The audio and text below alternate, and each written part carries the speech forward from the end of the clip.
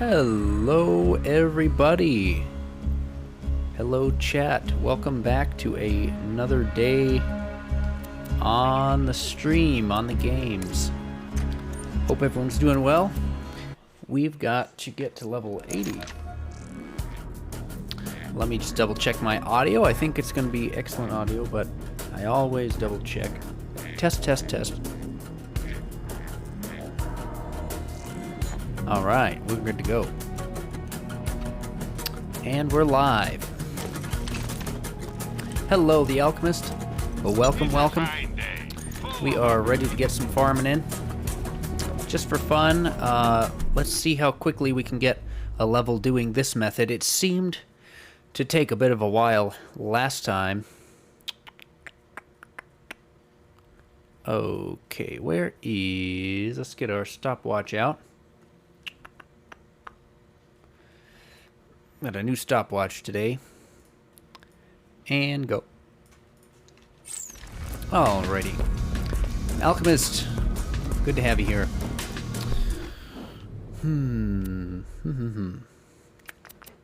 Anti-infection, stockpile grenades, reload speed would be good. Sham is perfect.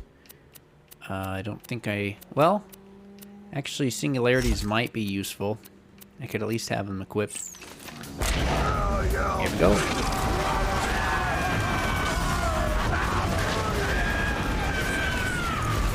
Just to see how these singularities do grouping enemies. Wow, went down. Obviously, we'll get back up in a jiffy, but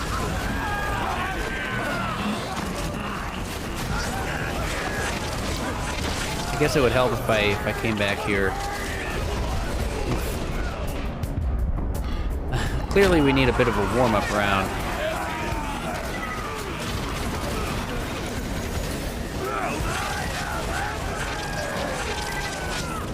Maybe I can sort of stand in the middle.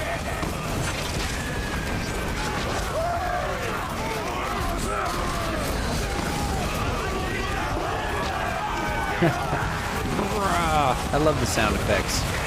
It's really hilarious. So it took 8 minutes for a level the other way. I fear it's going to take maybe double that with this method.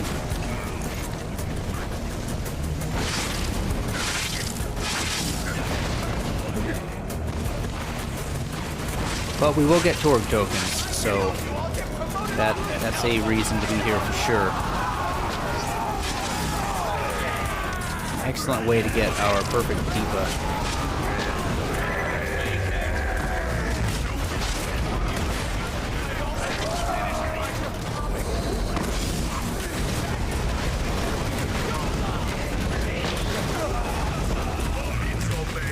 This is better reload speed than what we had yesterday. By quite a ways, actually.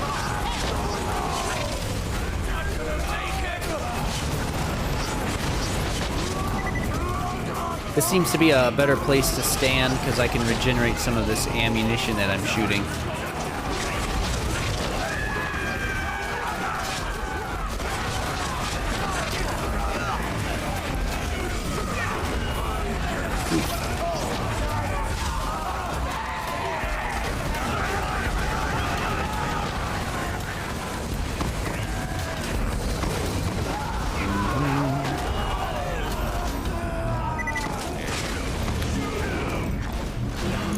Yeah, the XP from this is not ideal, at least compared to the sort of the best one that we had. So we'll have to go back to that because we could get level 80 today, and then we can gear up for some raid bosses. I can always come back here on a lower level for Torg tokens. So even though we do get Torg tokens here, it would probably save me time overall to come back, and I can one-shot everything. Oof. Don't hit me, please. Just need some ammo.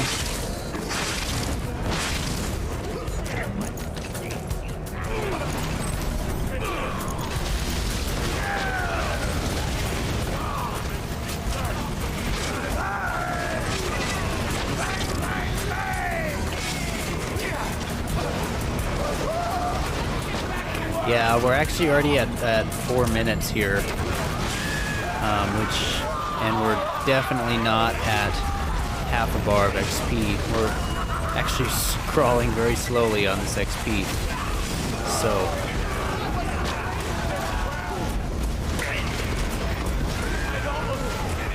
some of it is just having to waste a little time with this ammunition.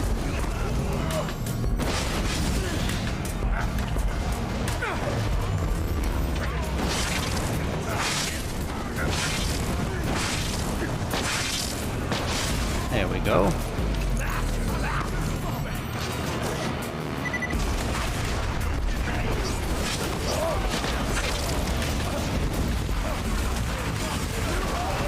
Oh, it doesn't... Did I pick up this mission, this bar brawl mission? Do I even have it on?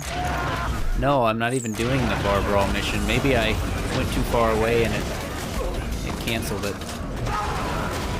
But I see a lot of enemies here still, so...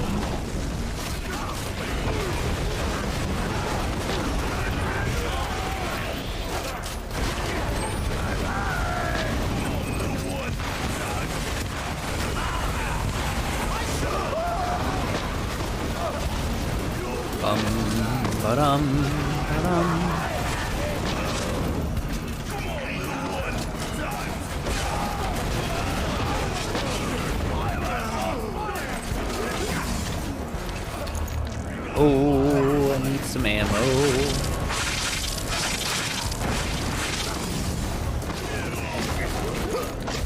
Pardon me, pal.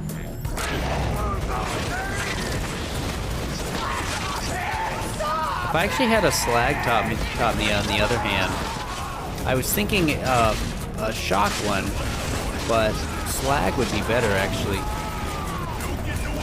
I could probably kill things, you know, in, well, a third of the shots since I do triple damage, which would save ammo and speed things up a little bit.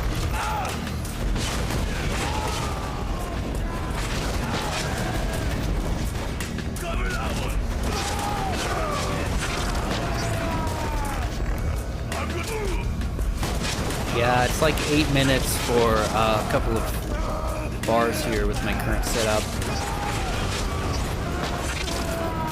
That other XP farm is just insanely fast. I don't think it can be topped, so...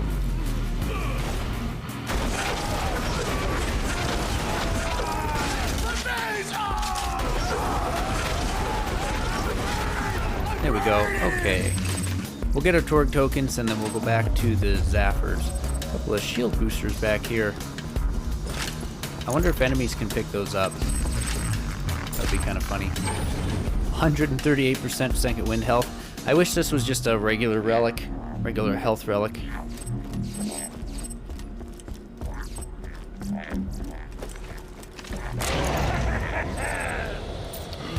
Movement speed relic.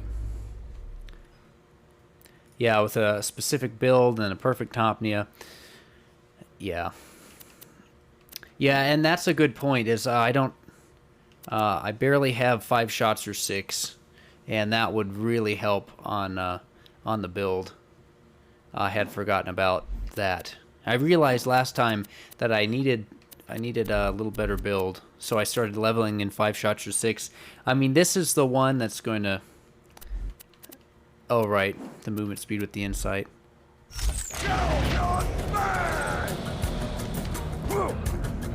If I just got a little bit more 5 shots or 6, I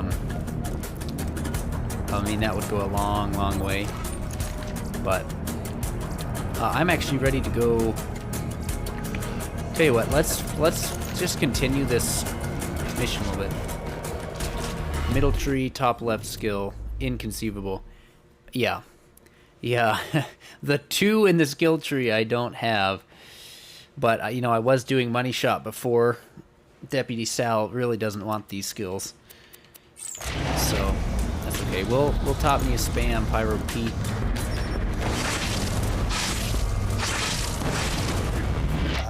We'll push this quest a little forward, and then we can come back Go find her. later. This is not a trap. Yeah.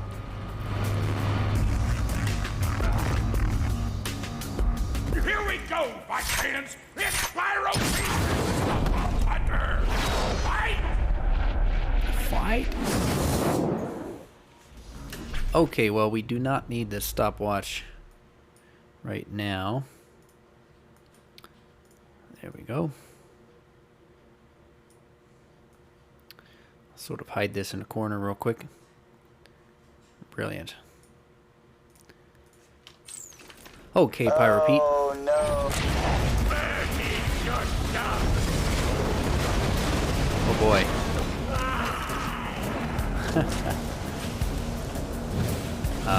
Right. Maybe I should use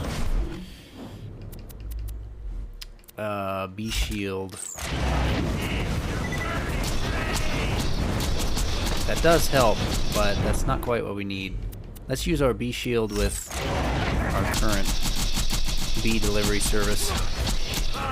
Even though this conference call is under-leveled and slag, it's a huge improvement.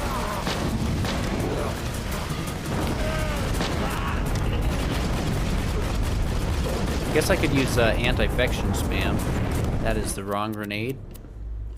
Oh, but there we go. I can control him a little bit.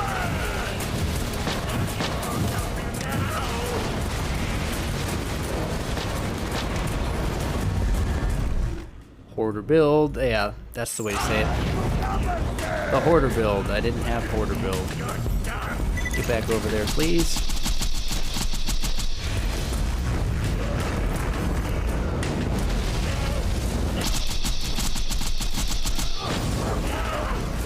I guess when I have him slagged up and I'm full health and shield, I can switch to Lady Fist. That would be a lot better.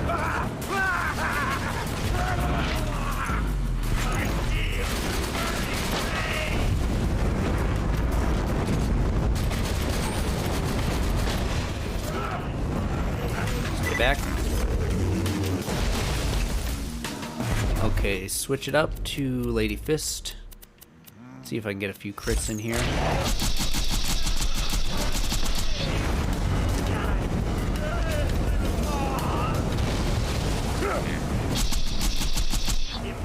Stay back. Oh, he got me.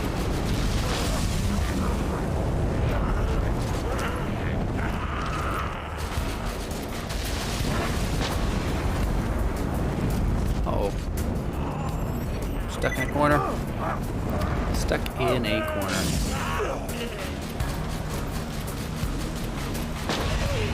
Thought you might do better once I get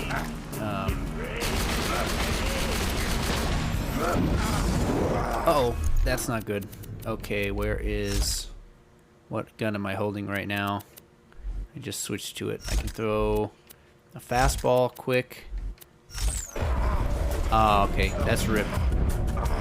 Well. And looks like I was holding the top gun. Well, now we're a little a bit more prepared. I thought we'd be able to just get through the shield, because this isn't raid boss mode. So in that case, anti-fection I think is going to do work on him down the road, but for now, there we go. Hyperion recommends channeling your post-death frustration into pre-death vengeful anger.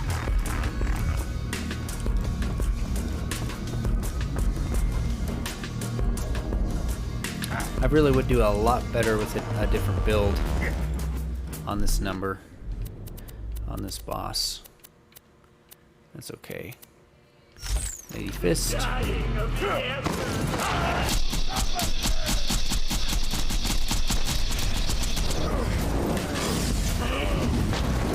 Well, I kind of need the Lady Fist, kind of need the Grog Nozzle to stay healthy here. Just keep firing. Stop coming after me there, pal.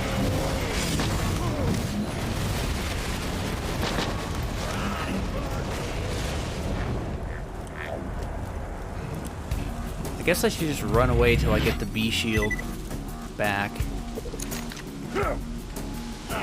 All he wants to do is cut the ring in half. One shot with the bee.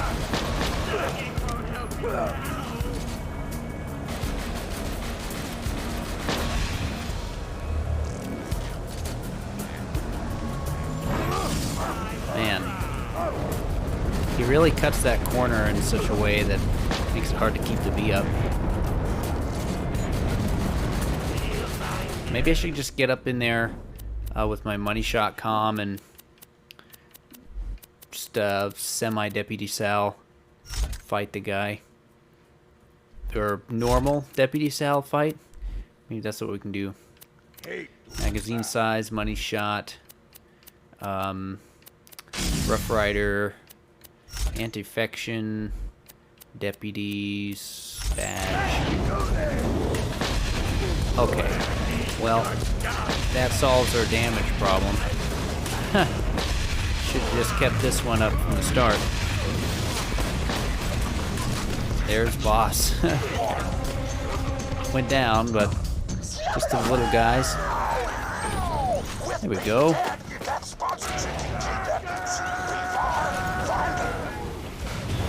I was like, let's use B-Shield. Let's use slow, steady damage.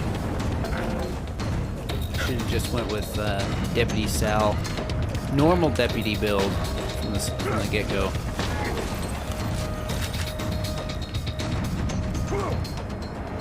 I'm excited to get to level 80.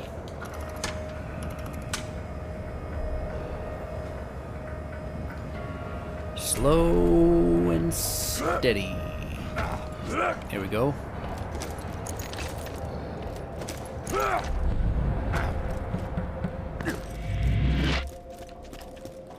Sorry, gotta get the chest first. It's Moxie. The chest's longbow Tesla. It has longbow, it has... But it's 2.2 fuse because it didn't have the right comm. 6 hard to kill. 6 asbestos, 5 hard to kill. Shield capacity. Health regen, gun damage. Minus shield capacity. Titan class mod. So out of bubblegum and hard to kill. So out of bubblegum is fire rate.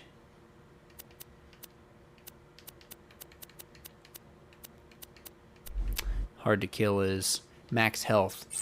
So that's not a bad comm actually. I'm tempted to take it, although I can't think of when I would actually use it, especially this late in the playthrough.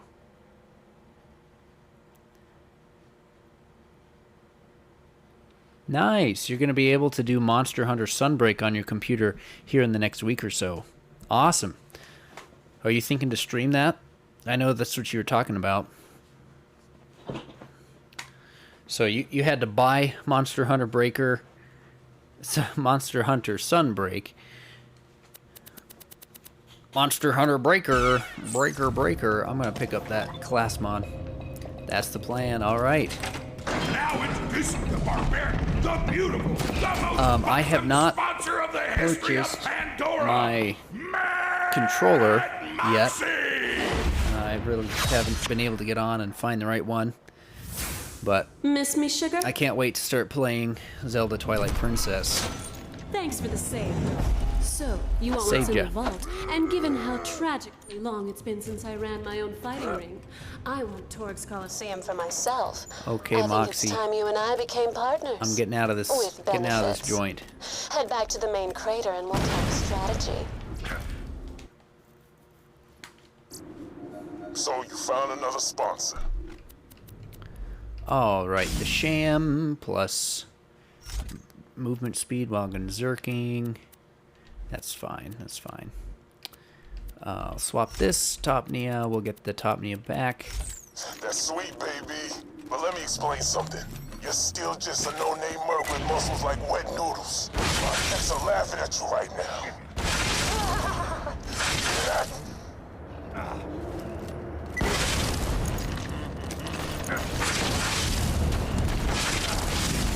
Uh-oh. Just travel. Now I can turn around, travel back, and and get out of here. Go back to the dust.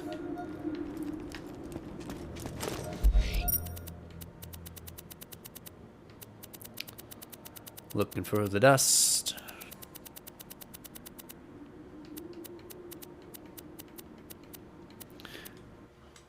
Ba-da-da-da-da-da-da-da. Okay. So we're gonna have a little bit of a montage, I suppose, while we are farming our levels. We need 9 levels. So in an hour and a half or so, we will be level 80. That's pretty good. That means today we can start looking into raid bosses. Well, gearing up for raid bosses, actually.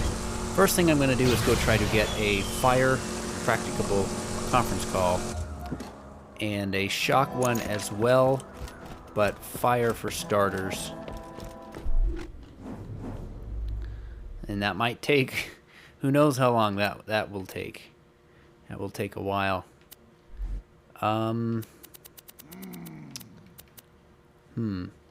I wonder if regular Deputy Sal is going to be enough with the Lady Fist and the bee and all that to one-shot right now.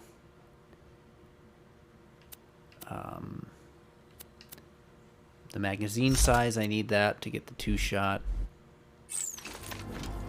Oh, I have to fast travel to Lynchwood. Right.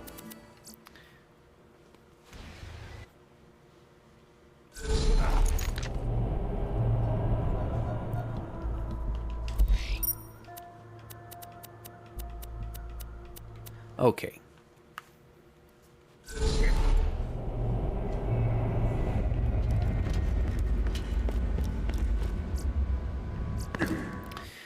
So you're going to be setting up Monster Hunter.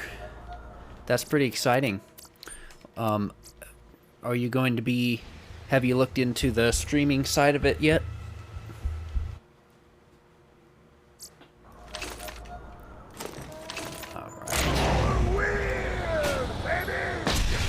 Sweet, still got that 1 shot. Even though it's not full Deputy Sal build. Alrighty.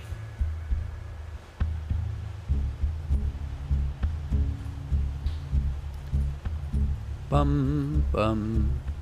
We need our timer up. Not yet, got to get on that. Yeah, I mean, it takes me... Of course, I have a pretty intense setup for Borderlands with all these overlays and things.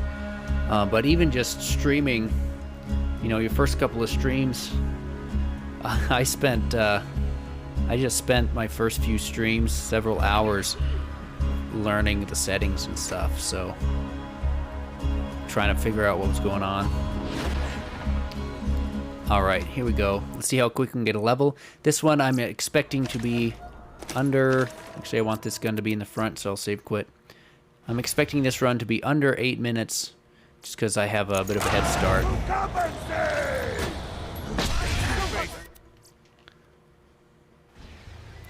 Oh, also we should have... We should have the farm counter up as well.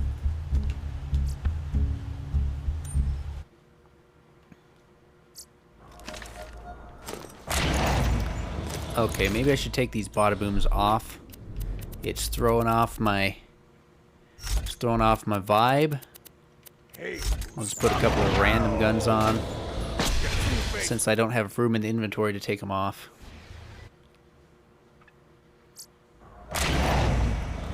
That's not right.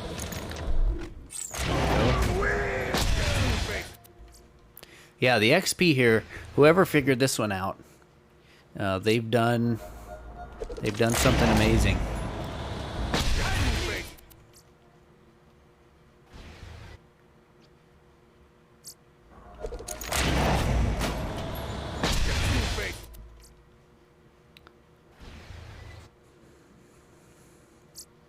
Ba-doo-doo.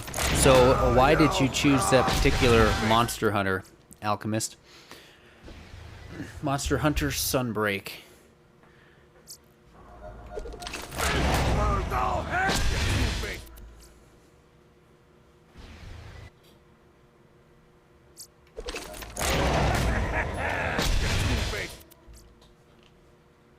Ah, the most recent. Sweet. That is a good way to do. Playing something that's recent will definitely help with the community side of things and getting people on the stream and that sort of stuff. Also, have you thought about what sort of audio situation you're working with? If you are going to use your computer microphone or... Yeah, that's good. That's good that you find it fun. That means people will enjoy watching you play it more if you're having a good time.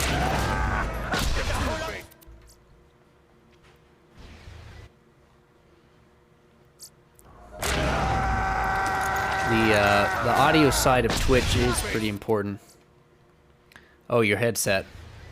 Oh yeah, I don't. That I'm sure that'll do just fine. I would just suggest not using your computer mic. But the headset is definitely a big step up from that. Just because it's closer to the audio source, if anything. Even if it was the same, even if they just shoved your same computer microphone into your headset, it would be better audio because you'd be talking into it. Yeah, I agree. Yeah, it's a good place to start. Work with what you have. Work with what you have, and when you get to the point that you think you want to put a more investment into a specific upgrade of some kind, you know, that's just a progression, but pretty cool. Yeah, I would suggest hopping on and just getting,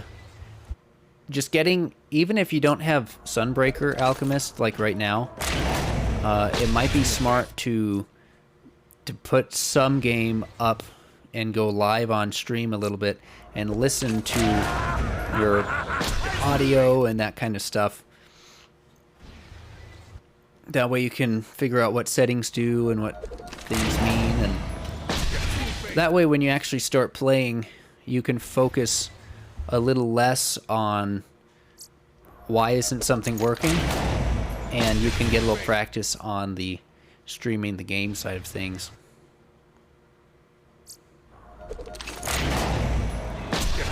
Anyway, that's awesome. I'm excited for you.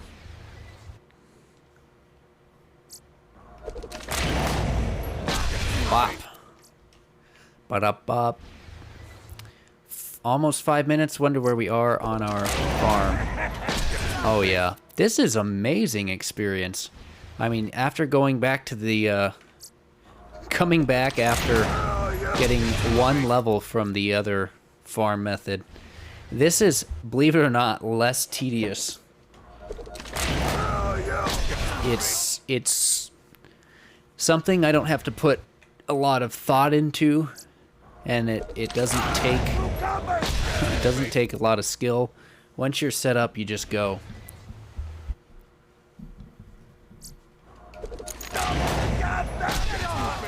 And you can get in the flow state a little bit, and you level up every 8 minutes or so. Oops. This would be better and actually faster overall if I had a 2-shot Hydra.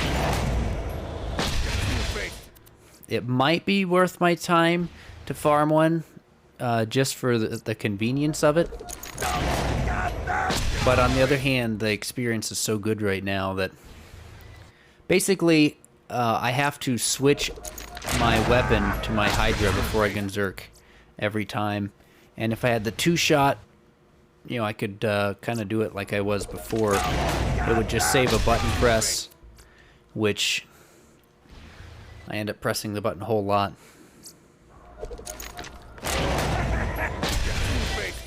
Yeah, when I hit level 80, I'm gonna have to go get a good. Well, it'll be shotgun farming time. I'd like to get a Norfleet so I can start using the daddy instead of baby Norfleets, Topnias. I can use actual Norfleets. At level 80, I should go for a perfect Hydra. Right, with Rustler's pellet count plus matching grip.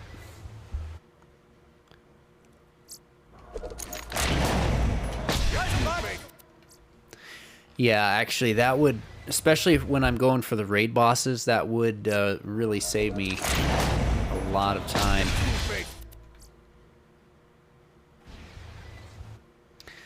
I'm hoping I can make it through to OP10 before I reset my story again.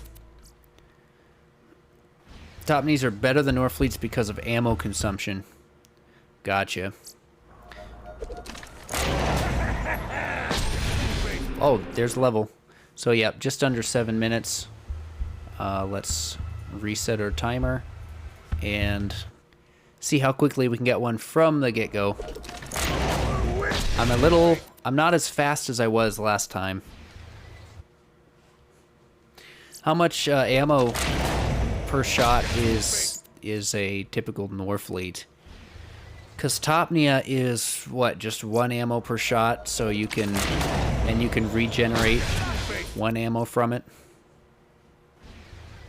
So it's a 1-to-1 if you're taking the hit of your shot.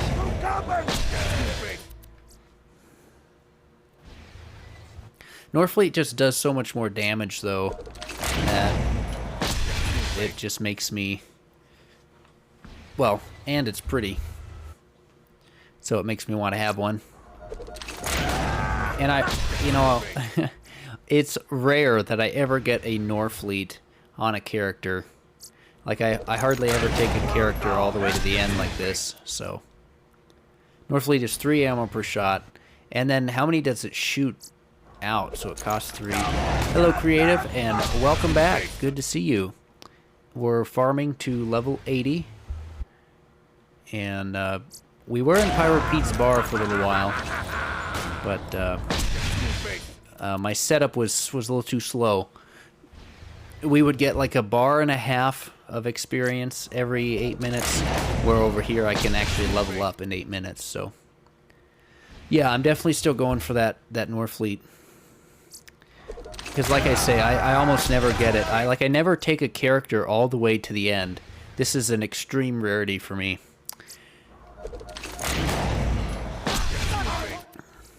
Creative, what are you working on? Just popping in the stream? Or are you playing some Borderlands yourself right now?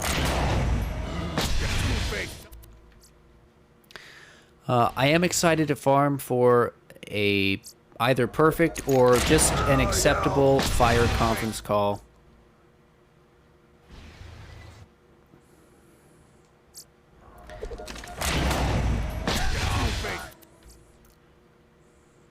This would be a good character to kind of do a little series with, where I go through and I try to kill all the bosses in the game, or I try to kill all of the raid bosses in a row, you know. Been playing Bloodborne and getting some food right now. Sweet. I've played some Bloodborne. I've enjoyed a little bit of Bloodborne, but I don't have a PlayStation console, so when I do play Bloodborne, it's actually on a someone else's console. So I think I've played over half of the game, but I haven't gone back to pick it up. It might be different if I actually had the game, like, on my own system, but...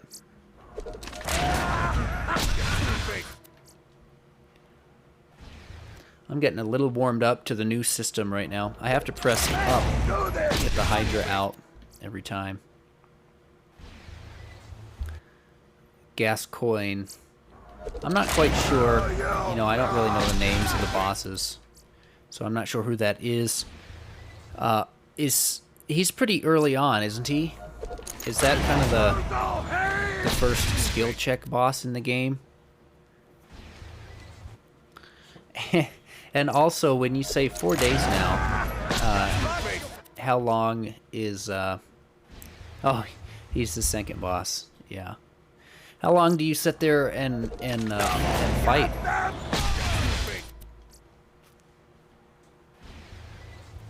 The first story boss. Oh, and then the beast, is that considered? Oh, let's see, gas coin. I just remember you spawn in. There's like there's the werewolf enemy, and then you get to fight a big werewolf. The beast is optional. Okay, so that's not really a.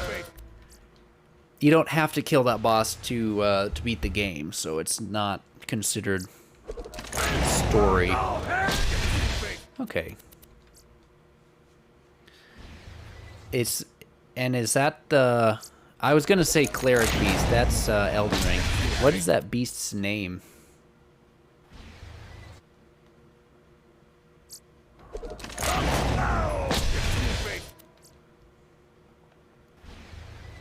Oh, it is the cleric beast. Oh, it's the clergyman in Elden Ring. Right? Now I'm second guessing myself. So the cleric beast is the bloodborne big shot gargoyle werewolf. Oh, the beast clergyman. Feel more confident about that variation of the name.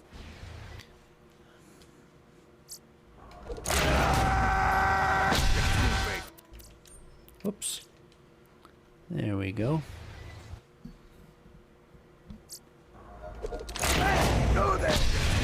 So, Alchemist, when was the last time that you played Sunbreak?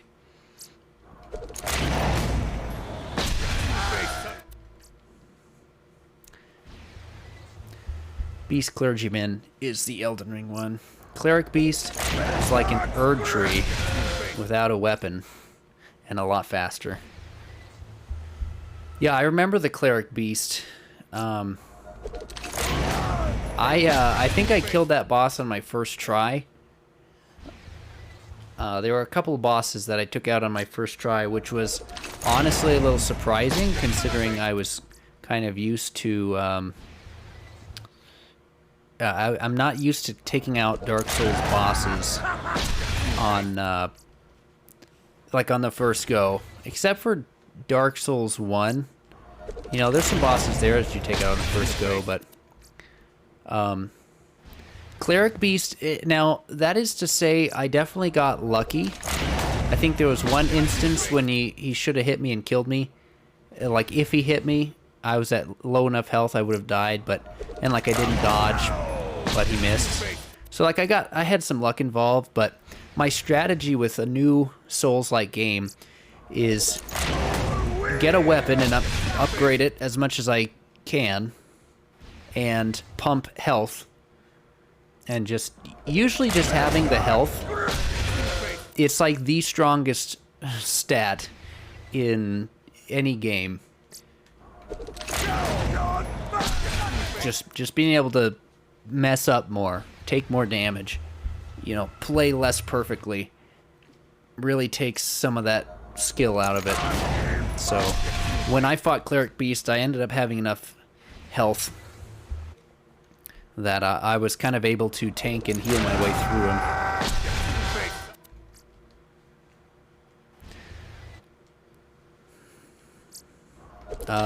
Gas Coin was a different story. That took me a few attempts. I never really fought him. I fought him enough times to where I beat him, and I used every cheesy strategy I could manage. You know, carting around corners and that kind of stuff.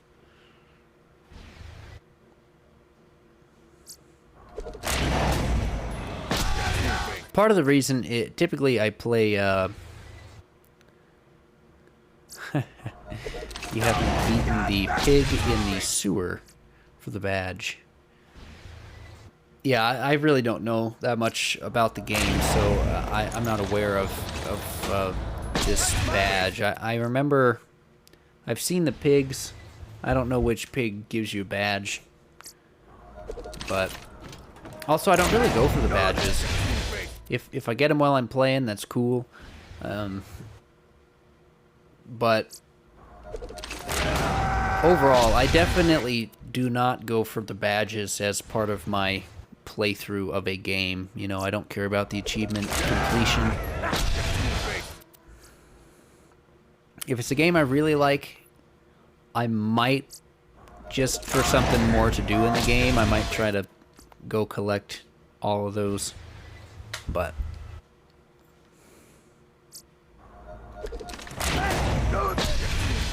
okay, we're about to level up. So this is turning into about 10 minutes per level, actually. Just because the extra inputs I have to do. And I guess I could spin it up. So there it is, 9 minutes, 48 seconds for this level. I'm thinking we can do better. So, okay, so the badge is not an achievement. Badges give access to weapons. Okay, I wasn't aware of that mechanic either. So yeah, I didn't really look anything up while I played Bloodborne. I just sort of jumped in, chose a weapon.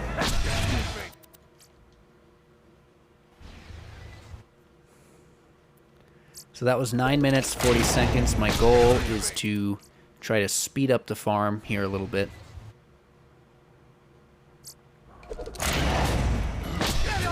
We need 7 more levels to max.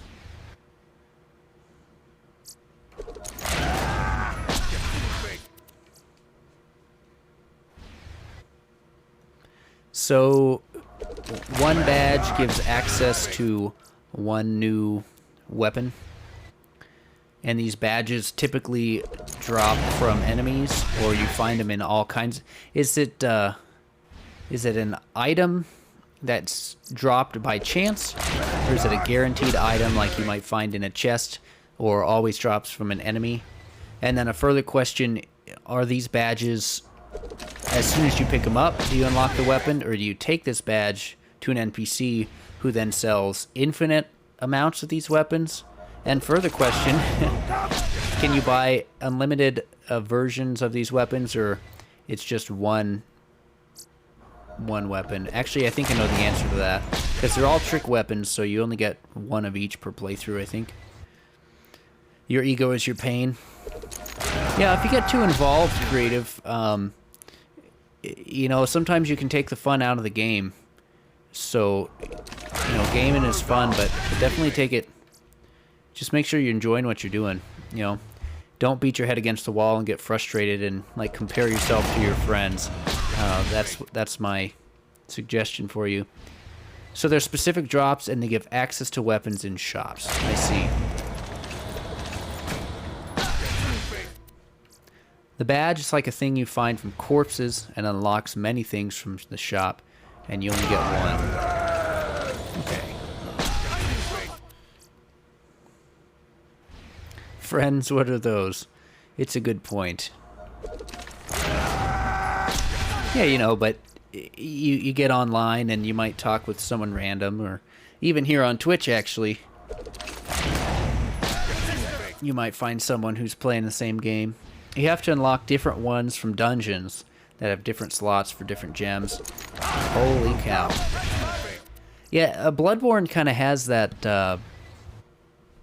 like, gear customization, or optimization, I guess, with the gem system, that I didn't get into. It's a good and a bad thing, I hear, just because it's not a fixed percentage, it's random. So you've just got to be lucky, which means putting more time into the game, which makes it kind of a grind, you know. So, just a big old grind. You've spent way too much time in the dungeons for perfect gems. Yeah. I wish I could bring back the glory days of PvP in Dark Souls 1. Because it was like funky and no one really watched a whole lot of videos. Like you could, but it was just videos of people like playing. Like it wasn't that everyone was trying to be perfect, and you would come across just random people playing through the game for the first time, and it was just like the glitchy. Well, I don't want to say glitchy backstabs because there were mechanics in place that made it work a certain way, and if you learned how it worked, you could use it to your advantage. And I wasn't great at it, but man, I just loved, like you'd be like circling your opponent, and then you'd walk backwards on the circle, and you just get a backstab. And if someone didn't know how to do that, you could just destroy people. And anyway, I just loved that whole system. The gems allow you to beat the game in under 3 hours. Yeah, so you get those gems, and now you're just decked out. Just decked out.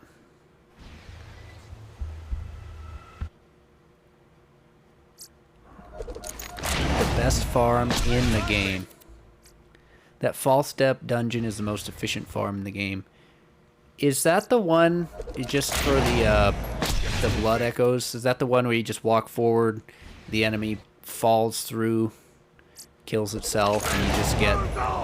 It's like the equivalent to what I'm doing right now, actually. You walk in, one enemy dies, but you can reload so quickly that it just makes it incredibly efficient. I have heard about that one. Actually, I've been shown that one.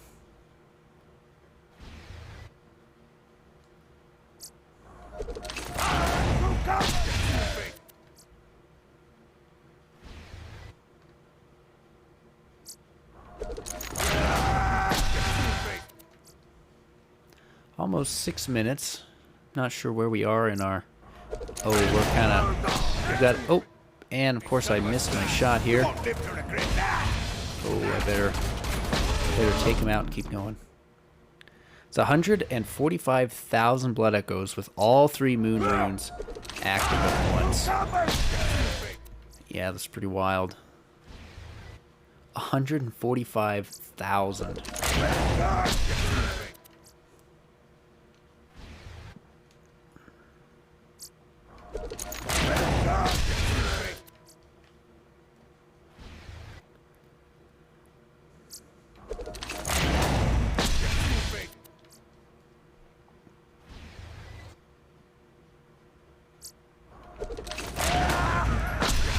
Actually, creating a video game is something I've wanted to do for a long time. Now, the coding side of things, that would take a while to learn. The animation side and the art side of things would take a while to learn, but I have what I need to start doing that. What I don't have is the time to consistently learn how to do that. The art and animation kind of stuff. So I'm actually thinking about doing some of that on stream. It wouldn't be for probably not the same audience as is right here, but there we go.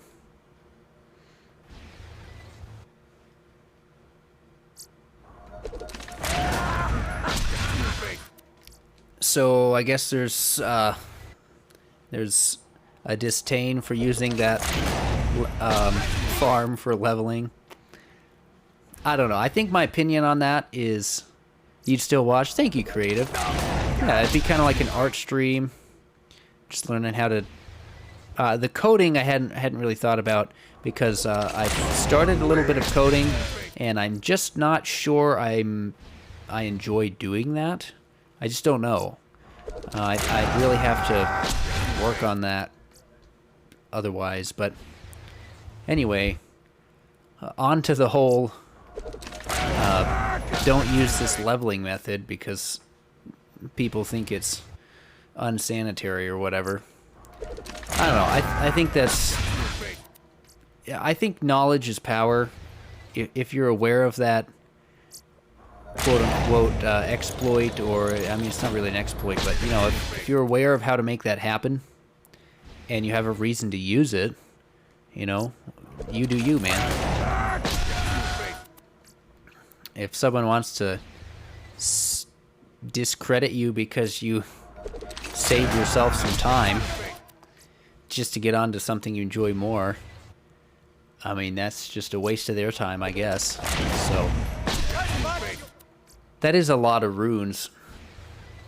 I mean, why wouldn't you use it? I'd use it. It's exactly what I'm doing now, you know. I want to get to level 80. I've already beat the story 3 times.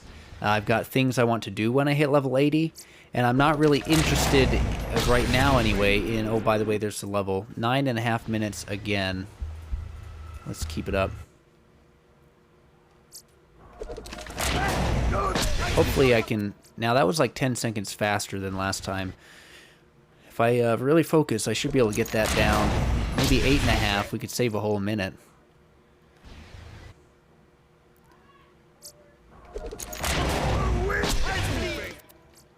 Instead of two buttons to press before killing this enemy. This is what I had last time. I had 2 buttons. I'm pretty sure I had 2. No, okay, it was 3 buttons before the save quit. Last time I was doing this farm, it was spawn in, and then it was Gunzerk, and then it was... So Gunzerk is the first button. Shoot the first...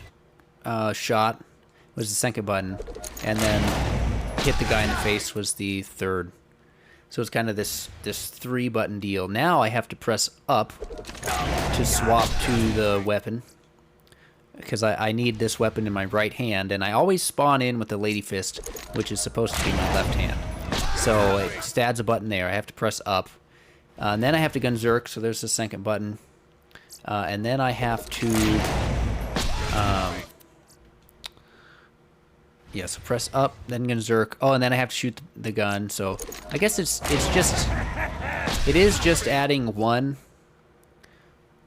button press, but I mean it also slows me down a little bit because I have to wait on some animations, and so I'm pretty sure that times however many times I have to do this to level up is equating to like a minute extra per level in the farm. So the Hydra is pretty powerful. I know that was kind of the joke last time, but it definitely has its uses. It's not something to be used when you're down and out, because those pellets... I mean, it's an excellent shotgun for shotgun uses. Standing in front of someone and shooting them in the face with all these shotgun pellets. Works out pretty well, but... Orphan Maker has them beat on long range in anything that isn't like this, so I'm really happy to know about the Hydra and where to get it. And now, most importantly, you know, because later on I'm going to be farming for, you know, every unique with every unique, every legendary, you know, basically the hunt. And so in that way I'm going to find out where all these items come from, and that's going to be great. But I think most importantly with the Hydra, I had a reason to get it, and that helps me understand more about the weapon. So why would I get it? Under what circumstances would I need it? And that just helps me when I'm problem solving something down the road. I can say, oh yeah, that Hydra comes from here, and it might be useful for a thing like this. So they're not blood echoes. Oh, they're echoes, not runes. That's Dark Souls and Elden Ring. Did I say blood runes earlier? I knew they were blood echoes. I thought I had said that at least once or twice. But...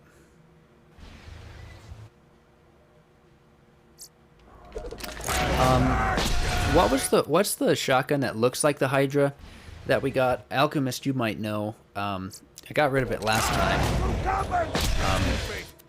It also... Where did that come from? It was like a mission reward, or I can't remember. This came from Rogue. I said runes. Yeah, I mean, by now we've got souls and runes and blood echoes, and you know they all serve the same function, so they kind of get mixed up, especially because thank you, Creative, the Triquetra, and yeah, I got that from the mission reward, but I didn't have a reason to use it because I had the Hydra, and so I'm not sure what makes it special. I don't exactly remember what its difference was, but it looked a lot like the Hydra. It was the same skin. Oh, from the Hodunks mission. Oh, so that was on my way to what I'm doing right now, actually. Okay.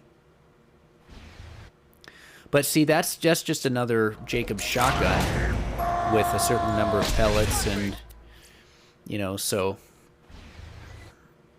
it would be useful for me to know where that mission was. How many pellets does it have? Its shot pattern is like 3 ovals. Huh. Is it... I'm sure it has a use, but I can't imagine its use would be much different than the Hydra. So is it kind of like the knockoff Hydra then, in a way? Or is there something that it kind of does a little better?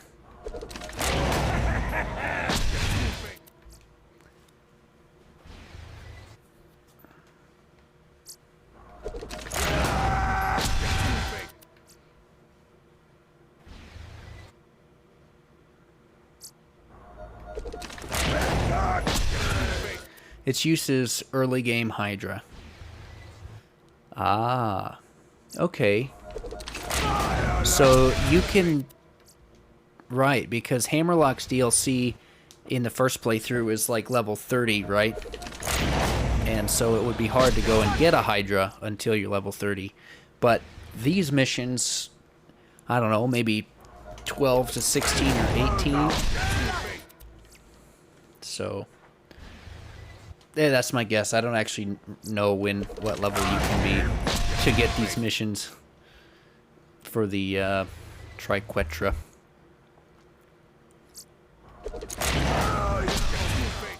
There we go.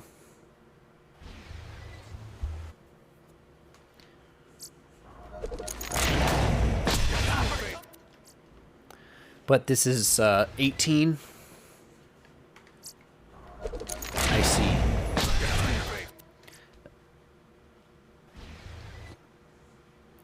And then when can you get the Orphan Maker?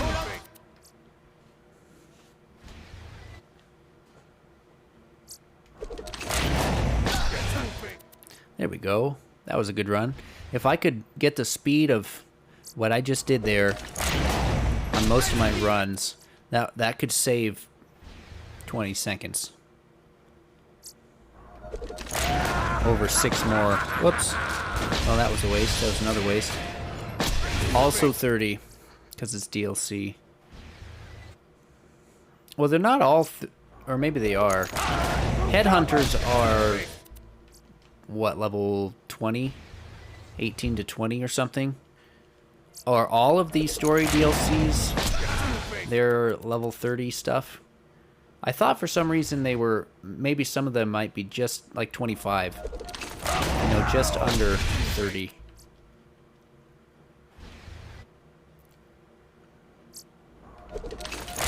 Yo ho ho.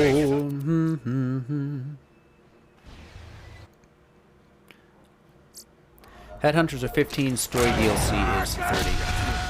That's pretty straightforward. So then how does that work for True Vault Hunter mode? So that would be story modes are, what, level 45? I mean, the Headhunter's level 45, story modes are level 60. That's what I would think. Or no, that ends at 50, doesn't it? It's 30 and then 50. True Vault Hunter mode is 50 at the end, I think. Yeah, because you end at like... you end at like 25. True Vault Hunter mode, it scales to your level. Well, Ultimate Vault Hunter mode stays at your level, but True Vault Hunter mode sort of forces you to level up, doesn't it?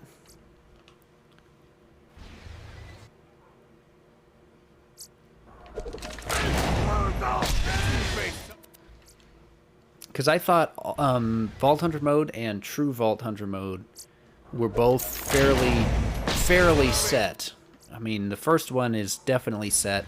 The second one was a little looser, but I thought it had like some hard level cutoffs for missions. There's the level, by the way, 9 minutes and 25 seconds. Let's keep it going. That'll be level 25, I believe. Yep. So we are 5 levels out. It scales with the level you started at. Right. So you can start it at level 25 right when you finish the first story mode, or you can jump it up to 30. There's really... I wonder what the highest level you can get in True Vault Hunter mode, or in normal mode, is before you go into True Vault Hunter mode. Pretty sure like 30 is kind of the nice spot to be, but 32, 33, maybe 34, you might be able to get 34, but by then you'd start hitting probably 1 experience per enemy, I would guess. Which technically means you could spend your whole life and level up to 80 on, you know, 1 XP per enemy. Can you imagine? That would be like, this character's leveling has been passed down through generations of the family, and it's your turn to start. We are on level 20 out of 80. We've been doing this for years. So you want to start it immediately because your weapons won't scale for True Vault Hunter mode. Yeah, what I did was I got myself to level 30 just because the experience was pretty good. And then I went and grabbed a couple of items to go into True Vault Hunter mode with. Actually, I started True Vault Hunter mode with a melee build. So I actually went off and did some DLCs. Did Scarlet's DLC.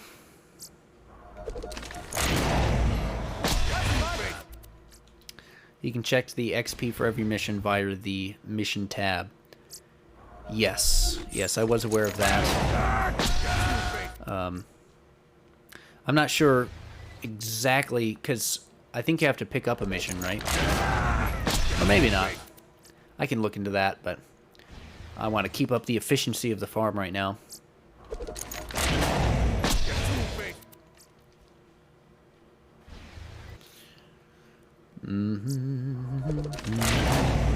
Wow.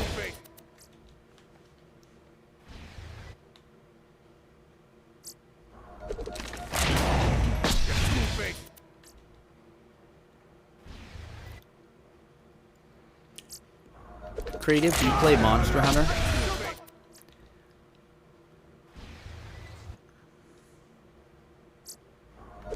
Oh, how much XP I have out of how much I need to level up? I'm not sure. Let's we'll take a quick glance and see what our... So we need 11 million XP to level up. And we have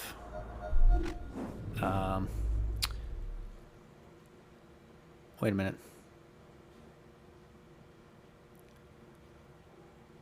Yeah, I need 11 million. I don't believe that bar. It looked like it said I had 10 million.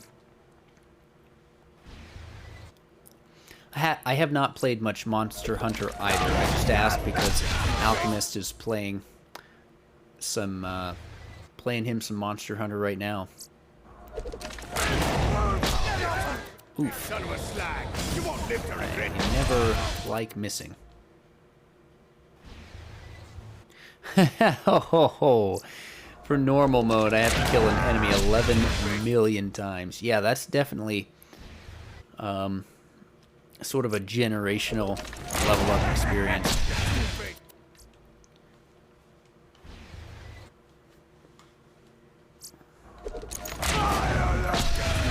I mean, if you said it took, even if it took 1 second to kill that enemy, it would be 11 million seconds.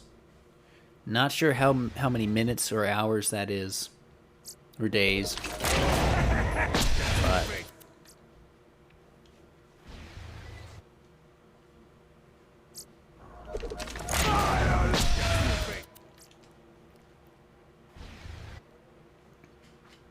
we're doing pretty well here. We're 75 and a half. We've got less than 5 levels left. We're definitely going to have time after we hit level 80 to start farming for some gear, because it'll be time to raid boss once we get our gear. And I don't know what all gear we need. I might have to stop a raid boss kill attempt to go get some other gear, but first things first, I need an elemental conference call, a pretty darn good one, and a really good triquetra. My orphan maker, I can't do that until I hit OP10, because I really don't want to reset the story until later. Approximately 200 years to hit max money and level in Dark Souls 1 starting there. Oh, right. Yeah, that was a popular video. I also saw that. Exactly.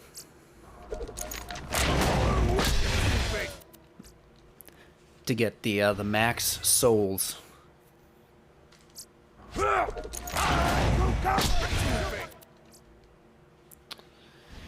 Yes, that was quite the number. And that's the way to do it, is just... Oh, welcome back, Alchemist. You dipped out for a second, had to look up suggestions for rotations of a new weapon. Ah.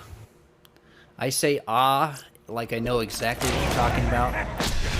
In a way I do, because I understand what you're saying, but obviously I haven't played that game.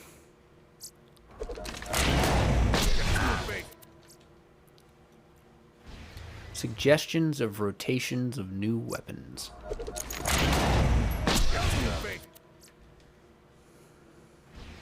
So, rotations of new weapons, meaning in what way you should learn the weapons of the game.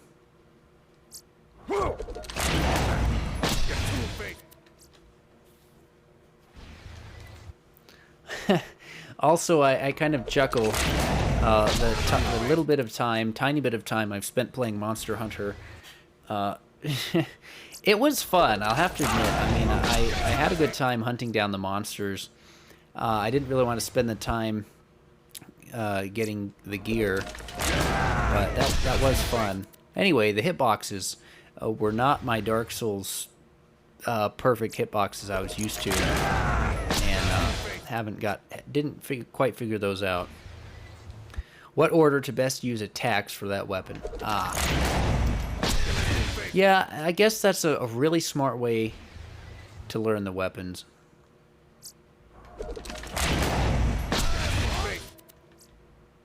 If you drop your weapons, the second one you pick up will be the one you spawn with. Really? Thank you for that. Okay. I didn't know that.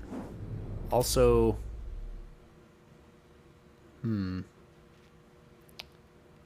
Okay, let me switch this around a little bit.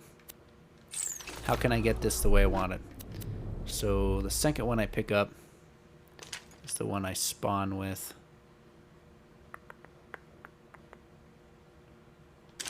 Okay, well, I can pick this one up, and then I can put it in that slot. Oh, but that's the wrong slot. Because I need this triquetra in the top slot. So that in the bottom, that in the top. That did not work. And drop them all, huh? Okay. Only trouble is I need the triquetra to be in the top inventory slot.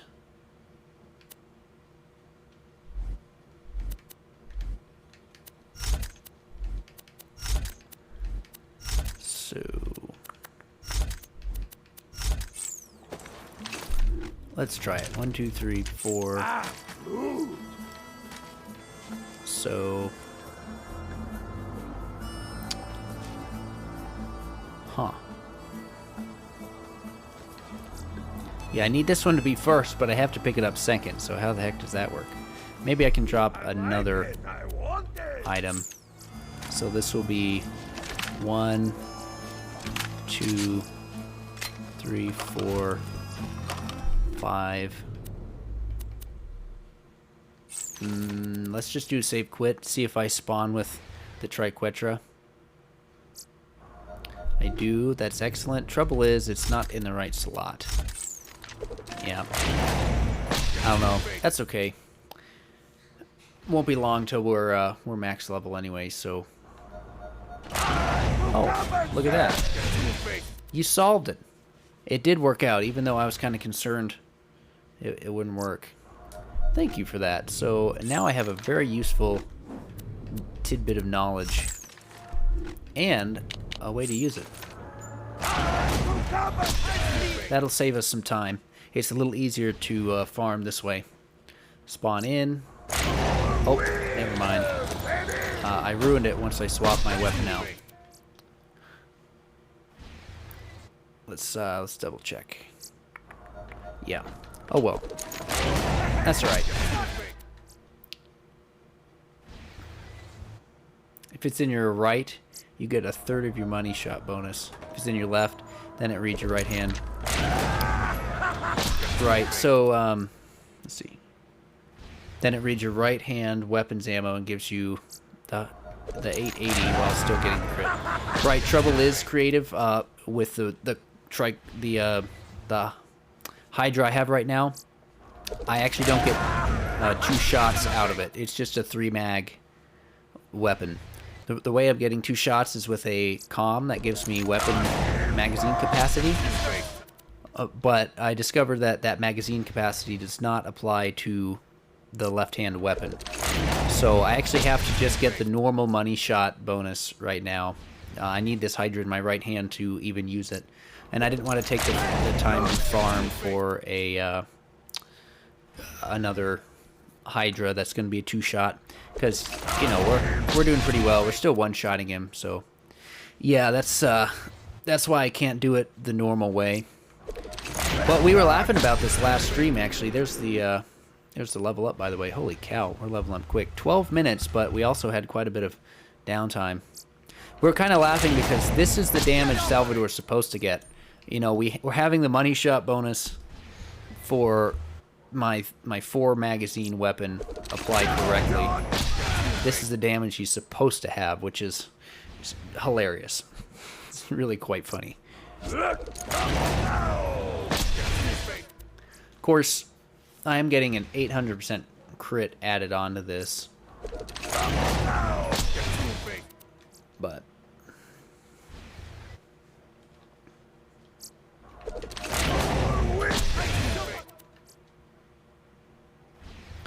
yeah, we actually we named ourselves in such a way that demonstrated our backwards deputy build. Yeah, this is Alchemist is right. Glitchless deputy build. We're playing by the book around these parts. Howdy there, partner.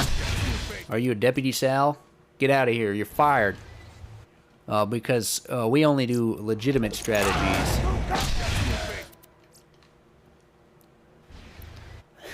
It's like, you know, in anime they have their training montage, and then they go to the gym and they have like they have exams, you know, and in the exam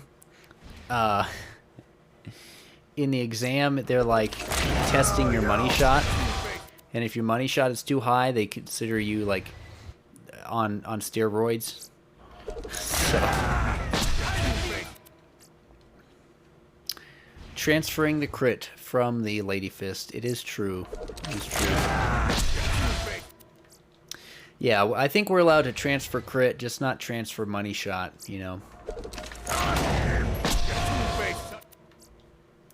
Because other characters can do this same strategy but they can't wield two weapons, because you can shoot, you know, the Sandhawk and then hold the Lady Fist and get that crit transferring. So that's not really a Salvador glitch.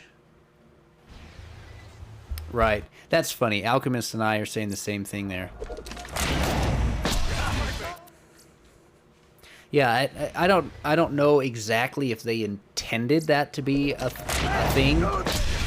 It would be my opinion and uneducated guess that that would be something that was sort of a happy accident, and just the way that the game works. You know, it like applies... It seems to me that the game applies certain numbers to certain active, you know, damage pellets. And there's different pellets based in the game memory or whatever, based on who's fired it, or what type of pellet it is, if it's an enemy or if it's a playable character.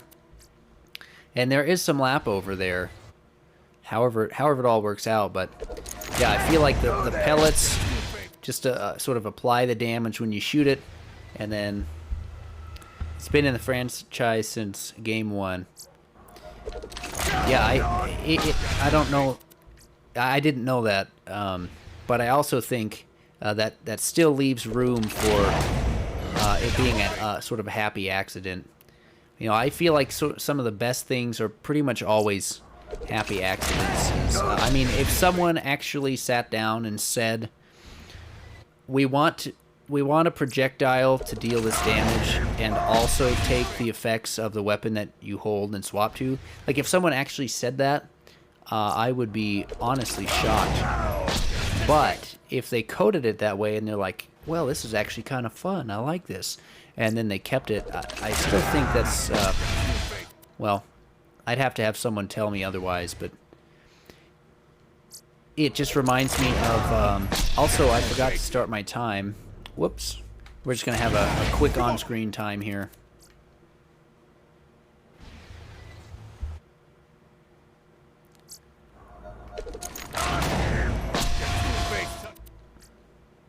Lock weapon, drop it, and it transfers crit. Creative, what do you mean there by lock weapon? Or did you mean drop weapon, or...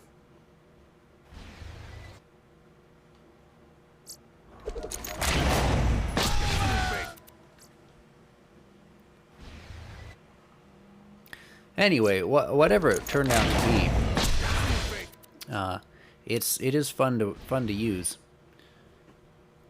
I mean, it's what's making this 800% more powerful. So, and I like that.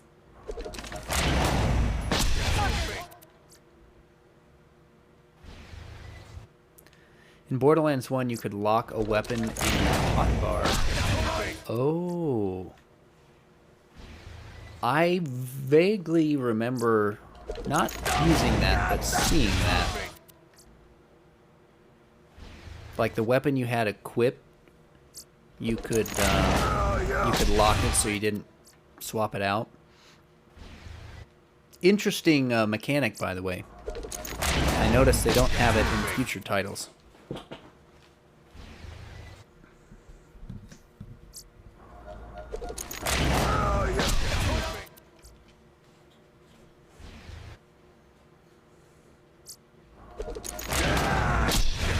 Oops. Missed the shot.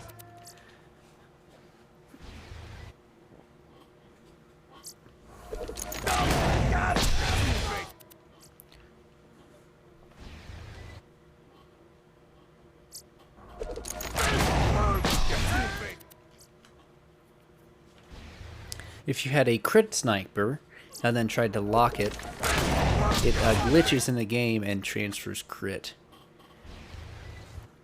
Huh. So you had to lock that weapon? Oh, lock and then drop it. Ah, so it would keep the crit from the sniper and apply it to whatever weapon you then put in that slot, right? Interesting. Yeah, sometime we'll have to go play Borderlands 1.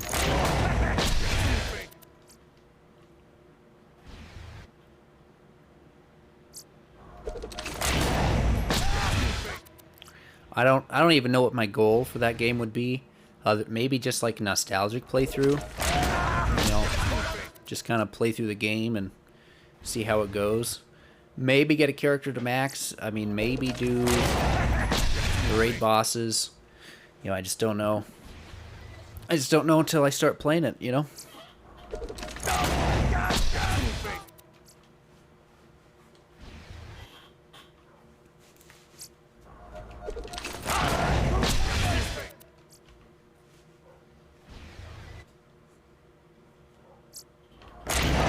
Whoops.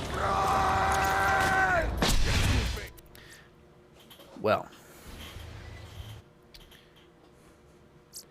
even with my current somewhat slow kill time compared to last time, I mean, this experience is seriously powerful stuff. Really leveling up quick.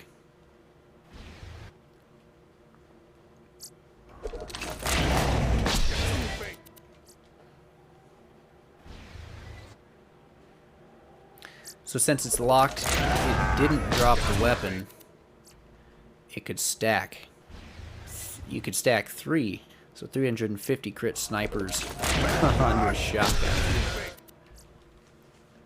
Nice. Yeah, that sounds powerful. And you could do that with any character.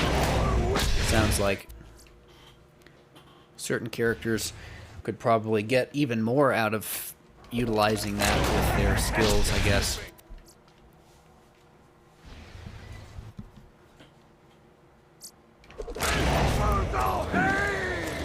I pressed Gunzerk a little too quick. Even though I pressed up to swap, I have to wait till I actually get the weapon in my hand. There we go, that's the speed we need. If I can keep up that speed, reproduce it, we'll chop down some time here.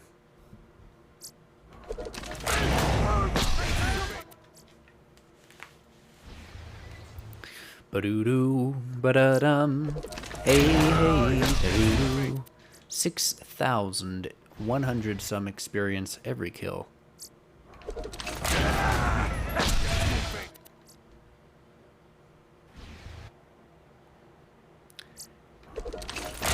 Creative, how much Borderlands 1 have you played? There's the level. Oh, and that's definitely not 5 minutes. We'll have to... I thought I was doing excellent on my time there. 3 more levels, so about half an hour, really. Which, honestly, is not a long time. 30 minutes is not a long time. Just gotta keep up the pace is all. And we're getting more experience now. You've never played Borderlands 1? I see. So you must... you must watch a lot of YouTube, paying close attention, jotting notes on a game you've never played. That is pretty cool, though. Do you think you'll ever play Borderlands 1? We'll be playing it on stream at some point. I can confidently say that that sounds interesting enough to me that I'm sure we can do it. So in that way, you can just watch it be played on stream here. And you can ooh and ah and continue to provide excellent knowledge if you know anything.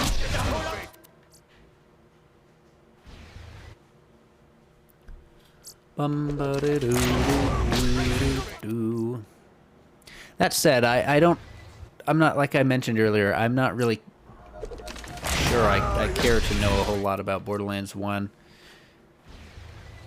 You know, I'm enjoying learning things that no casual should ever know about Borderlands 2, but you've watched too much YouTube, and yes, you do want to play all Borderlands games like BL1, 2, 3, pre-sequel, and the Telltale game. I did enjoy the Telltale game. That was a good one. Did I hear they're making another Telltale of the Borderlands? Or did I just dream that?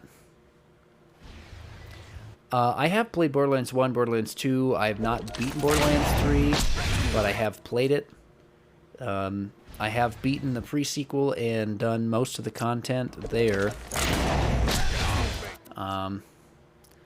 I just wish, like everyone, I just wish there was more to do in the pre-sequel. Because honestly, well, maybe it's not the right comparison. I don't know. I was trying to compare Borderlands 3 to the pre-sequel, and say that I would prefer to play Borderlands the pre-sequel to 3 if the pre-sequel had more to do. And I think that's true as far as the story building and the world. You know, it's just a more interesting story to me. But Borderlands 3 does have, you know, sort of the sliding and... Well, I am hit and miss on the slides, though. Because you gain momentum when you slide, I guess. Ooh, I didn't quite take him out. I think we're hitting a level where we got to hit all these pellets to crit level 79 McZafford with our level... What is our... Level 68 Hydra.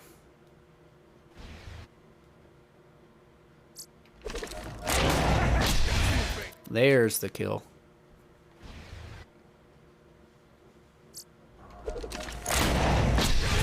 There we go. 2 speeds in a row. So I can press up and wait, then I can Gunzerk and shoot right back to back. Then I can line up the shot. Ooh, but again, I didn't hit the pellets just quite. I mean, we're so close. Should you play Borderlands 2? Stray, I'm not sure what that is. Ghost Runner, also not sure what that is. Or Bloodborne. Well, sounds like you've been playing Bloodborne, and if you're asking what to play, maybe it's time for a break on that. Borderlands 2, I mean, only play that if you want some more Borderlands 2 under your belt. I'm not sure what Stray or Ghost Runner are. Those might be good options.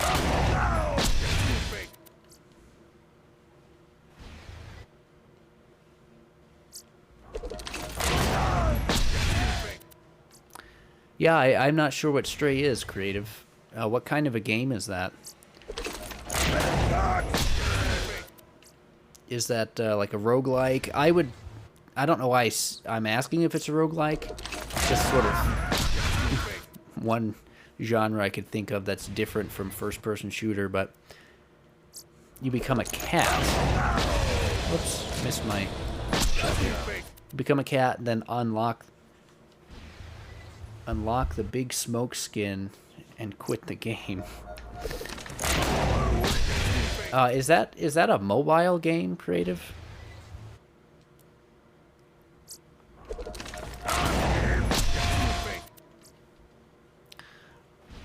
Sounds like maybe you should stay away from the game called Stray. It also sounds, well, just by the way you said it, it sounds like it's a game that doesn't have much to enjoy.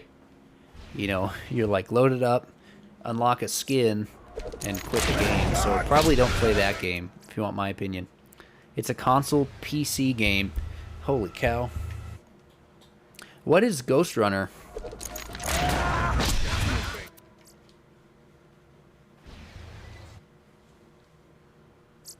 Of course, I probably shouldn't have an opinion. I haven't on a game I haven't really seen myself, but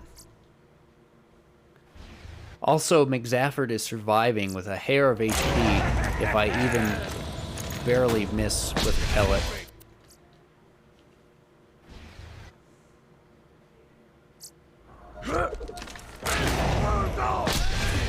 So I'll save time by taking a little extra time on my aim here.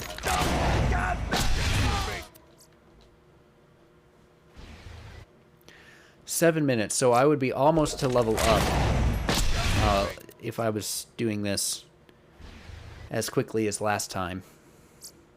Then again, maybe it requires more experience to level up, and like the proportion to the experience I need to level up to what I'm getting might be changing a little bit as I level up.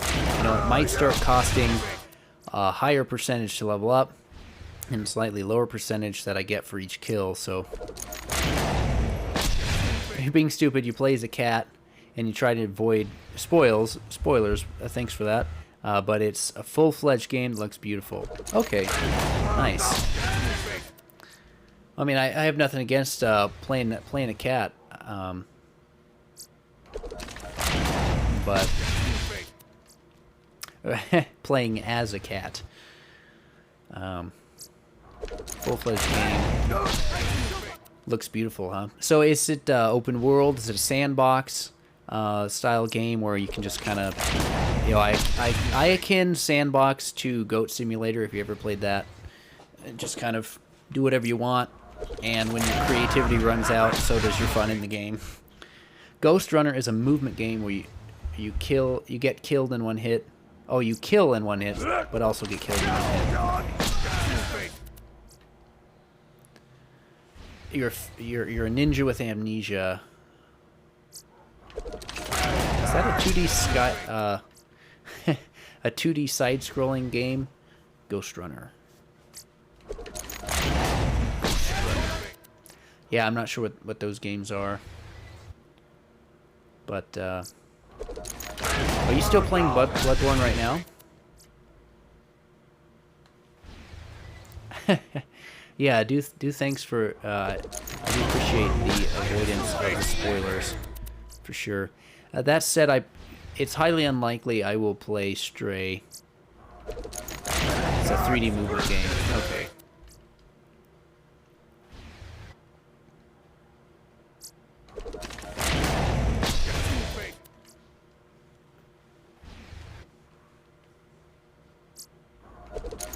No longer playing Bloodborne. Gotcha.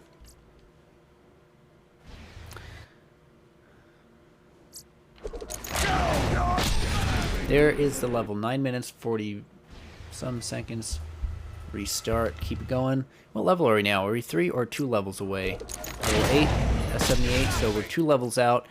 Guys, we're at 20 minutes. Just under 20 minutes out from max level. You're trying not to spoil it for yourself. You haven't seen a second of the 3D Ghost Runner game or of the Stray game. Either way, good for you. You will have much more fun.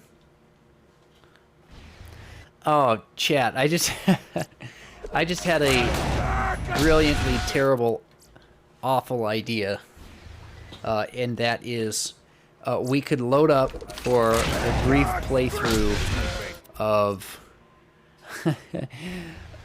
not today, you know, this would be down the road, but we could load up for a brief playthrough of Superman 64. And by playthrough, I mean quick demonstration of why no one should ever play that game. Because I actually had that game. Alchemist, your weekend is about to be busy as heck, is it? Did you have some unexpected news, or I hope it's good news, whatever it is. You got hired on a law firm, or? No, I'm just teasing. Got family coming in, moving.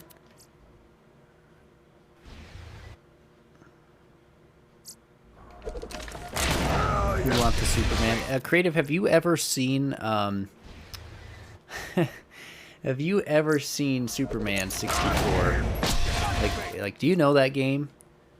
I mean, it's a total meme by now. I'm sure you do, or I would be willing to place a small bet that you would be aware of Superman 64 just because you know some of these other games, but I mean, that game it's not fun to play, and it's easily not fun to watch. With the exception of if you learn how to speedrun it, that speedrun is hilarious and fun to watch. But I don't know how to speedrun that game, and it doesn't sound like too much fun to me. Pretty much a movement game. So you found a D&D final. It's going to be a 2-day thing. Oh, a D&D final. Holy cow. A 2-day final? How long do you, how long do you do your D&D sessions? Is this going to be like 2 8-hour days back to back? Or are we talking like 2 12-hour days? Are you spending the night?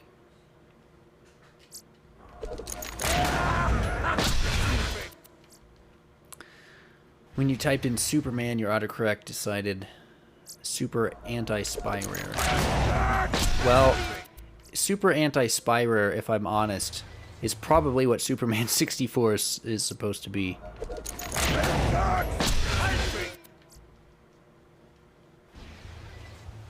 The character sheet. Alchemist, what is the character you're playing in the D&D campaign?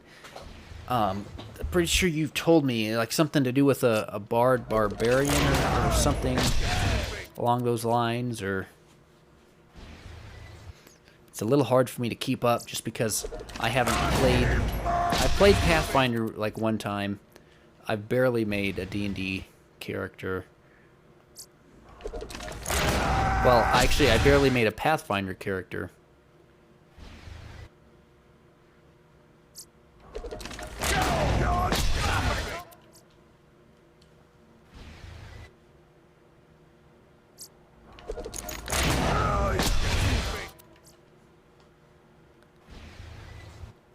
Ah, you're playing Stray.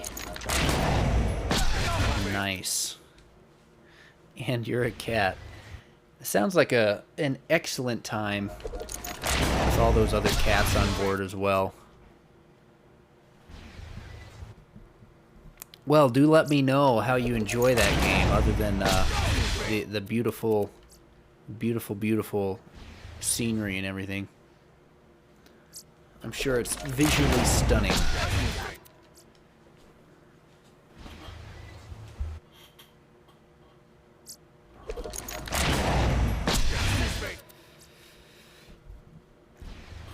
When did this game Stray come out? If it's visually stunning, it's got to be a new game. It just kind of reminds me of that game where you played as the wind. I never played it, but you know the one I'm talking about? They sort of advertised that you played as the wind.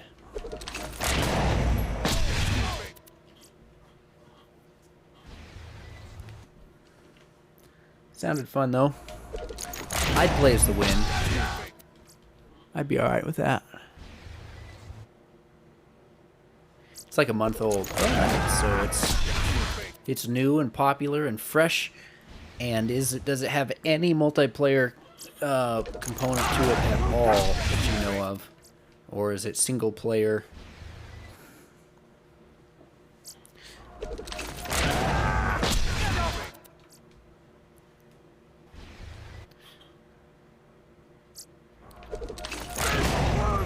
Good old Death Stranding.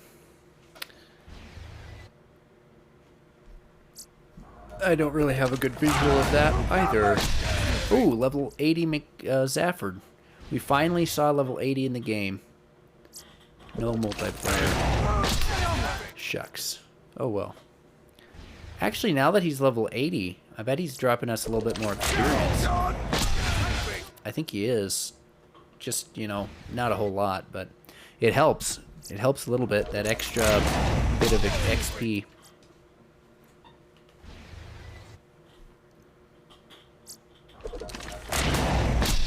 Whoops. There we go.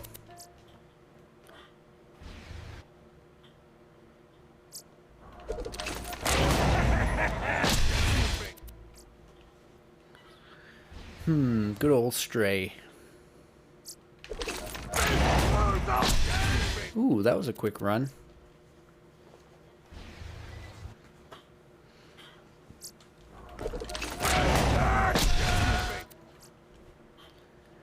I'm curious about the story of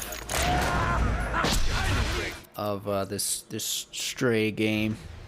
Not curious enough to play it, but curious enough to listen to maybe what it's about. We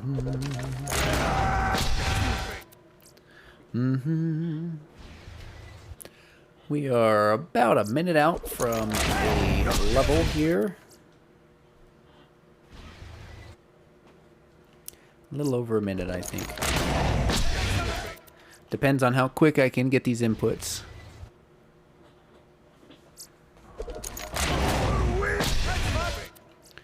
There we go.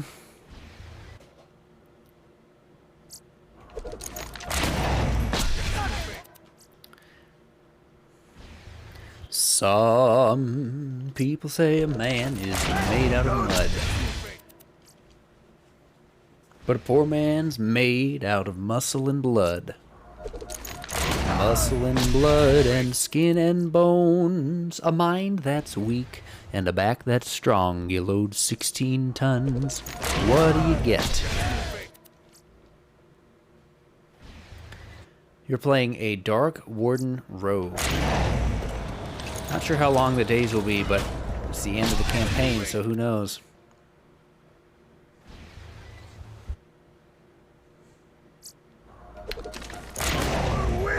Again, I haven't played The Last of Us or Death Stranding, but I'm sure it's just as gorgeous looking game. Dark Warden Rogue.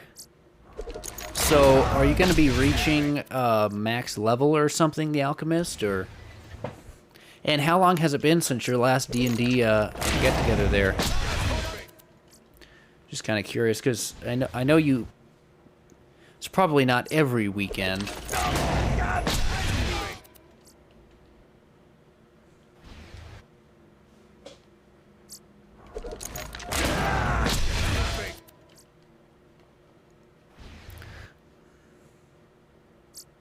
Oh, Drake Warden. Not Dark Warden. Only level 13. What's considered max level? And there's the level up. Almost 10 minutes that time. That was a little bit slow. Reset. Also, chat. In 10 minutes, we're going to hit level 80. We've got 10 minutes to max level.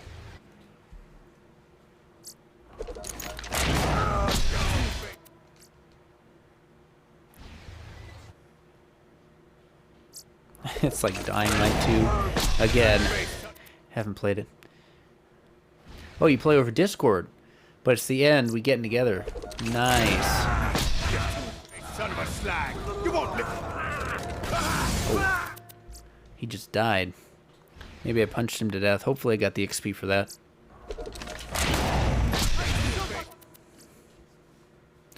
How long have you been playing this particular campaign?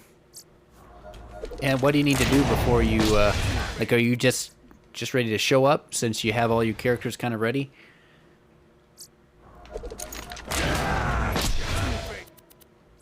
At 20 characters, or I assume you meant 20. At 20 characters are almost gods. Nice. So that means you can fight almost godlike characters. Right.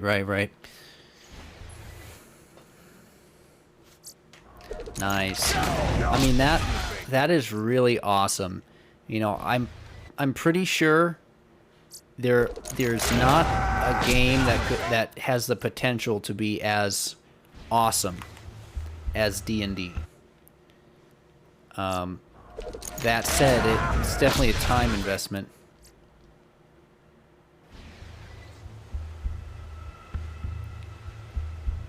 You came in late on the campaign, and it's been going for like a year. I see. So yeah, you got to just kind of pop in and still very cool.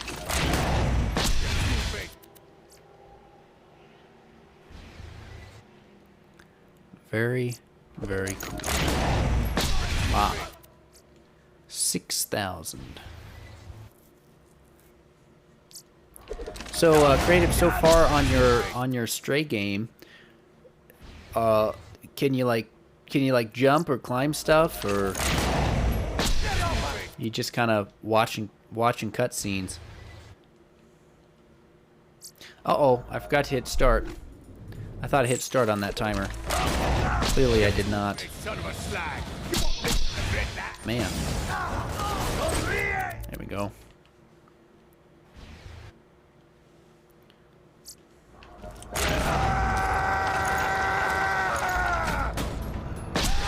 Boy. I was all upside down and backwards on this. On that particular kill. Up, berserk, shoot, and kill him. That's the speed we want. We're about to hit level 80. This is very exciting for me, guys. This is awesome. Now, when I say about, I mean we're still several minutes away, but the build-up right now,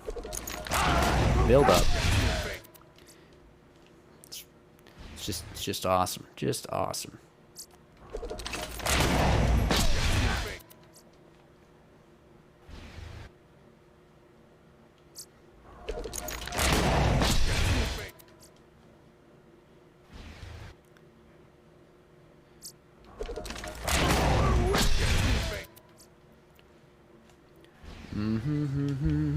Whoop.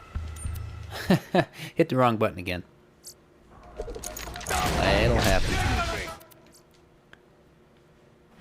Whenever you're done with D&D, we're going to play Magic the Gathering. All right.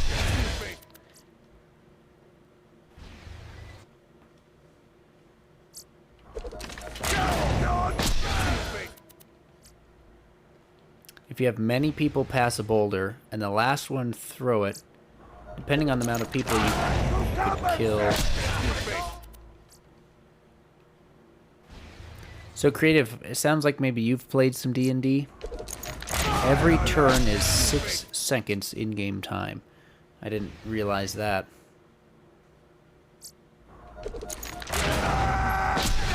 Ah, so it could be like every turn is 6 seconds, so you've got 4 players. So 24 seconds throwing a boulder. I don't know if that's a spell or anything, but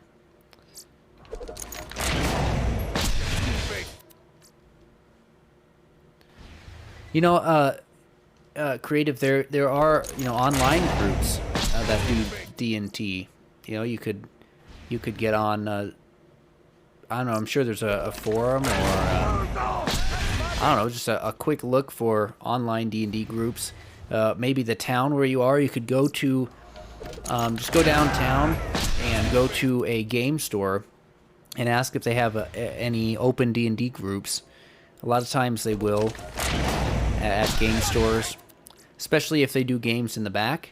That's very popular.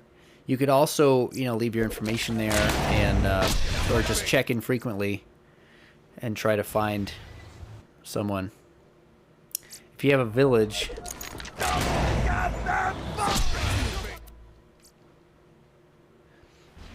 oh, I see. The time for a full rotation in D&D is 6 seconds. And Alchemist, what is a full rotation? Is that every player taking their turn, and the enemies taking their turn? From top of turn order to bottom is 6 seconds.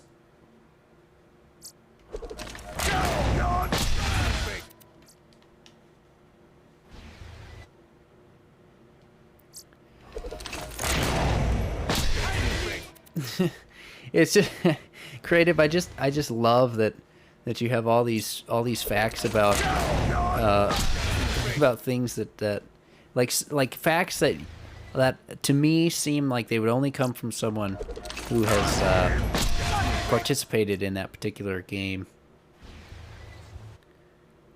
All right, yeah, we are getting close to level 80.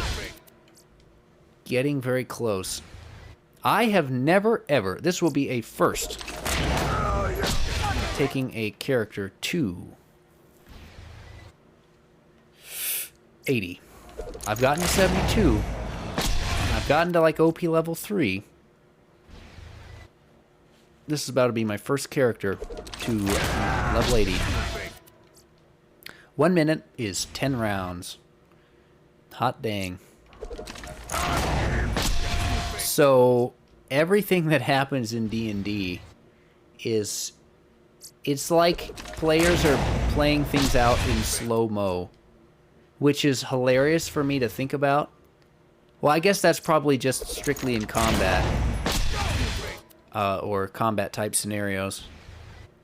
But it's just funny to me to imagine, you know, players are like voice acting or you know, sort of somewhat vocalizing their players' parts.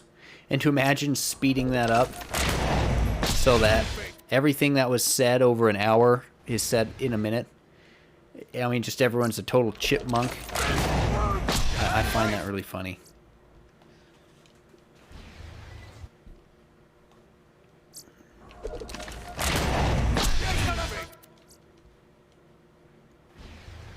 We're at 6 minutes, but I think I was maybe 3 or 4 minutes out.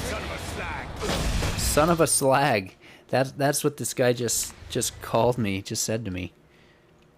I haven't caught on to that particular line before.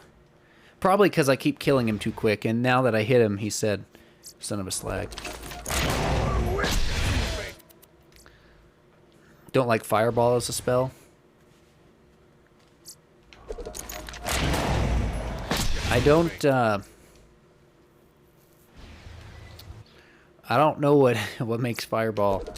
I actually don't really know how spell works and how spells work in D&D. Actually, Creative, I take back actually what I said earlier about D&D specifically, because you know a lot of people love to watch D&D. I have watched some D&D, some of the popular ones, you know, but I haven't really played it, so.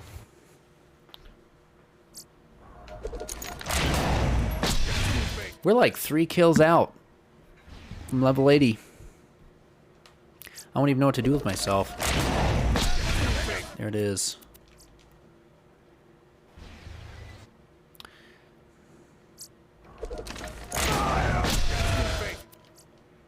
So close. Are we 1 kill away? Are we just 1 kill away or 2? It might be 2. Alright. Chad, I think this might be the one. We're one bullet string away from 80. Okay, now we're 1 string away. 80, here we go.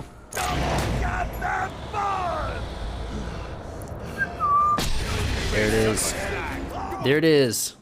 We did it. Pause, reset. Timer, away, farming count, away for the moment. Alright.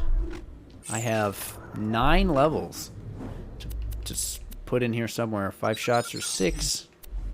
That'll work. Asbestos and Fistful of Hurt. There's the level 80 build for right now. Actually, I shouldn't have 5 shots or 6 for a money shot, but whatever. So Fireball is a spell. It's okay, but it's a wizard's backup, since they die from what may as well be 1d4 damage. I see.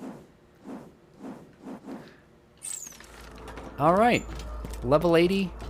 We've made it to the realm of the gods.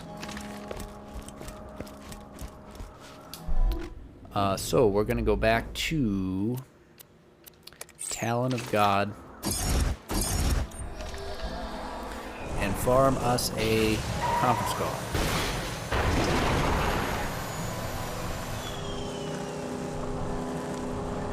Because we don't actually have to kill anything for this conference call.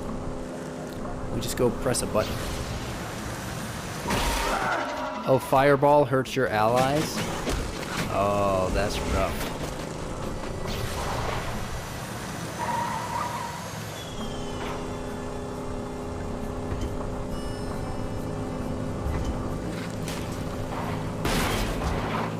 Woohoo! I've never done that before. Just climb over. Just car drive over the wall there. Oh. Fast travel. And I have bottom booms this time, so I don't need to grenade jump. But we will have to go through Heroes Pass again. Before I make my way through Heroes Pass, is there anything I need to do? I don't think so. I don't need money shot. I do need movement speed. Okay, and I guess I could take a grenade off. I actually don't have room to take one off. Alright. This is my first character as a backup. This is my first character. Oh, I tried to get through here, but I think I'm going to go down sort of immediately here. Maybe I should have kept the other gun out. Uh-oh. Whoa. This is my first character to level 80, for sure. I need to control these enemies a little bit. They're taking me down too fast.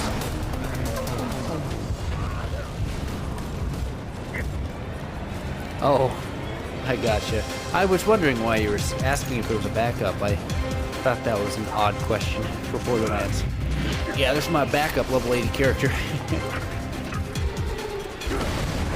Woo. Ouch. Come close. Oh, maybe I should get my top knee out, actually. If I would have gotten a little higher. Oh, I need a new Rough Rider as well. That's okay. We can make our way all the way through this area. Might take a death or two. Oh, sweet. We're not too far back. Hyperion recommends channeling. I guess I'll just try the top Nia. It's level 70. It's 10 levels under. But if I can slag an enemy, it is fire though. Your post-death frustration. No issues in combat. Nice. Oof. Wow. That went down quick. Oh yeah, this fire top Nia is not doing any damage. 10 levels under. It's not working at all. That's hilarious. My level 68 Hydra, though, might help. Oh. Maybe I can just get these things to blow up. I don't know how I'm going to survive. Just anti-infection up. Ouch.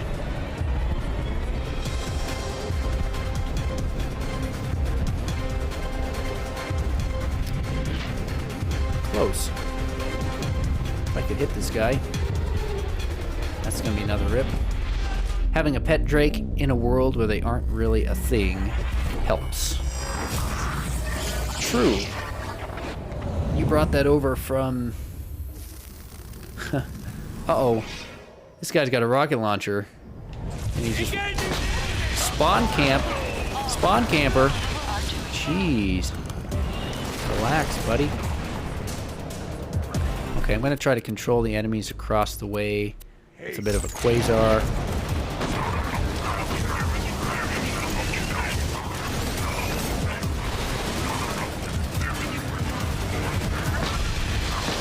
I can, like, kind of kill these enemies. Oof. Oof. Oof. Oh, and look, I'm keeping my gun Zerk again through the loading screen here. I don't know if that's supposed to happen, but it's happened twice now. Okay, I'm just trying to get across the gap here. There we go. Maybe I can get around the corner. Hit him with that. Hit him with that. Just keep hitting him. Okay, good. I hit the save station. So now I'll just go down. Just trying to make it to the next save point.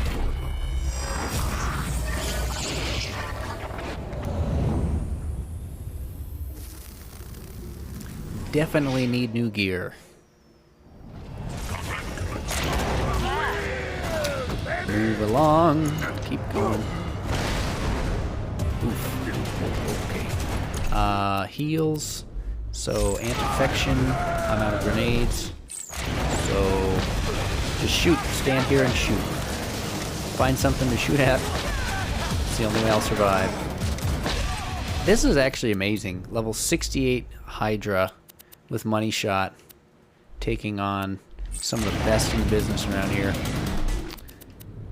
Okay, I think if I get my sham up, we can make some steady progress now.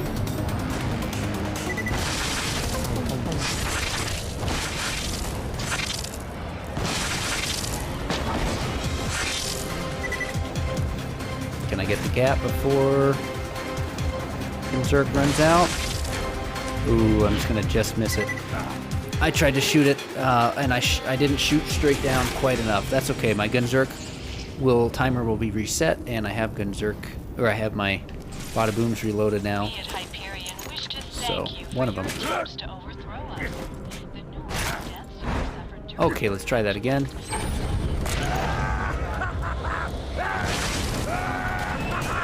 Ooh, I almost didn't make it again.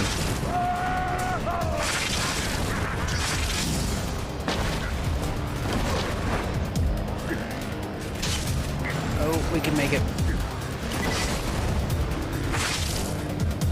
There it is. The second half is a lot easier than the first half to get through there.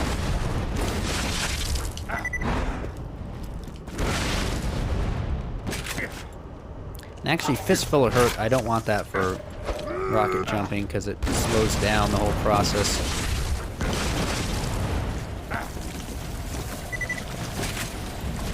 Too far for me.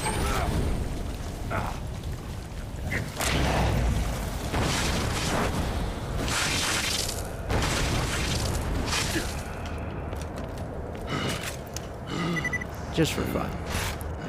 Let's see if I can get over here. All right, it's a good try. It would be helpful if I took the time to switch my Gunzerking buttons, but that's all right. If I switched my melee to something else, then I could do that much faster. But I really haven't been worried about that yet.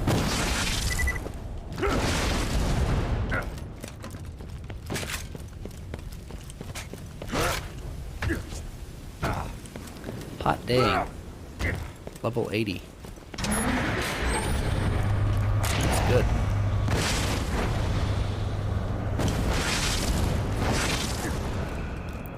Alright, we're going to have to read-only farm here for a little while. And I'm going to need inventory space. So I need to sell something. Get rid of something.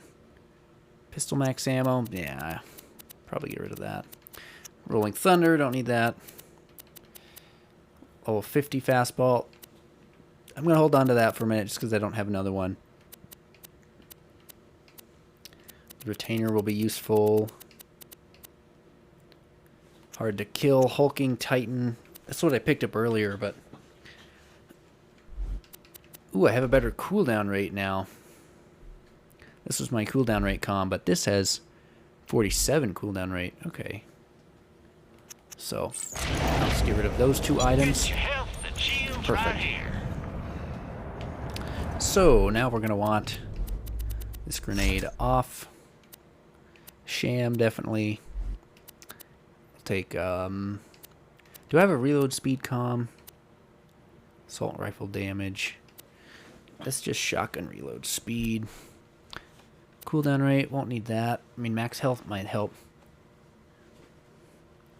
Right, crit before it checks off. Yeah, I like to read-only farm this, though, just because it guarantees I don't mess it up. And I can spend more time looking for an item if I want. It's really not hard to set up, and it just makes me feel a little bit more comfortable. So I just kind of like to do the read-only farm. So anyway, if I can put all of these guns in my inventory. Now if I save quit, let's see if we can do the read-only. Also, farm counter, we're going for fire, shock, conference call. This will be run number 1 pretty soon.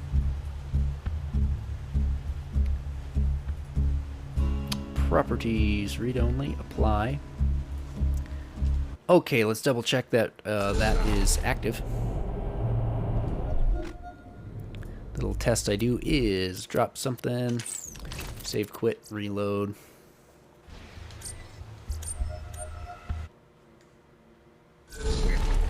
Man, feels good to be level 80. That is fantastic. Let's see if I still have that in my inventory, and I do. So, we're off to the farm. Farm number 1.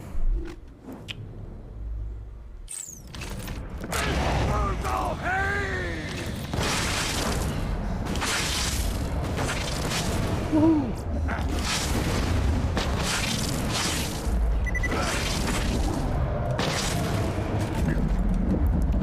And we're here.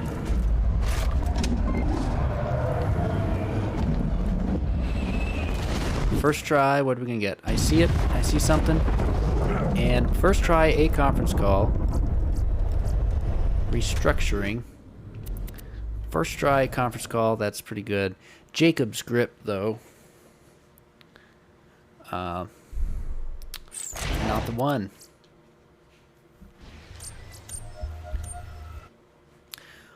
One for one, though. Last time we barely got conference calls at all.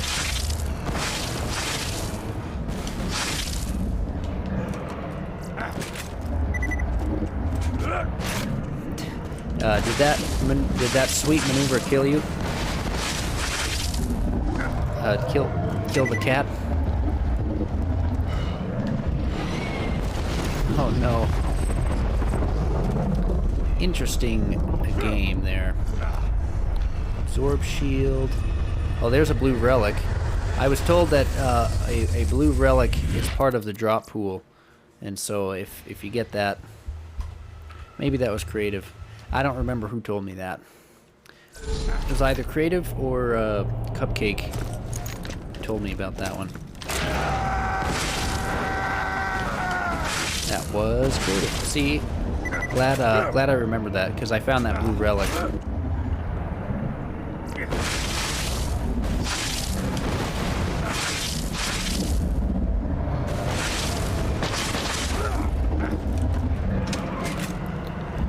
Blop. And it's not seeing any red dots here. It'd be nice if I could get iridium for this. I don't see anything this time. Whoops. I forgot to reload the save there.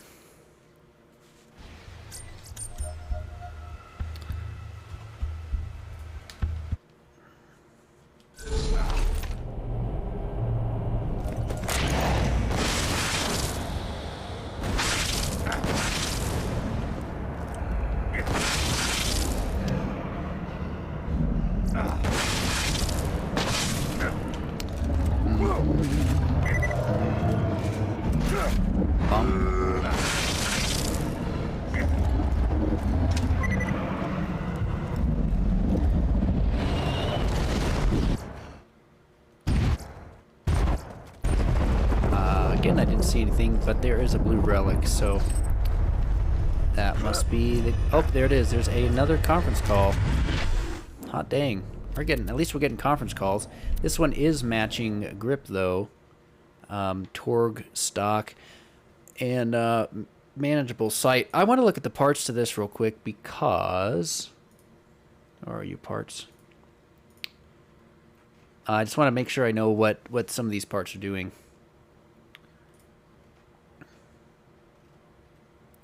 Matching grip, so that's good.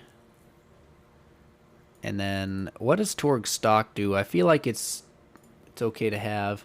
Torg stop is recoil. Oh, reduced recoil. Okay, well that's good. What else could we get? Hyperion would be accuracy with faster recoil recovery. So Hyperion Grip would probably be the best because there's no negative to that. And then what does the sight do? Sometimes the sights do something on other weapon parts. No attachment. Oh, we do have an attachment, I think. What the blazes? Fire rate plus reload speed plus magazine size. So we got a really good attachment there. I don't think I've seen that one. Chad, have you guys seen that attachment before? That's the first time I've had it and noticed it. So I'm actually going to put this in my Claptrap stash. It's no element, so you know that's okay. And it has matching grip. First one with matching grip, and it has a really good attachment. Let's read that off again. We lose a little weapon damage, but we get fire rate. That's key. We get reload speed. That's key. And magazine size, again, pretty good.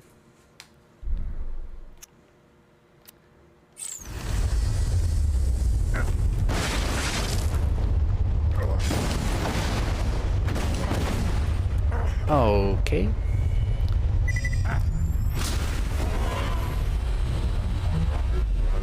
Forgot to take the weapon parts off. It'll be a moment.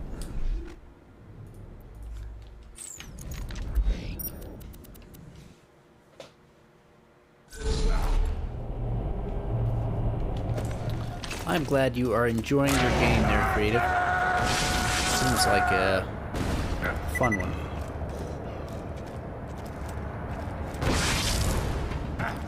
And here we go, the stash. Here's a conference call. Perfect. That's another reason, Alchemist, why I do like the read-only farm is I can stash something and just to make sure I take advantage of anything that I get, even if I don't end up getting something perfect in the time that I have.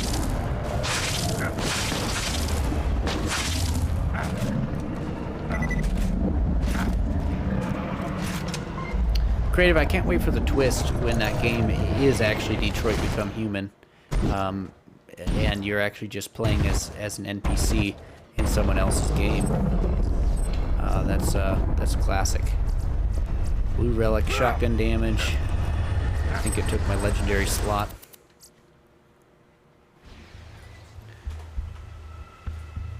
Man, by the way, how lucky is the start of this? Two conference calls in what was it, five runs? Is that where we're at right now?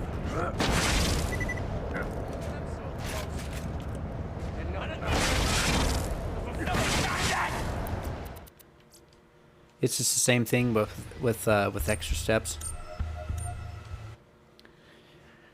Yeah, it just makes me feel comfortable, really. It's just, I know that there's literally no way I could mess it up, which just makes me feel better.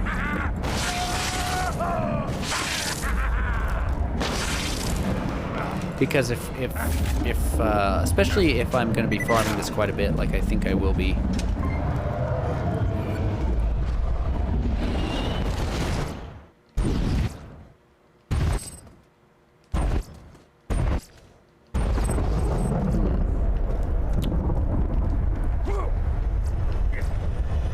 There's a Hulk.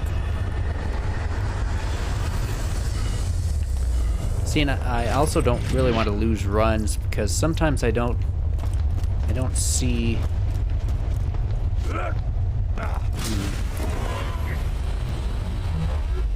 All right, Creative, sounds good. Thanks for being here, and I'll see you in 10. Filled, loaded hoarder though, filled to the brim and lay waste with bullet regeneration. That's actually pretty good, isn't it?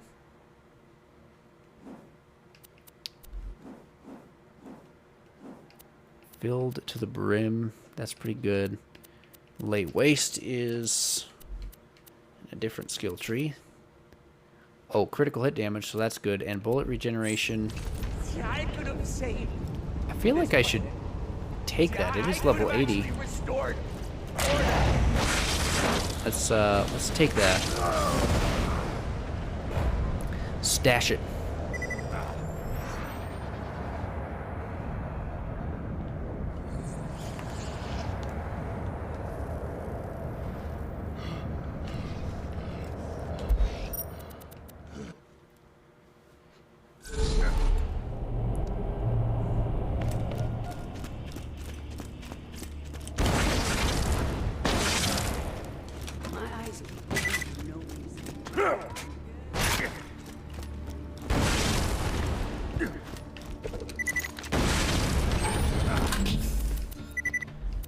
Okay, loaded hoarder. What else? What was the other hoarder class mod that I had? Oh, I actually don't have one on me, do I? Well, glad I have one. Okay, run 6.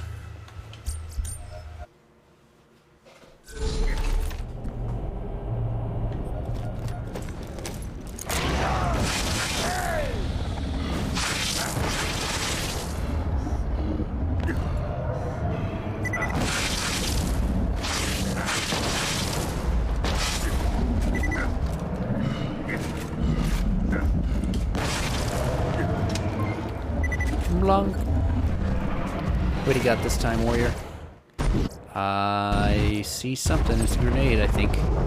It's a shield. The Impaler.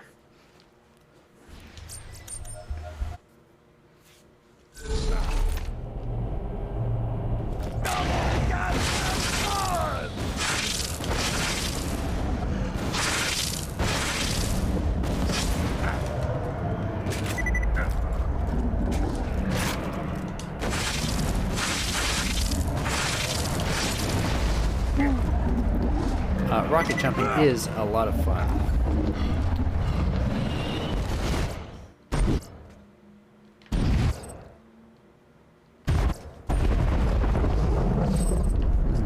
Okay, well here's a blue relic, so that must be my drop.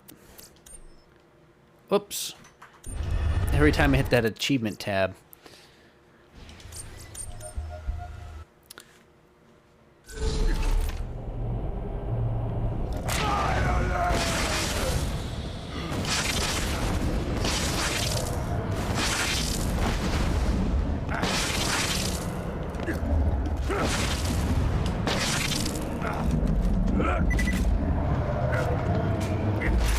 Jump.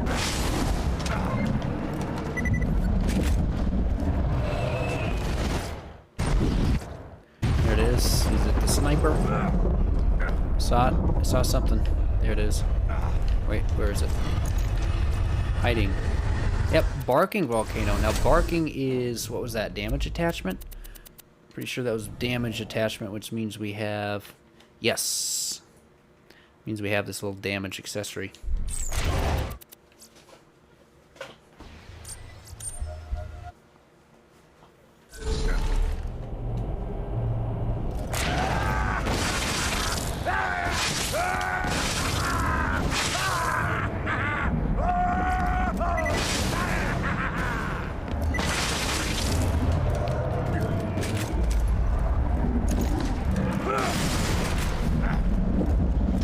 There we go. Yeah, this legendary calm movement speed is nice. I see a blue relic. There it is. You stole my legendary.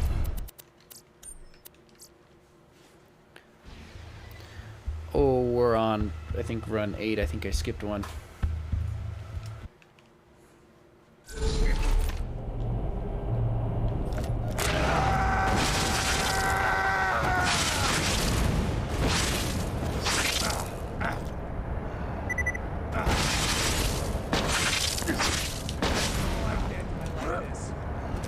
Oh, obviously I didn't reload the save that time. Oh, I did it again.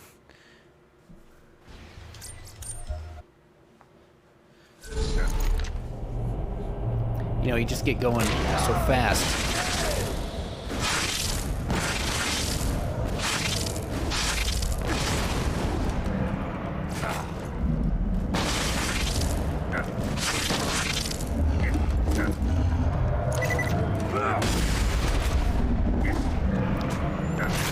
Pop.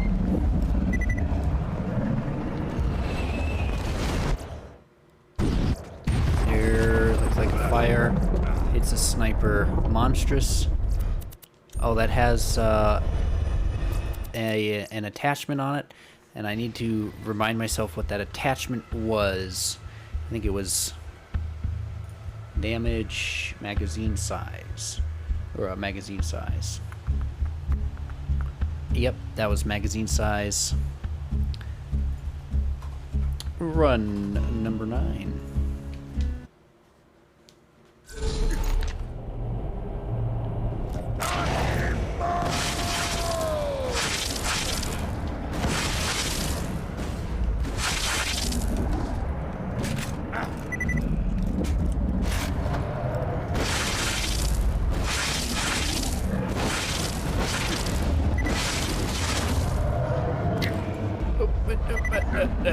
There we go.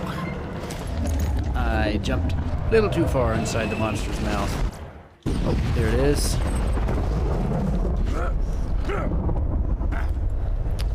Ah, impaler.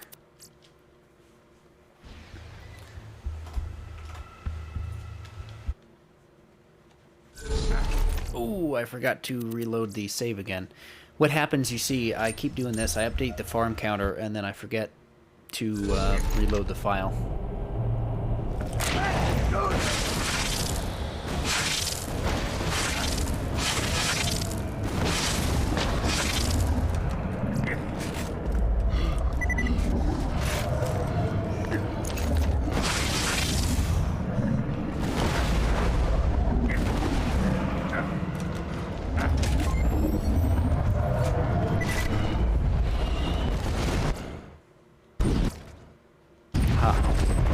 There you are. What are you? Don't hide. Oh, bad touch flacker.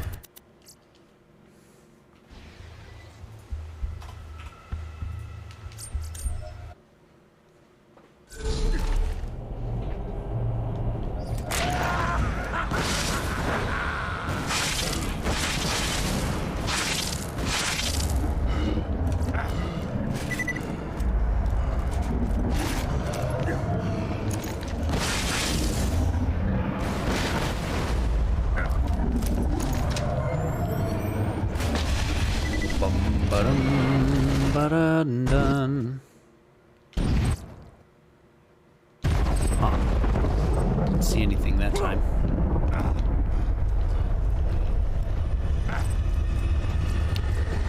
Didn't see anything that time.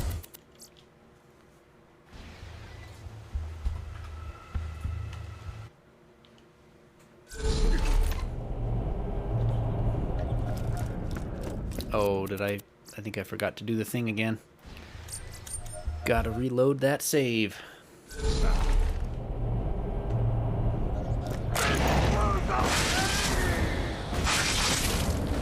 There we go. Oh, it wasn't quite perfect, but that was a good one.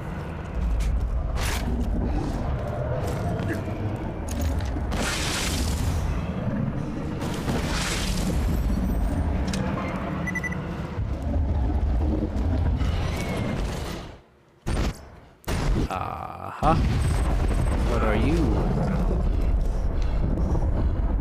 Hiding in the corner there. Casual flacker. It has the part. Just want to take a look at it. Ah, no matching grip though.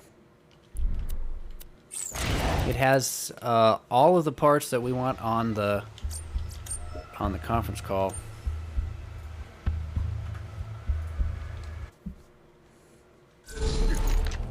It had a Hyperion grip and a Hyperion stock.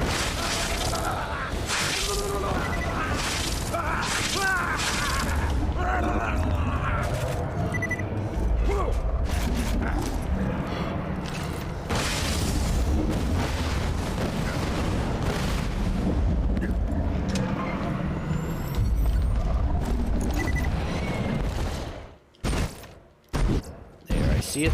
Going into the corner again. Another flacker, I believe. Yes.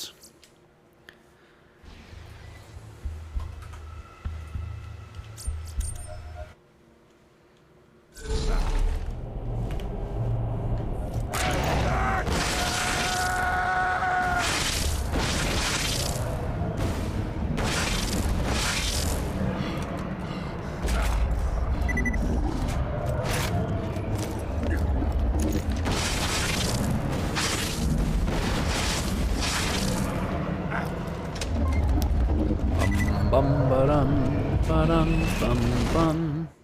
I see something, and it's another flacker. 3 flackers in a row, chat. 3 flackers in a row.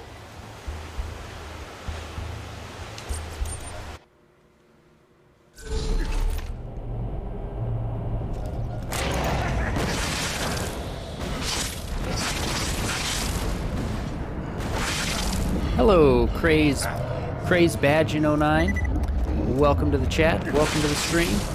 We're looking for conference calls right now.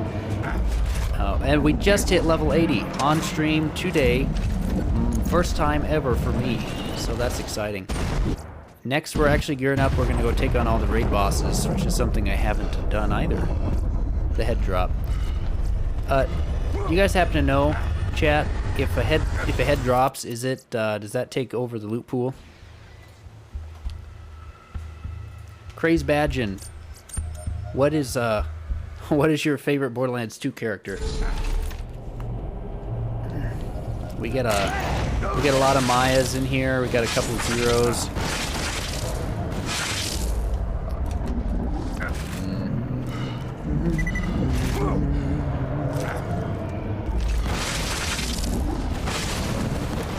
Go.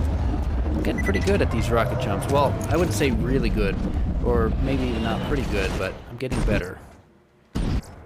I didn't see any legendary this time. Oh, there it is, right in front of me. Critical. Okay, what are our parts? Tedior. Yeah, we're not even going to keep this one. We had the critical attachment, so that's pretty good.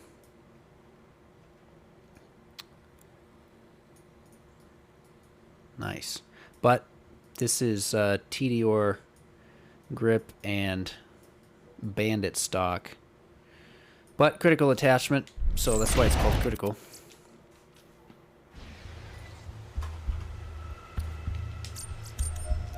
Continue.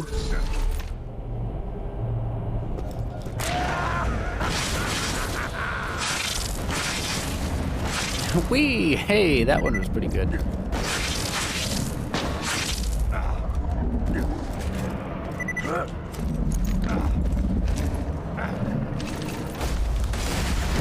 Okay, I sort of messed up the second part of this. Yeah, okay, so the head is part of the drop pool. I gotcha. Good to know that I didn't lose the legendary. Also, another flacker. Ooh. Tedior stock that time. Number 18.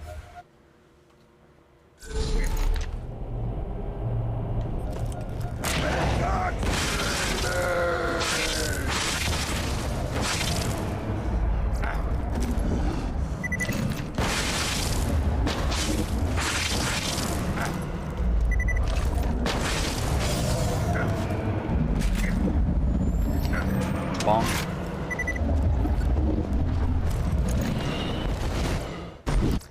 There's something. That's a volcano. Not what we're looking for. Just not quite the one.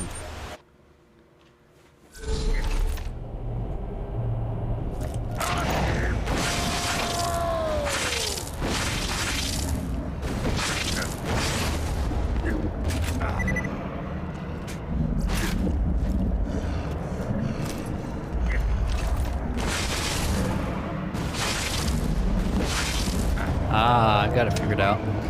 Yeah, I keep shooting straight down with my rockets. I need to shoot more at a 45-degree angle. That's a legendary head. In the 20s on the run now.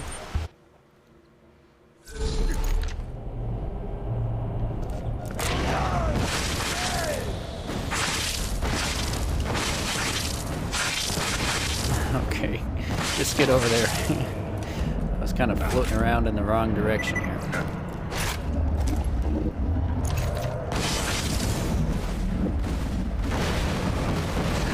Whoa. I'm loving this here rocket jump stuff.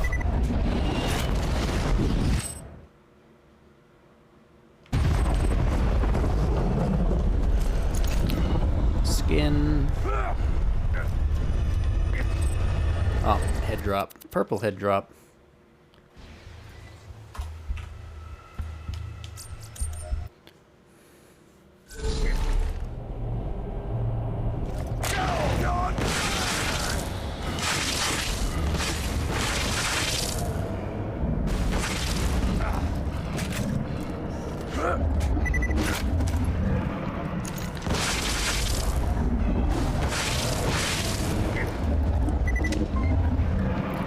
Bum ba-dum. Ah, there we go. Oh, never mind. It's couldn't see if there was a part on there. Oh no. We lost the gold coins again. 10 gold coins right to the sheriff.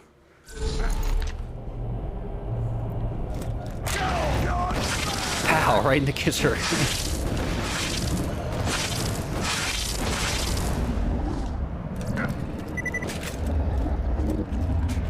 Would also be fun to farm for a much better bada boom.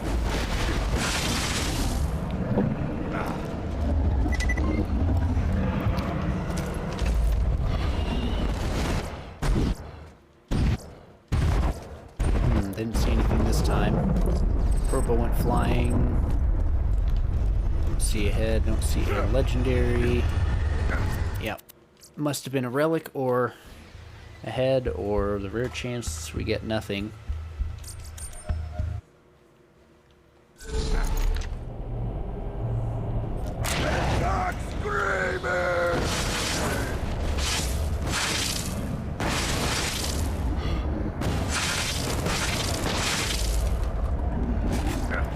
It is a gearing up stream, indeed. We'll see how the whole conference call gig goes, because I mean it's certainly possible I could spend the whole stream and not get a usable conference call. Run 24.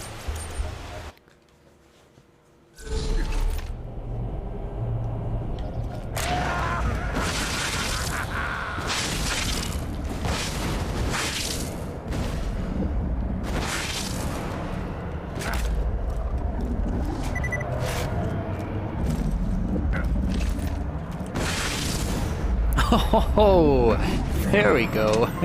There's the launch. There's the launch of the century. Heck yeah. That's what I'm talking about. I'm seeing a blue relic. Oh, but we did get a legendary. The Impaler right there in front of me. Doesn't count. 'Tis not what we're looking for.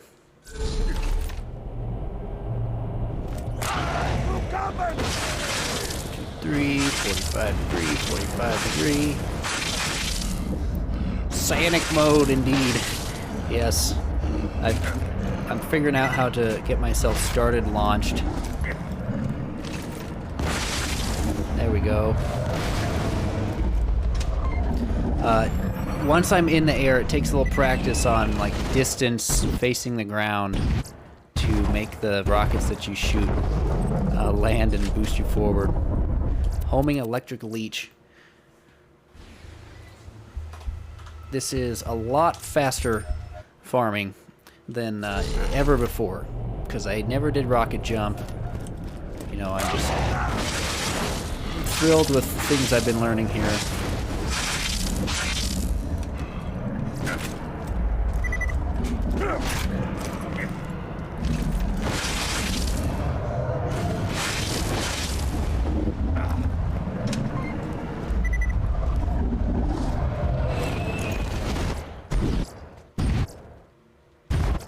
Boy, we really went flying this time. Blue shield, blue relic, max shotgun ammo.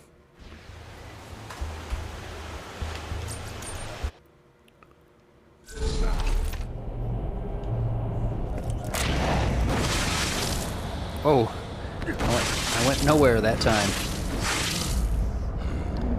Oh, yes, feels good when I get all that speed going. Let's go gliding around.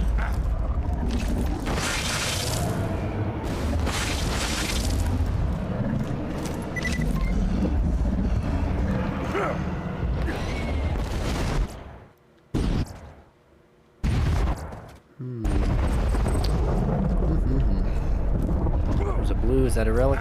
It is. Override cooldown rate. Well.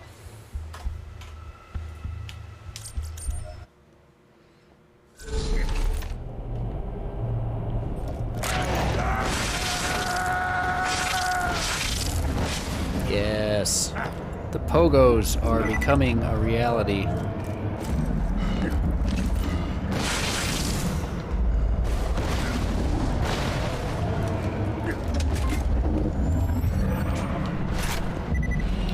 Blop. Ooh. This legendary shot to the ground. Where is it? What is it? Impaler. Man, where's all our conference calls? We got 2 right off the bat. And no more.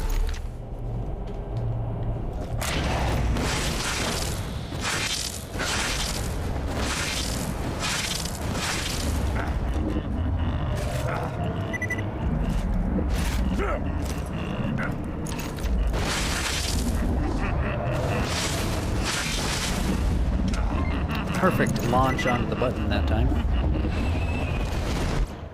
Okay, that looks kind of like a conference call to me. Where is it? That is not a conference call. Lots of shields. This time around, we're in the 30s on the runs now.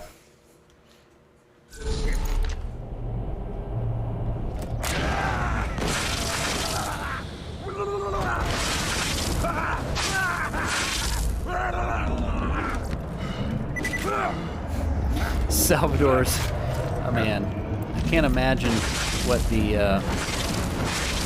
the voice actor had to do for Salvador with that blah, blah, blah, blah, blah, sort of sound effects. There, what is that? Is a grenade. Oh, it's the head again.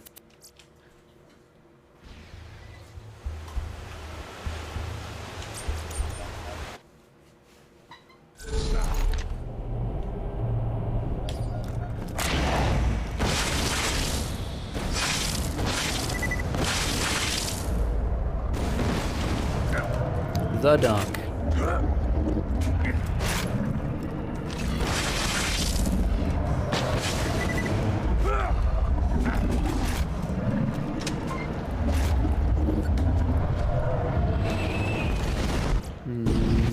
Okay. Looks like maybe looking for any sort of a drop. Don't see a legendary. Don't see anything.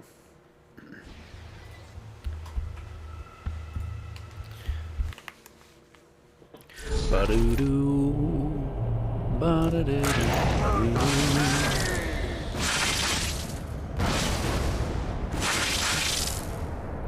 Whee. Okay, that one was a little poor.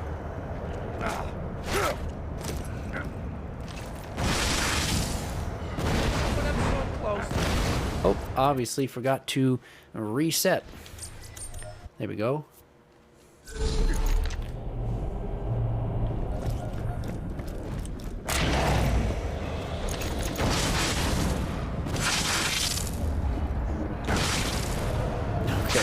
Another sort of bad attempt here.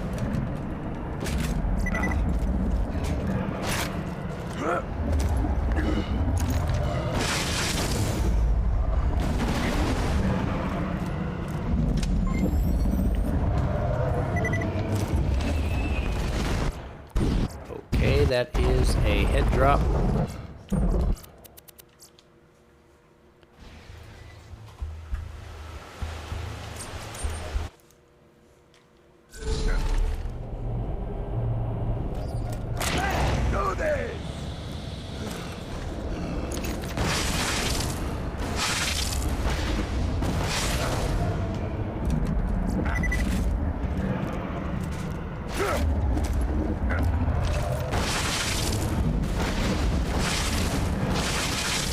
Oh, too far, too far. Got a little overexcited there. A little overextended. That is a leech, I believe. Yeah.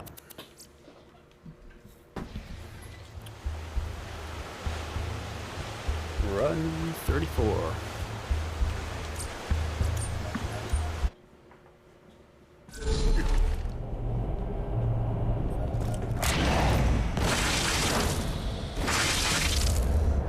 Yeah, I love that speed. Oh, I got stuck in a weird place. Never been stuck there before.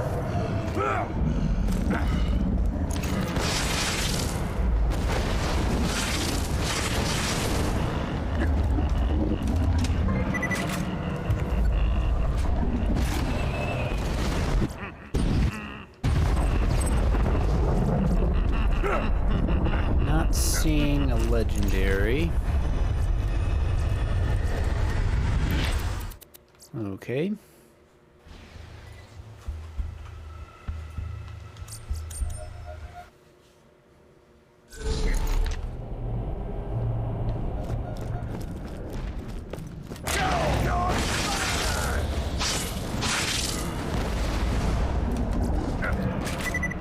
That's the speed I'm looking for.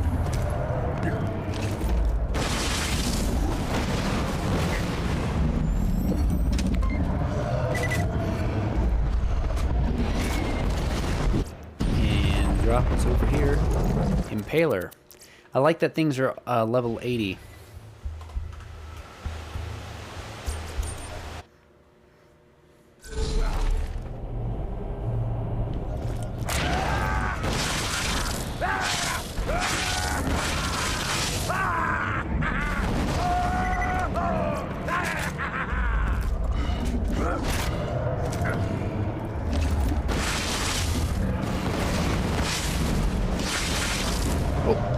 Oh, too far. Going too far, too fast. There. Looks like a blue relic this time. Pistol damage. Oh. Gotta reload the file.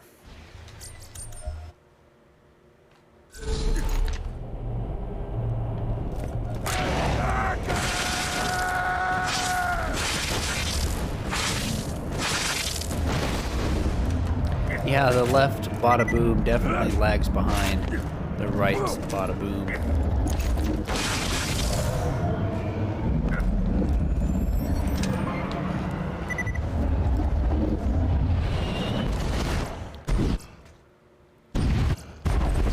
I see a drop. Okay, another conference call. It is a practicable conference call, so that is a good start. No element as well. TD or grip, so that's no matching grip, but we're going to go put this in the stash because practicable, I mean, it's not great, but it does have the attachment, so it's a good start.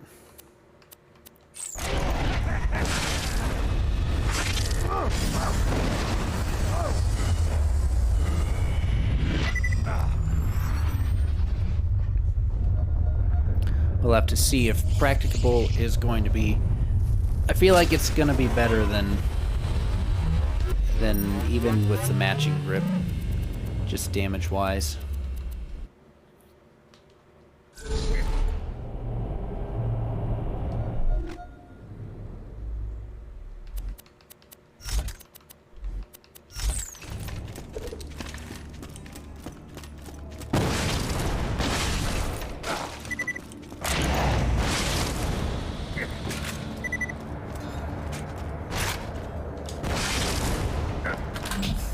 Okay, level 50 Love Thumper. Don't really need that anymore, so... Then again, I think I'm just replacing... You know what? I don't need the Love Thumper at all, so I'll put the practicable conference call in here. Alright, there we go. Okay, 3 conference calls in 38 runs. 37 runs.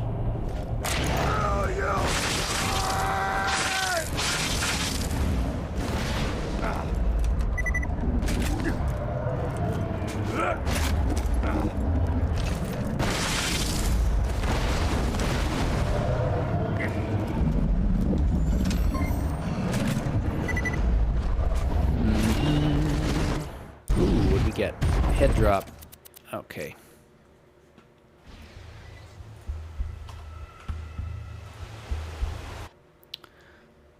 We can always switch up the farm after a while, but it does take a little work to get here to Heroes Pass. Having a new Rough Rider would be important. A new Sham Shield would be important. Creative is back, and welcome back. Hope we got that phone all charged up. 2, 3. Oh, too far. Okay.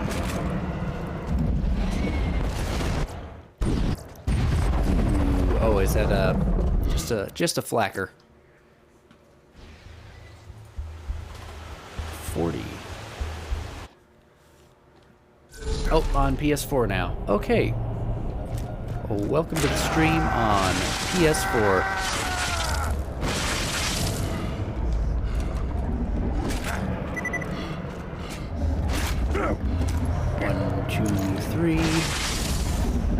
All that momentum. I lost it. Lost it all. Too far, too far.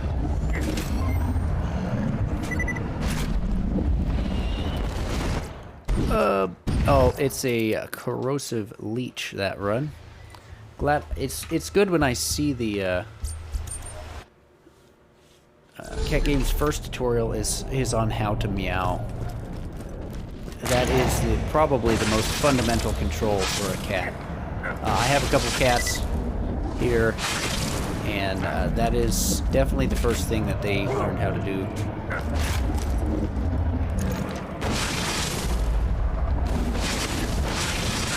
Over the dome.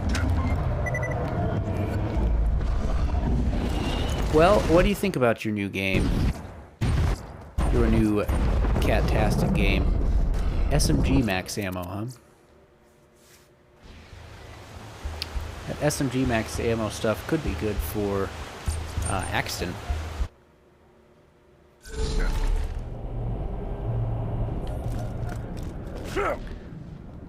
It teaches you how to make your kitty circle. Definitely a clever game. Definitely a clever game. 1, 2, 3. So how long did you play that? You have a love-hate relationship with Monster Hunter. So I hear. Also another flacker, practical flacker. Pretty sure I saw the part. Oh, casual. Oh, it's either practical. Oh, sorry, it's casual on the flacker. Duh. I don't know why I keep saying practical. So, love-hate relationship with Monster Hunter. What do you love about it? What do you hate about it?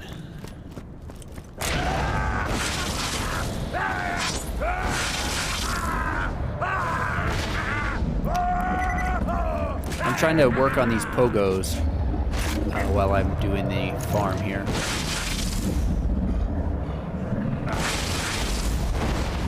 Oh, yep. There we go. And, ooh, corrosive. That's our first elemental. Social corrosive conference call. Corrosive is meh. Also, yeah, well, we did have... Oh, okay, we have critical attachment. Oh, wait, that's not crit, is it? So we have some random accessory. We have elemental, not matching grip, but we have a matching stock. I just want to look at what this part does real quick. I don't think that's critical. You love the game, but you hate that you don't have friends that will play the game. Yeah. Yeah, games like that, I mean, way more fun when you have friends. Way more friends when you're having fun. Oh, that is the critical attachment. Reload speed. Cupcake, welcome back. Welcome back. Looks like that is the critical. Well, no, it doesn't quite match up to me. Doesn't quite match up. But I mean, it's kind of the only thing that's close, so Maybe it just looks kind of funny. We don't have... Oh, you know what? We do have weapon accuracy on the card. Oh. Well, now I'm just confused about this one. Social. Let's pull up prefixes. Where's my prefixes? And also get that out of the way so you can see. Okay, shotguns.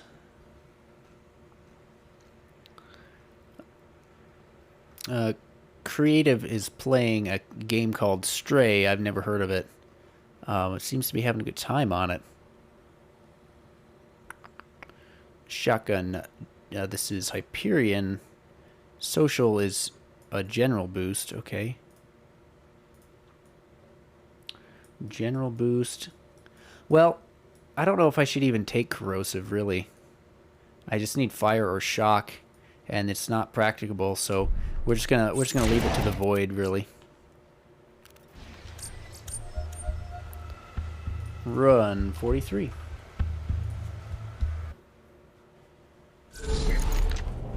Some parts look exactly alike. I gotcha.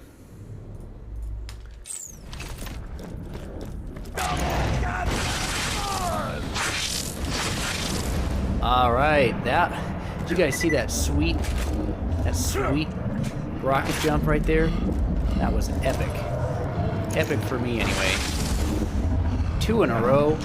Man, we've got to get a conference call after that sweet run there. Of course, we get a shield. We're gonna hit it with a clip. There we go.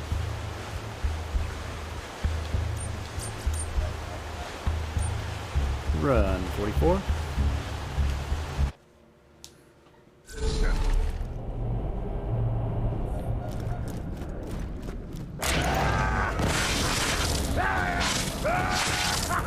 There we go. Maybe I can just make it all the way over there. Okay, I went a little off track. By the way, Cupcake, you might have noticed we made it to level 80. I'm super pumped about it. It's actually my first character to 80. Here we are. Here we are. Yippee-ki-yay, cooldown. I'm not seeing anything. White relic.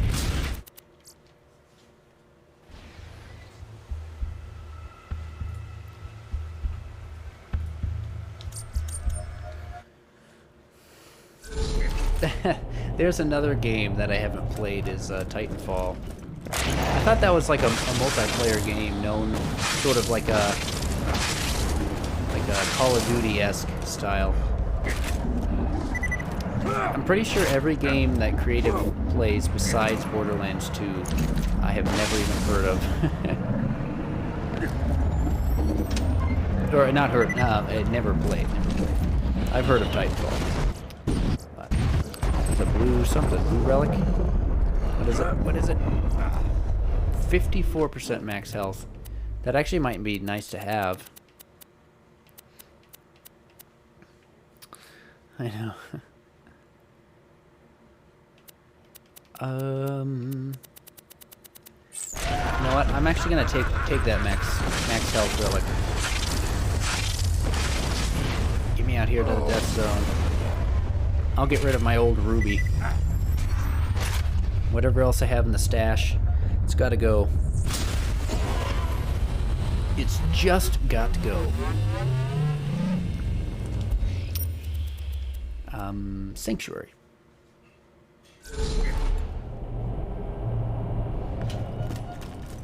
So, I didn't realize that Titanfall was supposed to be known for its story. I thought it was like a multiplayer game. Creative's had enough. He's done. Level 9 Infinity. I guess I can get rid of that. Oh, but I wanted to keep it for Zero. That's okay. We can farm one for Zero if he wants one.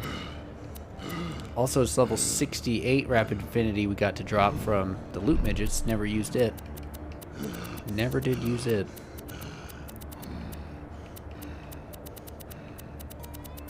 There it is. So, I went and did the went and did Fight for Sanctuary DLC, and when I killed Hector at the end, I got an upgrade to my health relic, my max health relic. Trouble was, when I finished the DLC, the game just gave up on me, and I had to reload the game, then I had to refight Hector. So actually what happened is I lost my health relic. So I kind of want to hold on to that one just to make up for the fact that I lost my other one.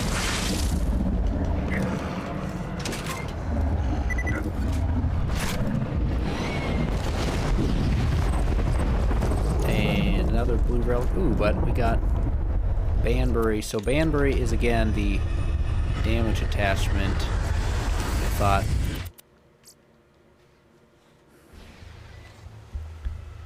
A rainbow infinite? Oh, infinity? Really? It's like in the files or something? It was supposed to be an effervescent infinity? Wow. And what makes it extra special, or they just gave up on it and it's literally the same thing, but just a higher rarity? Or a separate rarity? Is it really literally just the same thing? I mean, they really should have 100% ignite chance. Dang. Ooh, launcher max ammo. I've actually been using that. 70% max ammo. I actually might want to pick that up and take it out. There's only so many items I can hold on to. Because max health relic only comes in fire. It was a flamin' warfer. That was the name of it, creative? That's wild.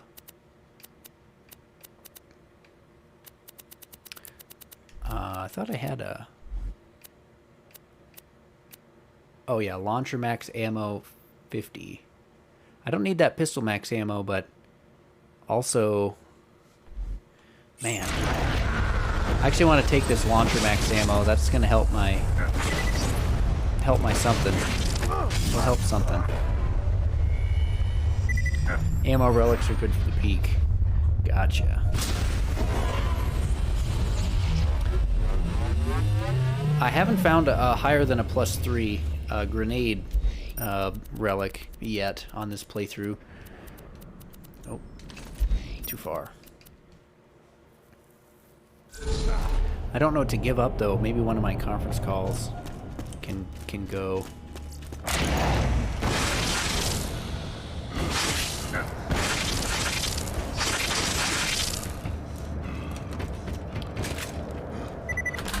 You are... Oh, try farming loot midgets? Oh, for... You mean for a conference call or just in general? Cupcake? That actually might be a good call, because then I could get some other loot as well. Max health.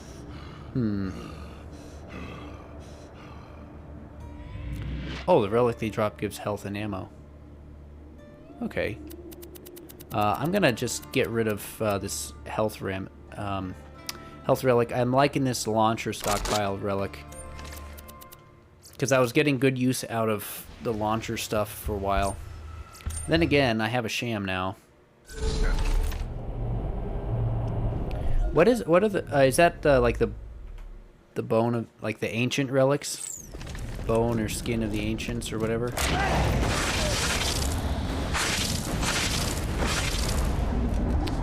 Bone or skin of the ancients. Nice. Is it just the two of them? Is it just the two relics, the bone and skins of the ancients? Or is it like the... What's the teeth of Terramorphous? Got the shield again. Just want to triple check. Yeah.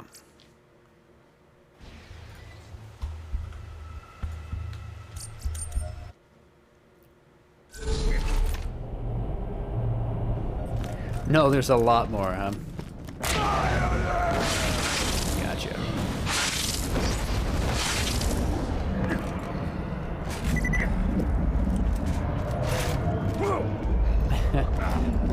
Buy Titanfall if it's on sale, and buy it if it's not on sale, huh? Is that good, is it?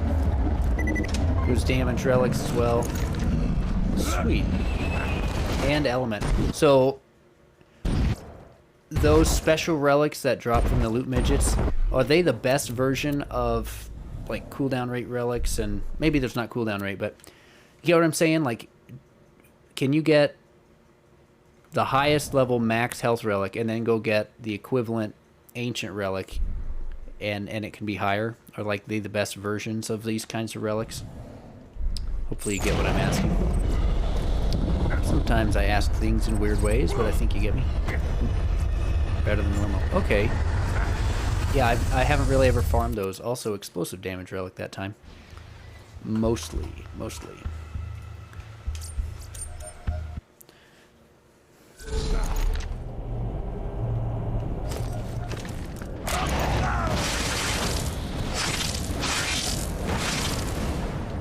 That was pretty good. On the old rocket jump bandwagon.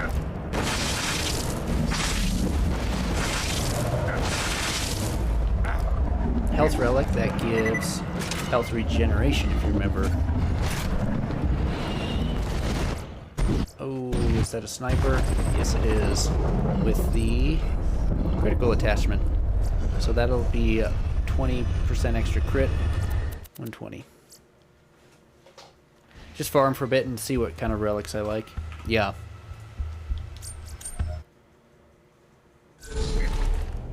The game made you cry like the last episode of whatever my favorite show is. Let's see, so story mode then. Top tier story game, I get it.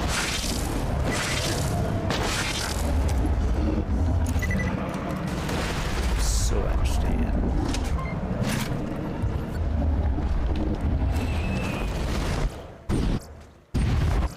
Thought I saw something over here. It's an impaler. 50 max health. Yeah. Alright, well, we're going to keep going on the farm here for a little while, and then I need to go get a new Triquetra. Sorry, Hydra. I need a Hydra. On-level Hydra. At the very least a 2-shot, but if I can get to where I have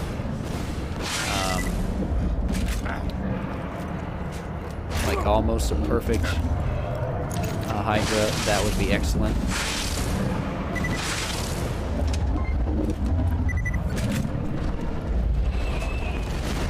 Ooh, what do we get? I saw it. Another shield. 8-ball. Will I give up on the conference call? The excellent, perfect conference call for now? Or will I get it before I give up on it? Something ironic. See how I farmed for a sham for over an hour? Today you got it on the vendor. Ah, wow. You don't really get vendor items in this game.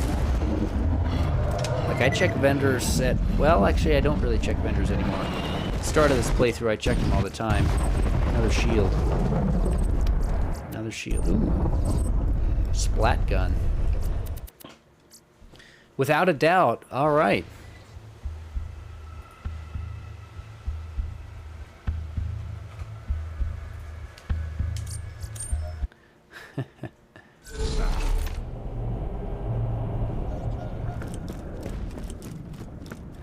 Always check, huh? Yeah, you can definitely get those random legendaries. Trouble is, you got a pearl from a vendor. Holy cow! Good find.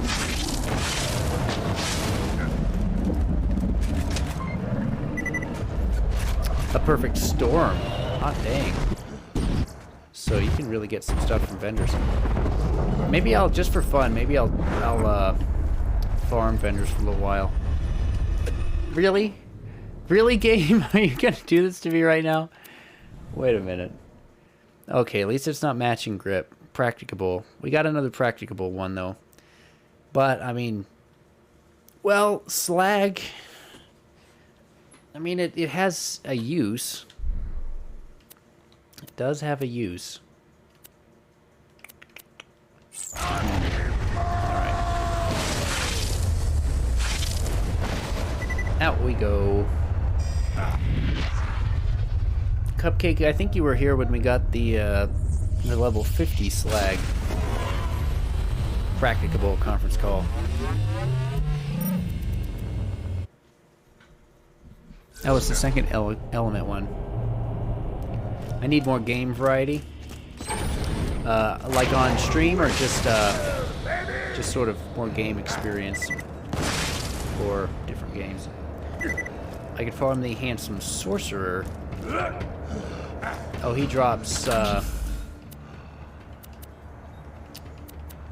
swatch level 8.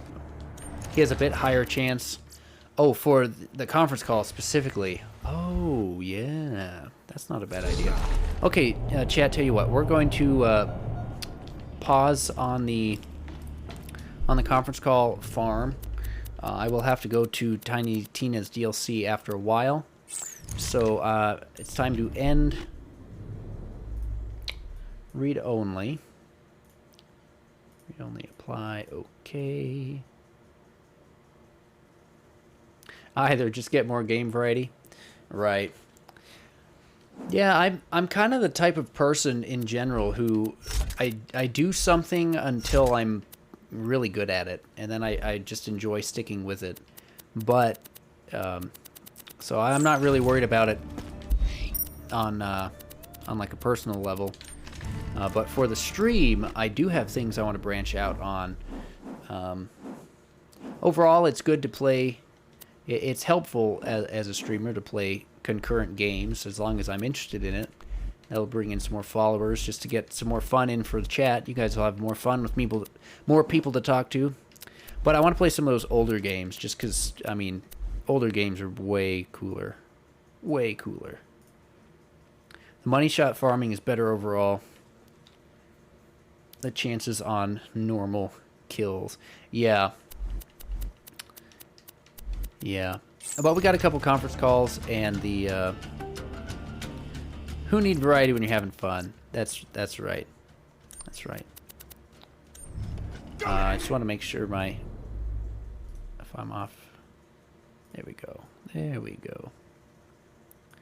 The moonshot. Yeah, we're gonna leave that farm open for sure. But we got a couple legendaries. Excuse me, a couple practicable conference calls. So we have those pellet counts. One's slag, one's normal. So we don't have the elements we want, but we have at least dual wielding with some slag, and we could maybe make that work. For now, I want to go to get a new Rough Rider, and we can be a little less picky about that. So that shouldn't take long. Let's go to the lodge.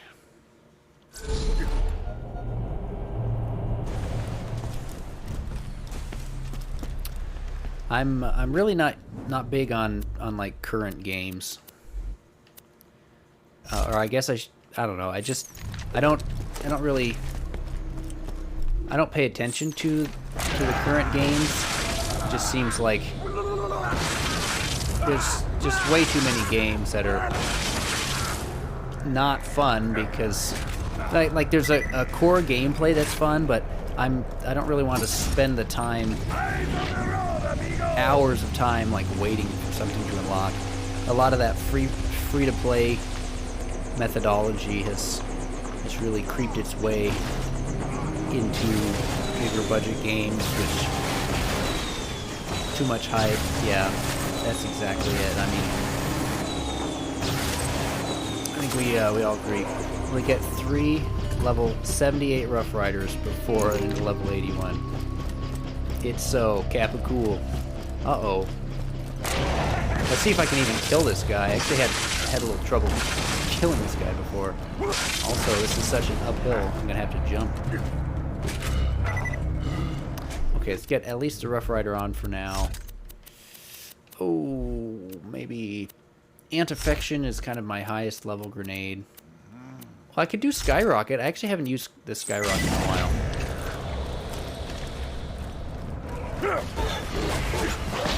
Triquetra is still going strong here. As long as I get in close.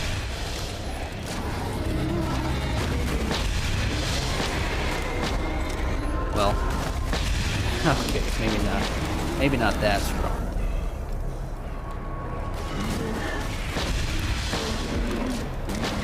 maybe I should, it might be worth my time to get a new fastball before I come and try to fight Rogue.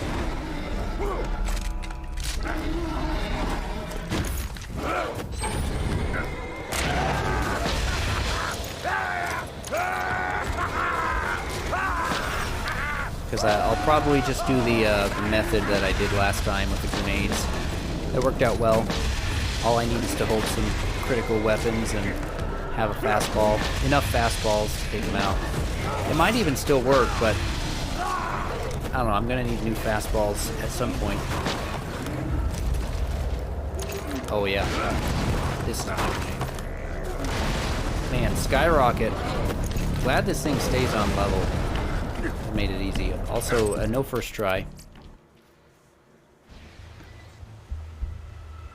Guess I can change the farm counter now.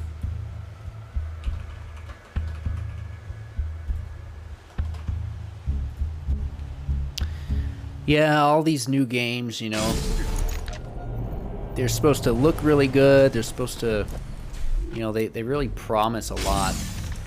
And things have definitely changed, but I don't know. Just there's something about good old days. You pick up Super Mario, you know what you're in for. It's fun. You don't have to worry about some random update. You don't have to worry about checking the forums. Just get on. You know, the game came out, and there it was. And you play it, and you didn't worry about DLC. Now that said, there is something fun about getting good at a game.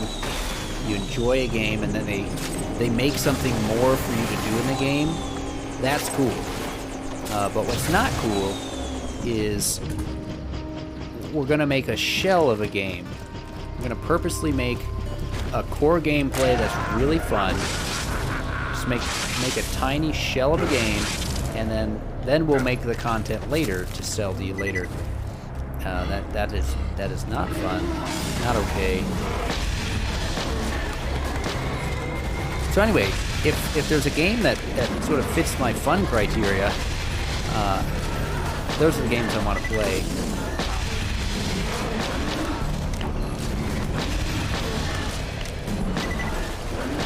Must have hit a critical that time.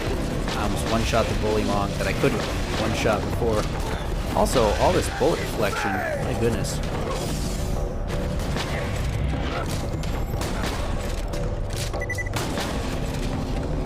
Just checking something. Welcome back, welcome back.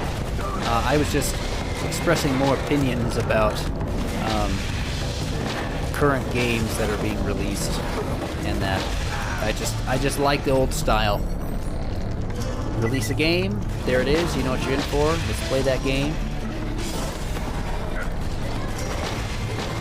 Instead of releasing sort of a shell of a game and then selling the guts later.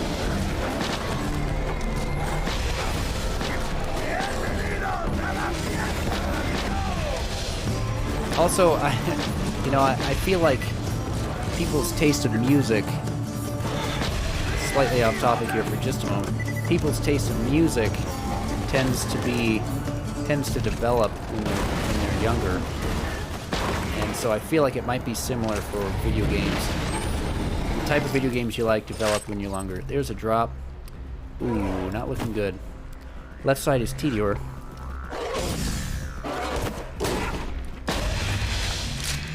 I love how you also explain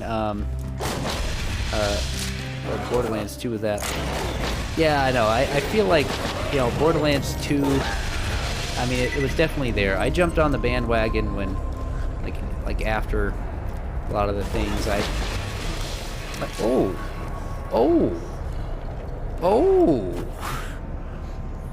okay. Where did that come from? Clipperoonie, please. There we go. Got ourselves a little mongoose. A little mongoosel alongside our drop here. Level 79. It's not level 80. But we can take it for a start. I forgot what I was even talking about. Oh yes, Borderlands 2. Borderlands 2. That can be on hold for a minute. Also, not so hot parts this time around. Well, actually, maybe. Let's go through this. So left side, nothing there. I believe that is Tediore. Tediore is, I can't remember. It's either +1 or -1, I think.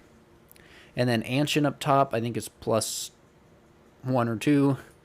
And bottom, I think is Anshin. So let's find out. Shields. Left side, Tediore. +1. There we go.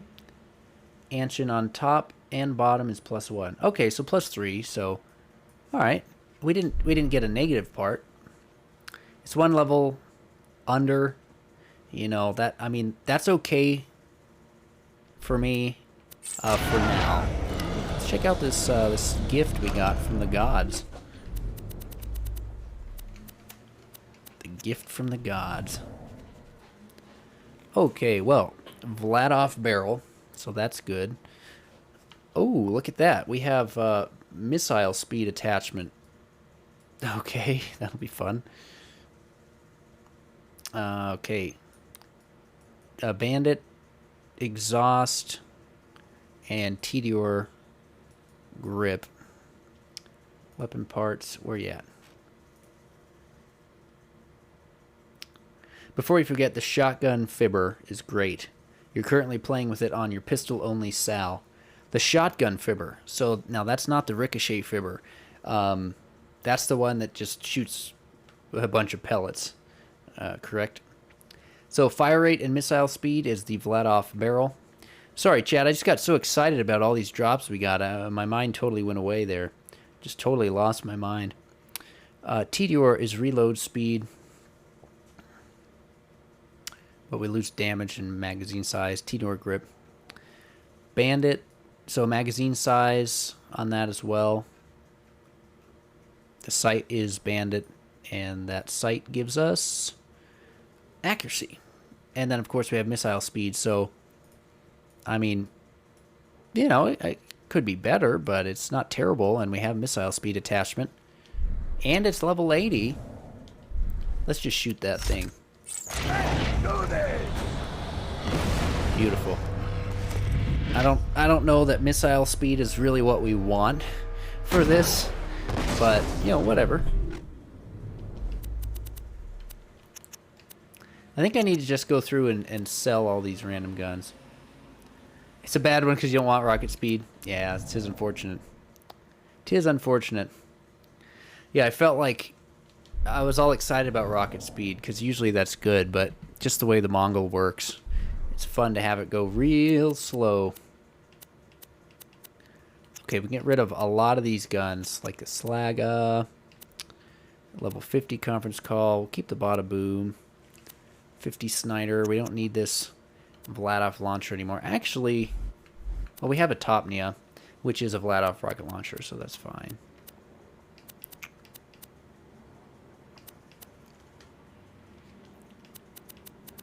I just need to get rid of some of these useless items. Explosive fastball can go, and old Rough Rider can go.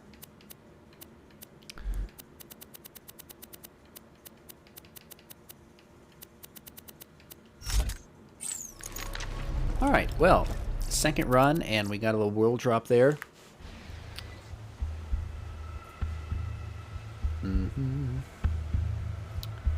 Don't need the weapon parts. So next up is, let's go to Savagely and get a new fastball. A fantastic day for capitalism.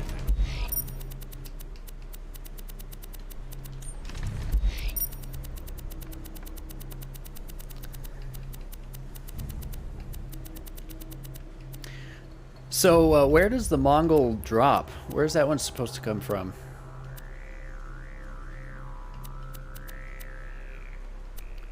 What am I going for? Oh, 3 horns to buy. Okay.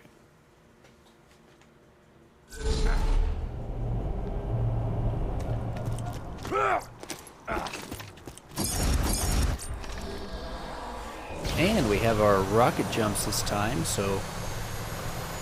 Oh, we're also going to need a new sham. That'll be fun. The giant skag. Giant skag? Where's the giant skag come from?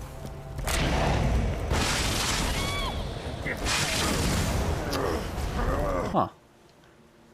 I don't specifically recall what you're referring, but I definitely believe you. Also, not the Rough Rider anymore. We got that. We just need a fastball. Literally any fastball. That's all we need. We'll take anything. We'll hope for a good one, but you know, we'll take it. We'll take whatever we get.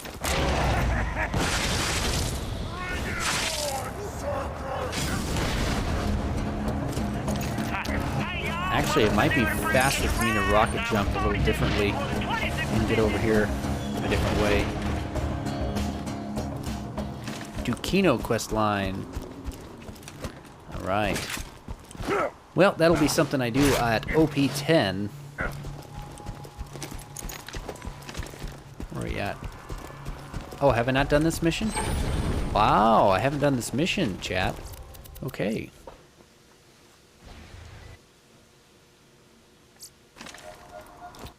I've got to go do the mission for Bowl.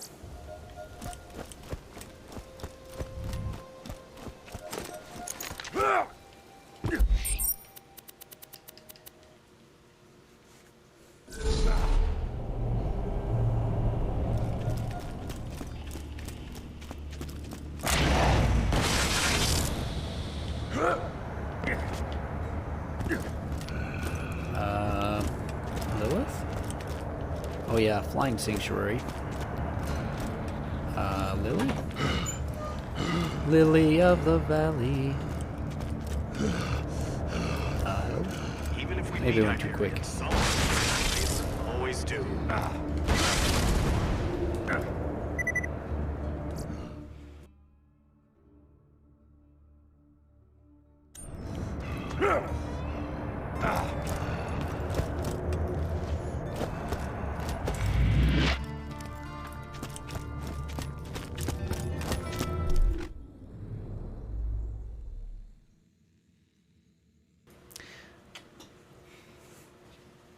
That's hilarious. So I can't.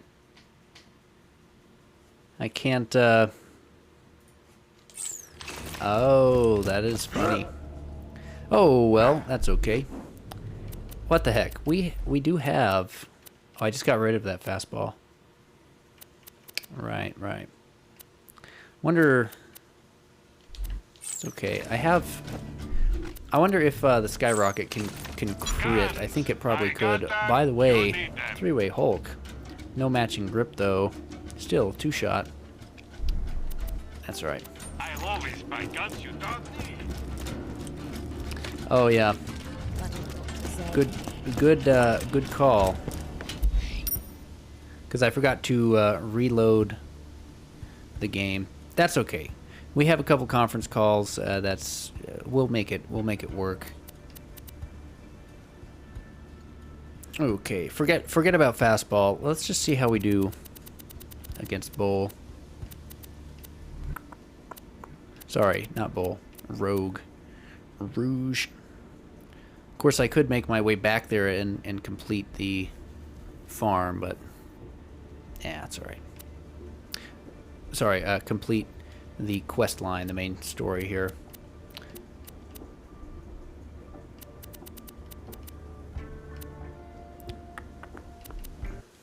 Cadle Rax Crag.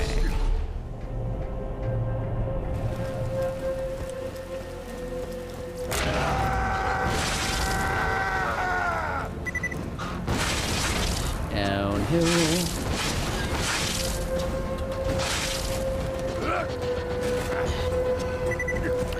That's all right. We messed it up a little bit, but won't stop us.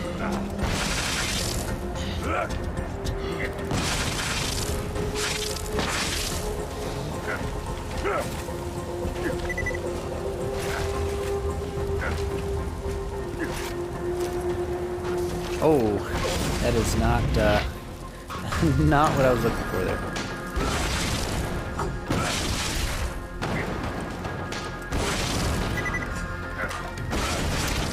I thought I had just a normal grenade on, but that is not a normal grenade for sure.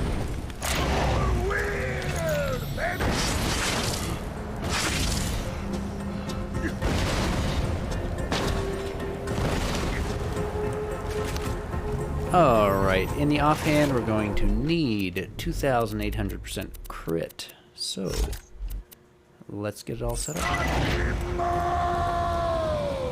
Preaching about how you couldn't mess it up. It's a good point. It's a good point.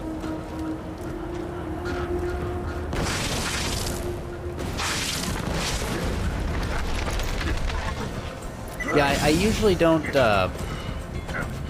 know, oh, we blew up the boss. We just blew him up.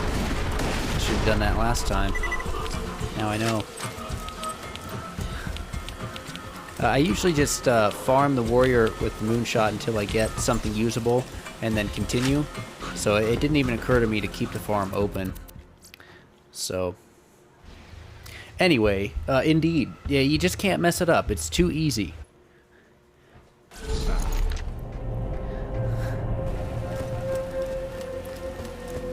Such a Borderlands moke. M-O-C-E. Mock. Moke. Mocha.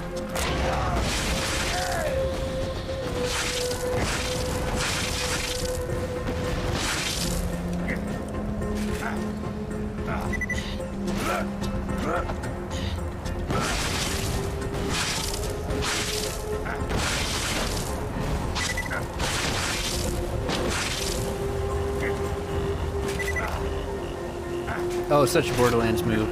Yep.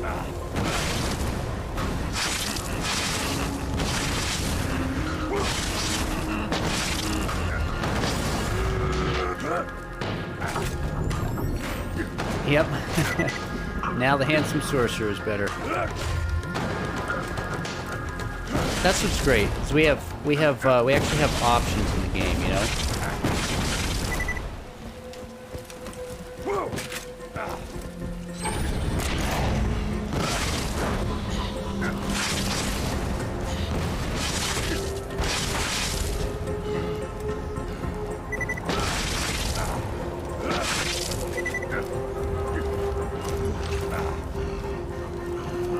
Wake up.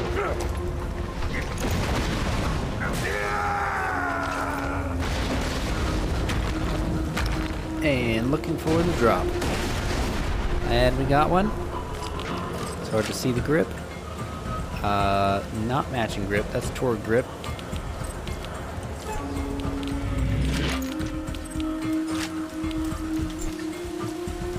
Still a one shot, but it is a level 80, so I can switch it out with what I have.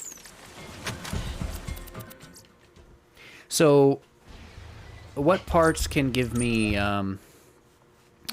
increased magazine size besides the matching grip? Is there any part, or do I have to get a matching grip for this to work?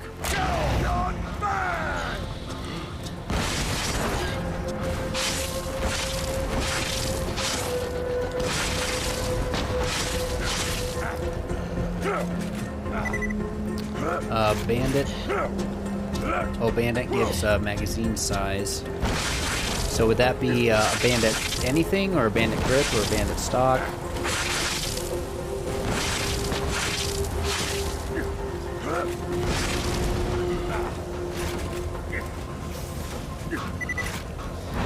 Oh, but slower reload speed.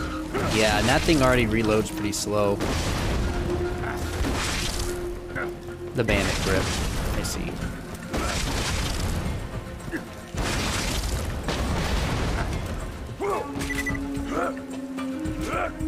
The stock does absolutely nothing. That's the one I want. The useless one.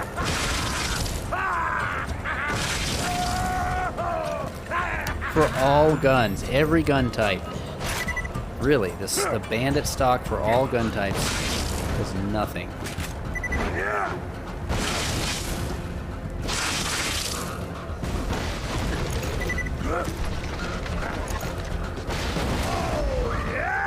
I just love how this boss just blows up.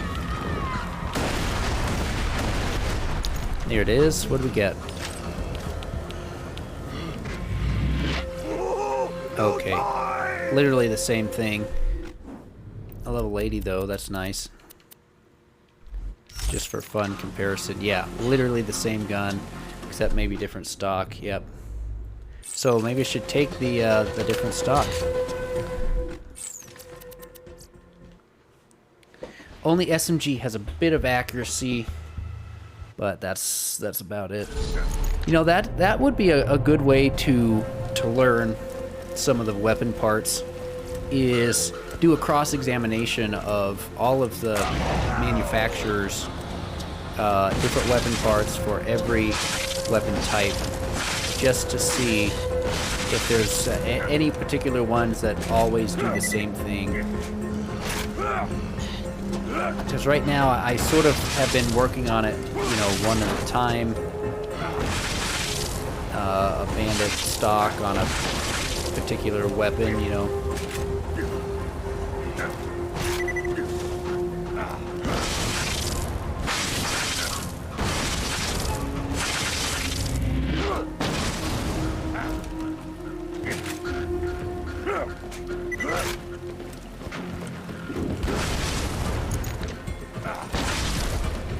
The stock really makes a difference.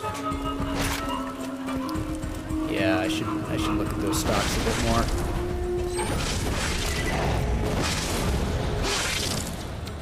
Figure out what they do. Can't quite make it with my current skill.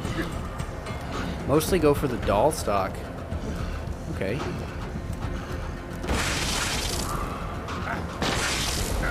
Torg Hyperion for shotguns. So basically just go for the ones that don't have a negative.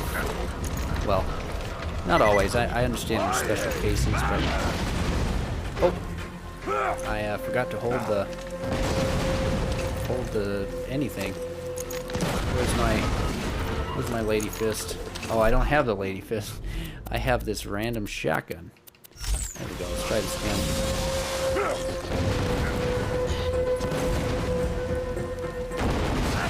There we go. A bit slow, but... And I don't think we got one that time.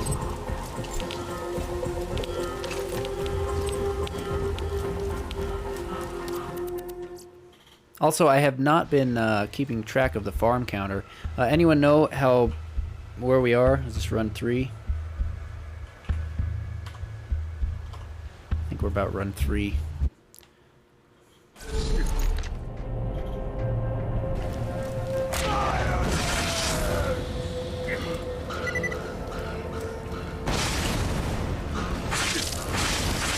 Four, you believe? All right. We will update that.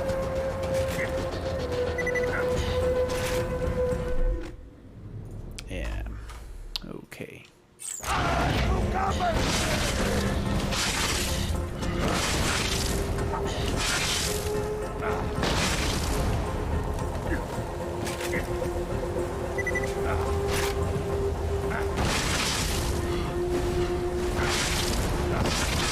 Oops.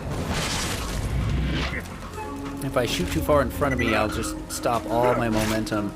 But if I shoot in front of me so that when I land, the bullet's right under me, then I gain massive momentum. So that's the thing I'm trying to work on right now with these rocket jumps. Also, doing melee double shot cancels when I'm gunzerking, as opposed to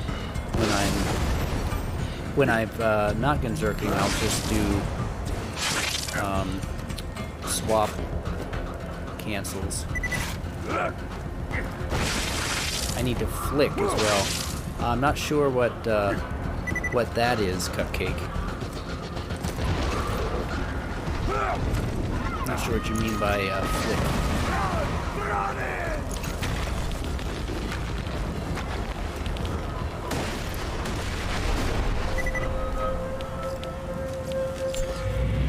Ooh, did we get one?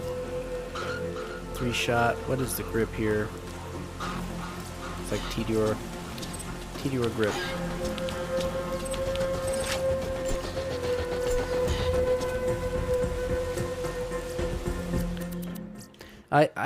I'm enjoying farming stuff this way because I really get to practice bada booming. Moving the mouse fast. I see. I am using controller. Is flicking something you can do with a controller?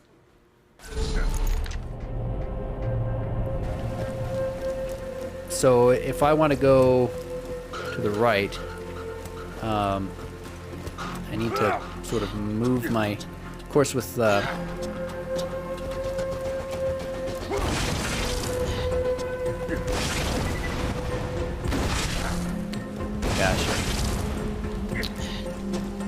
So just it's like I can do really quick stuff with the mouse, obviously, but since I'm on keyboard, this is about my movement speed horizontally. So I need to flick, basically flick towards the direction I want to go.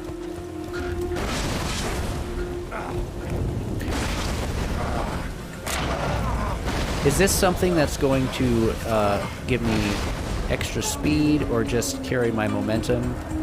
Or... oh, I can increase that. Right, I know I have some options in here. Gameplay.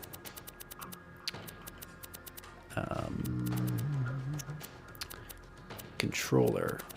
So my sensitivity is max. I don't think I can do... so it helps with that, everything. Okay, I guess that might be something that's hard to describe. Maybe I should look into that. But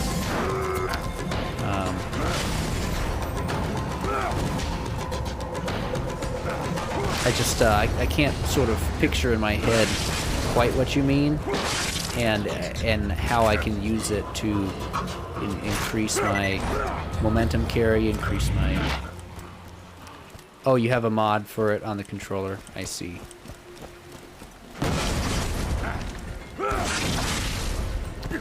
Gotcha. Goes to 200 plus. Holy cow. How do you even play with that, Cupcake? Because mine's at 10. I mean, it is slow, but, I mean, you have to have... uh-oh. I have to have grenades. Well, I do have a conference call, actually.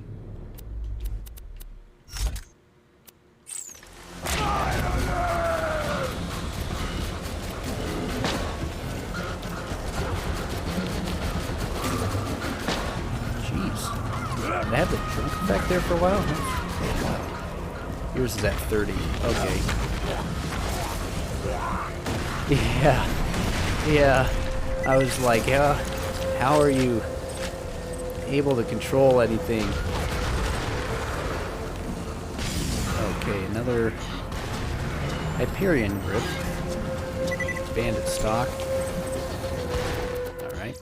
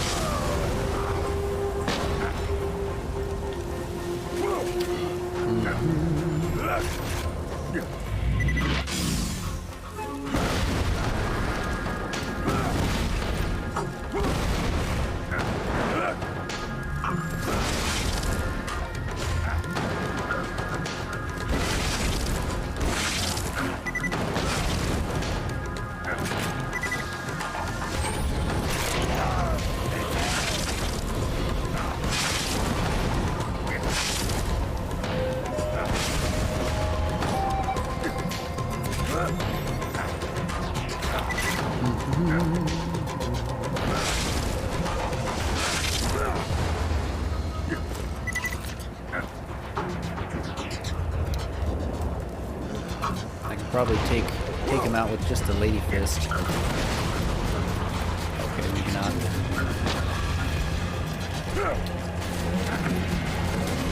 But since I had this weapon equipped, I figured I would just finish him off this way. Okay. So we can get the grog nozzle back. Oh, relax. Relax. It's fine. I just want to find the Hydra.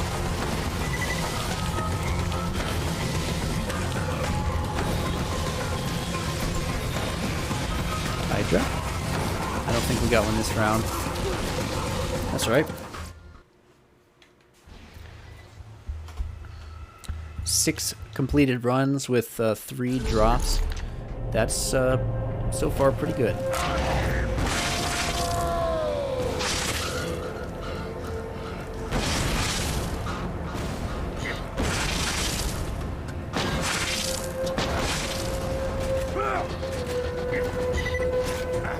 It's kind of awkward the way the left-hand one lags behind.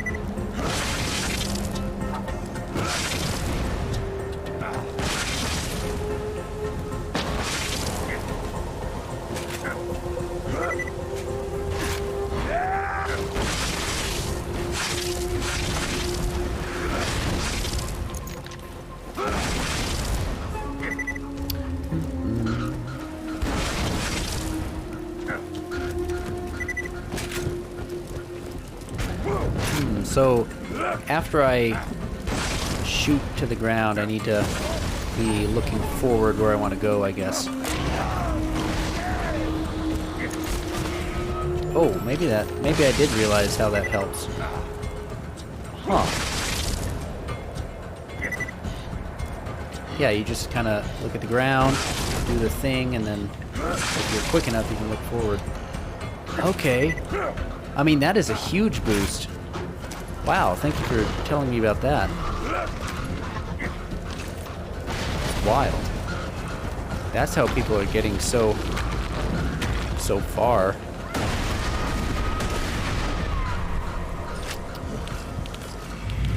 Pretty exciting for me. No drop though. That's okay, that just means more practice.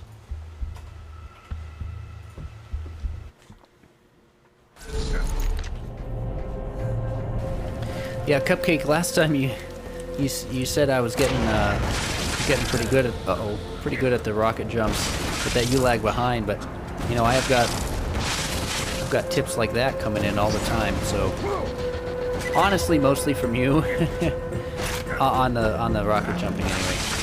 You are creative.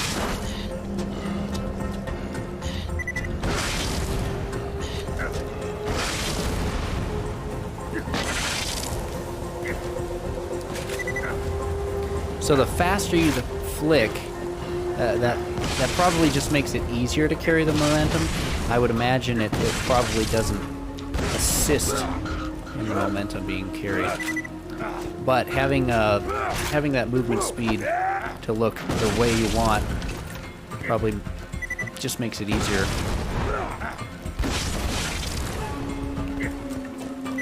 You watch a lot of speed running.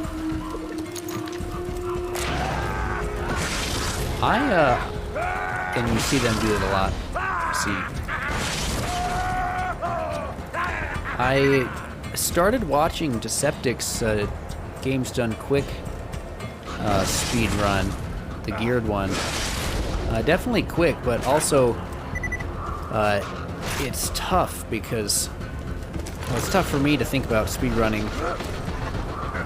Because I mean, he's got a 94% sham, definitely stuff that's probably gibbed in, and so part of me would enjoy just seeing how fast it's possible with the best possible stuff, but I also would have fun just starting from the beginning, seeing how quickly I can make do with what I find. A couple in a row here, no drop. We just need any old 2-shot. Yeah, all gibbed.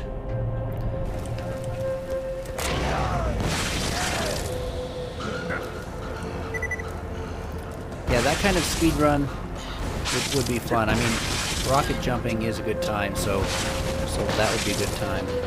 Rocket jumping is a good time, so that would be a good time. Just had to repeat what I said because it was kind of silly. They don't care about farming, they just care about speed. Yeah, I can enjoy that.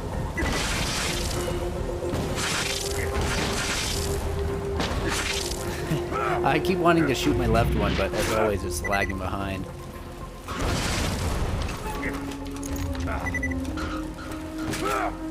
Yeah, it definitely makes sense. Definitely two different skill sets for sure.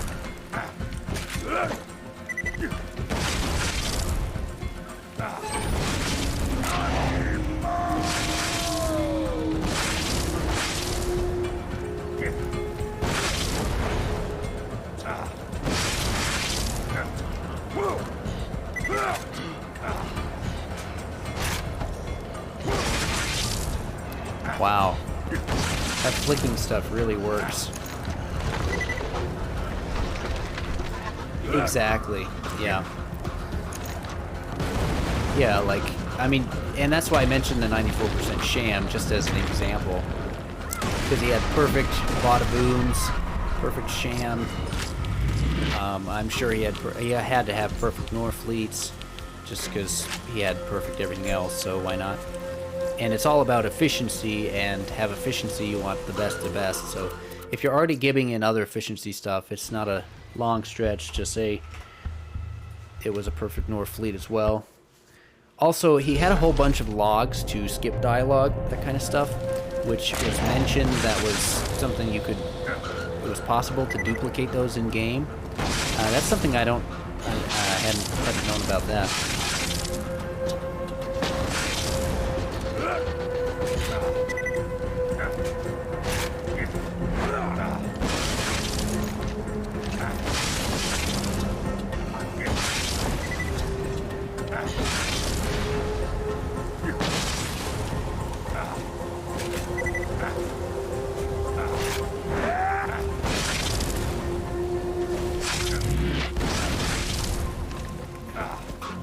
Lots of weapons and items hidden in the code.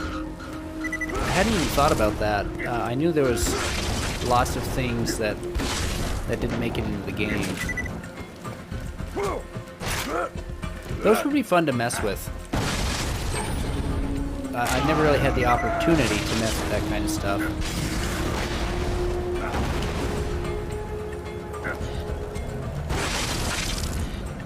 Man.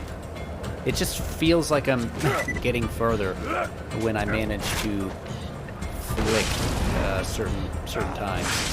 It's really amazing. Just that one little tip had such an impact.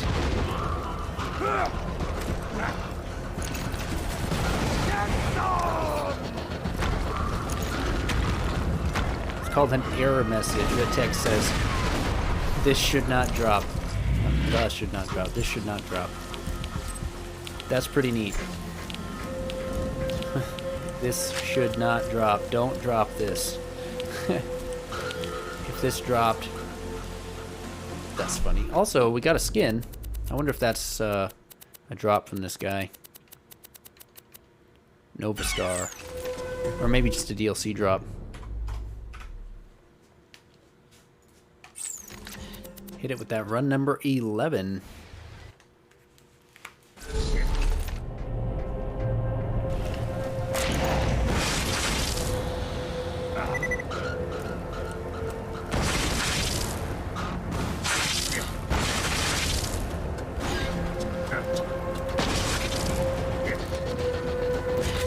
You know, that launcher from your early days on console.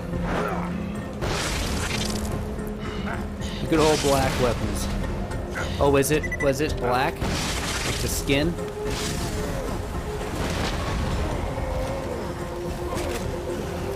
Also, I definitely remember all of the sort of the glitch weapons or mod weapons.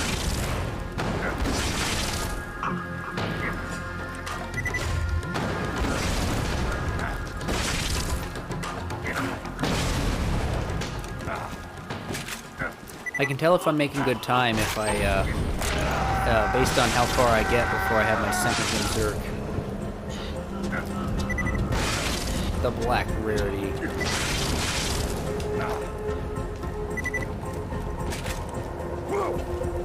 Experienced all that.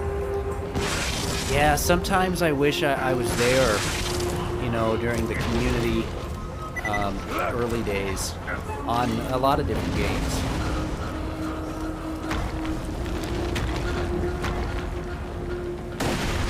A community in the first time of a game, I mean, everyone's so excited and a little bit more forgiving, and information is maybe not always accurate, but it's something new is always happening. I just remember being in a party with one of my friends, and we'd have people come in with modded weapons. When it first happened, you know, people would drop those modded weapons, and I thought it was so cool. You know, it was like, oh, sweet. You know, look at this. I can just one-shot everything, and it was fun for just a little while. And then people would come into the game with their modded weapons, and nobody had any challenge, and so it wasn't fun at all.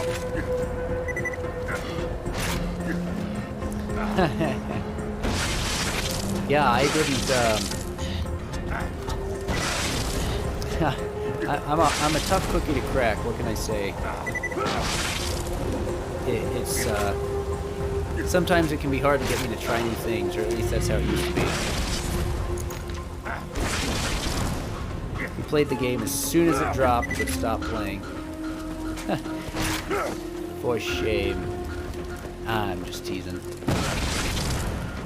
Well, it was probably a buggy mess, you know. Classic Borderlands buggy mess style.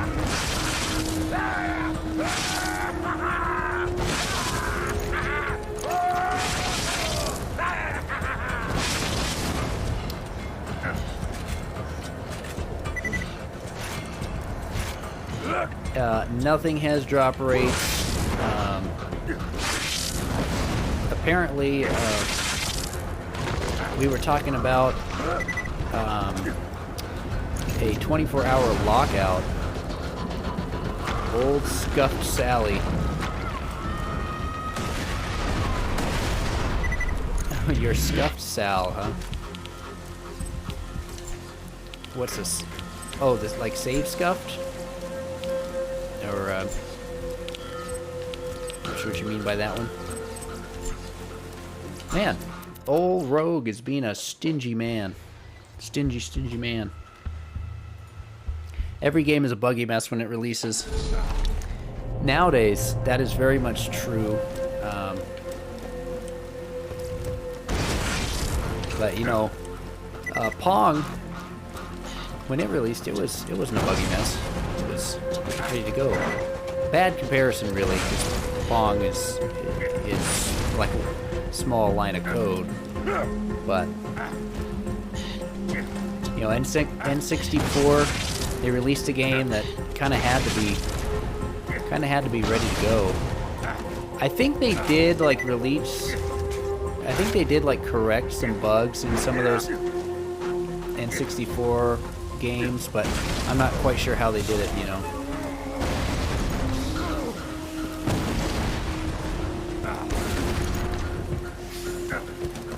Basically a really bad Sal. Bad guns and items, everything is bad. Yeah, I need to get some shred-a-fires before this playthrough is done. To just try to make my first ever playthrough, just make that work on... Look at all the old games, they were full of bugs and glitches. N64 is not a good example at all.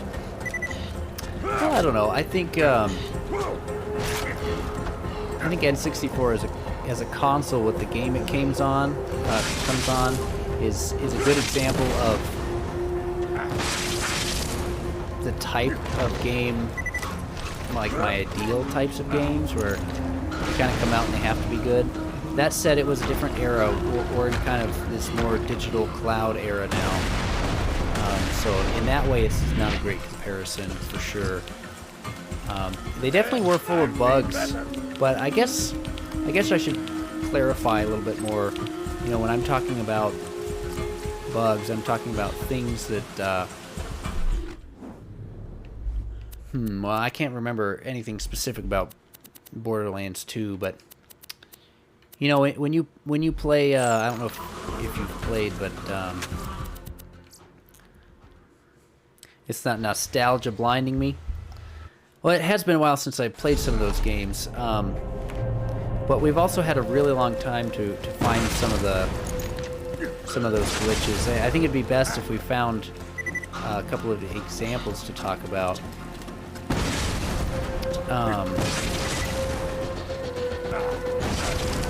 I guess I'm just talking about core gameplay mechanics, things that AAA.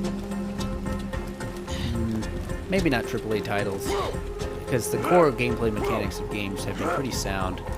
It's like the extra stuff, I guess is what I'm talking about.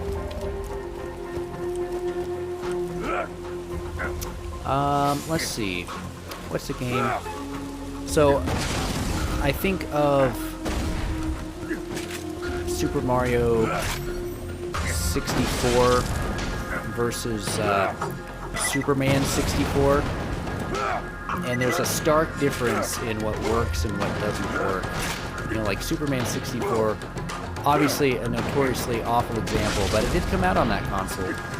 And that's the type of game where, that's what I would call a buggy mess, where things that are basic just don't work. Super Mario 64, on the other hand, definitely has glitches, lots of glitches that people found that are pretty amazing for speedrunning. But also just, you know, like, little things like I'd have to play that game again just in casual gameplay, but I suppose that's the difference that I'm trying to get across, I guess, is that just being able to play the game and have a good time. And they focused on that when they released the game, because it wouldn't sell if they sell the cartridge of N64 that it was just, you know, similar to, oh, I don't know, maybe Borderlands 2 at launch. But that's a bad example for me to talk about, because I really don't remember that. So, anyway, we're finally getting some Hydra drops. Also, I can see the pain on some of the farms. We got a matching stock this time, though. Still, we haven't got that matching grip. Or a bandit grip.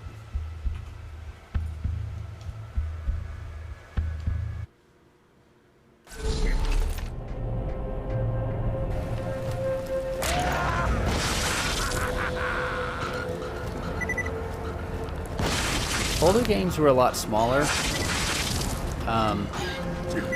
There were fewer teams working on them. In some cases, I would assume. There's less storage space, you know. But it's my opinion. I feel like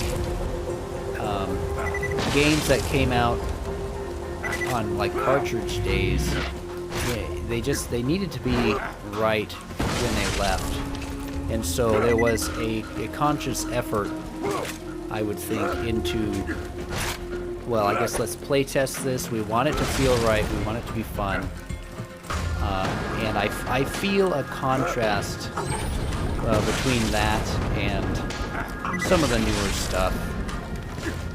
Older games' code was less difficult to mess up as well. Yeah, solid point. Which is where the bugs come from. Yeah, exactly. That is definitely one of the ways when this really isn't a great comparison, is that, I mean, it's not the same. It's probably not the same coding language either. I mean, there's a lot of different coding languages, and smaller, and yeah, so games are much bigger now, a lot more people working on them, a lot more things to fix and playtest, but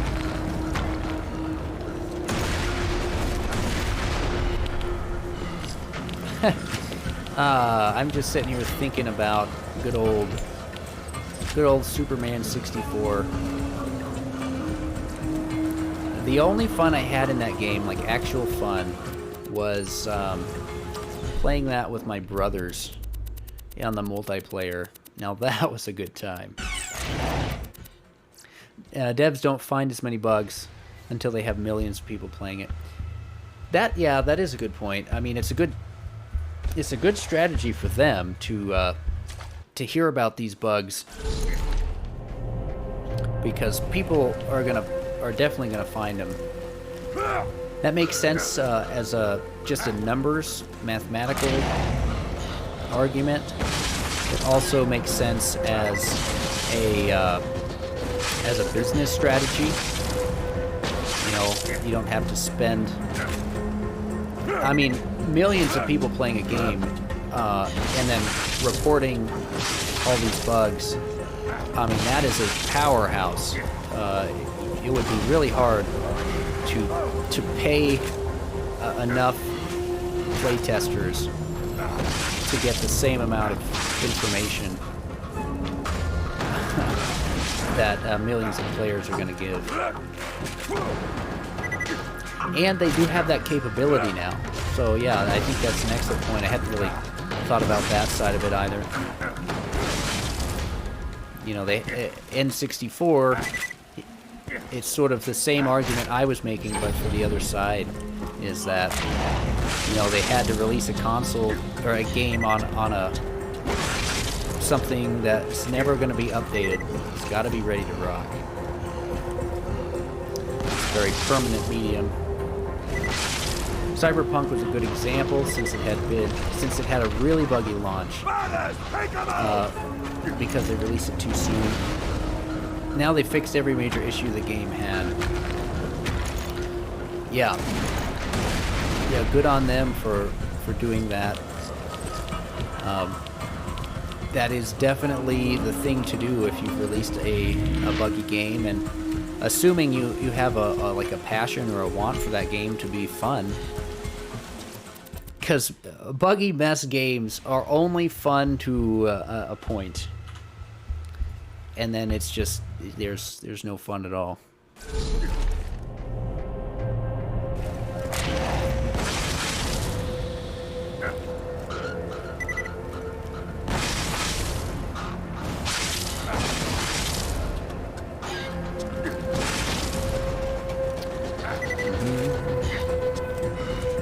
People still won't play it because of its launch.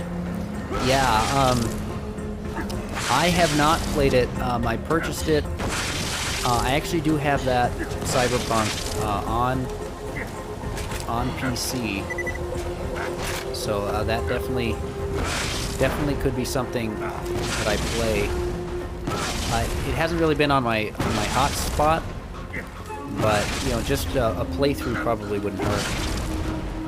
And if it's as improved as everybody seems to say, then I don't get to experience the bug mess, but I do get to experience what's apparently a good game now.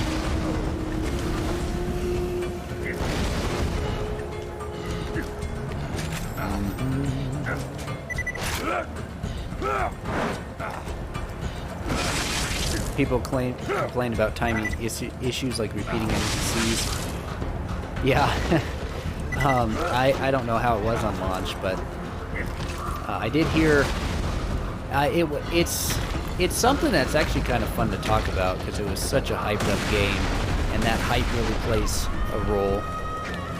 And then, I mean, it did have I say all kinds of bugs, but it did have, you know, bugs present that probably made it. Well, certain bugs actually, I hear you just really couldn't play the game because of it would like lock you out of a mission, which sometimes you could fix. Things like that are unfortunate, but also tend to be fixed quickly. So.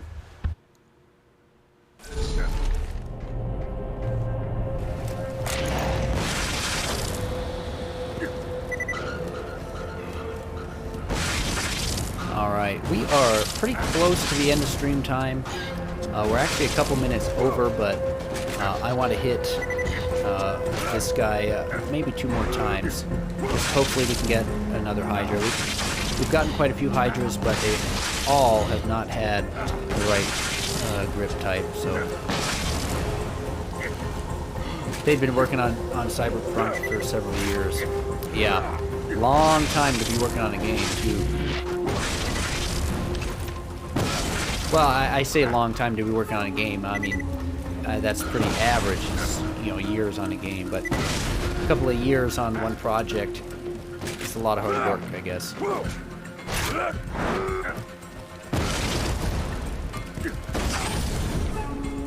Had to change a lot of things due to the constant change in console generations. Yeah. Yeah, they had some extra consoles coming out. They had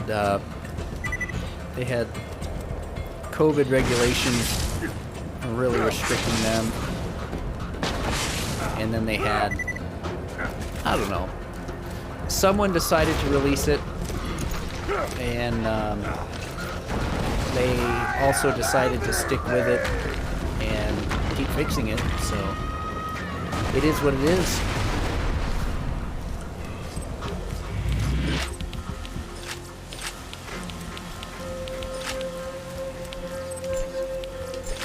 Man, no drop.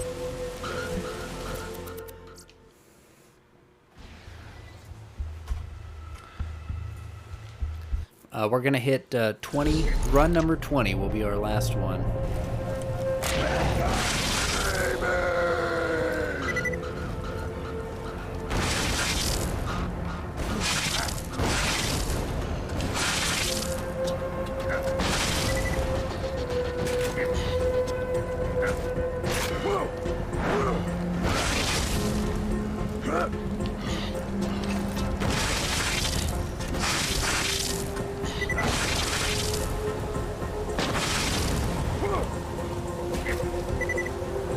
Get that reload in.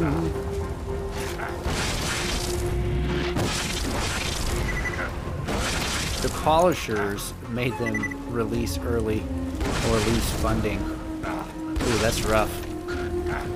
That's rough. Someone said, "Hey, we need some return on our investment before we continue assisting." How big of a developer is CD Projekt Red?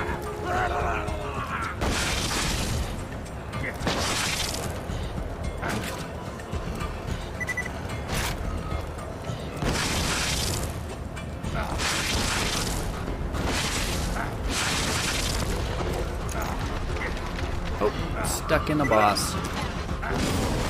Ow. Uh-oh. Okay, let's see if he dropped it. Oh, of course he drops it when I go down. Okay. I wonder where we spawn. Hopefully we're real close. I can go check this.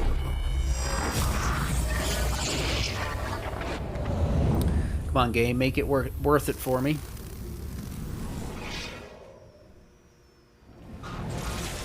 The Hyperion Corporation Oh, good. respects Oh, all wait. forms No, of we're life. actually quite a ways back.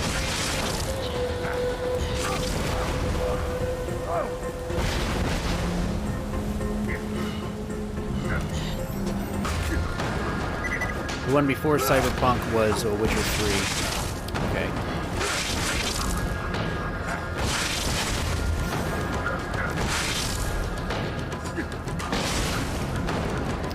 Did they make all the Witcher games?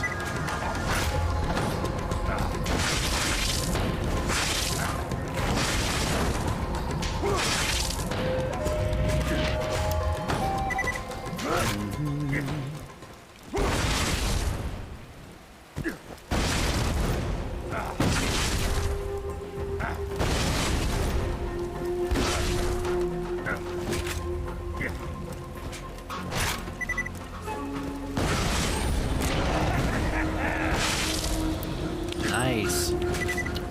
And alright, we finally got a usable... Finally got something usable. What did it turn out to be?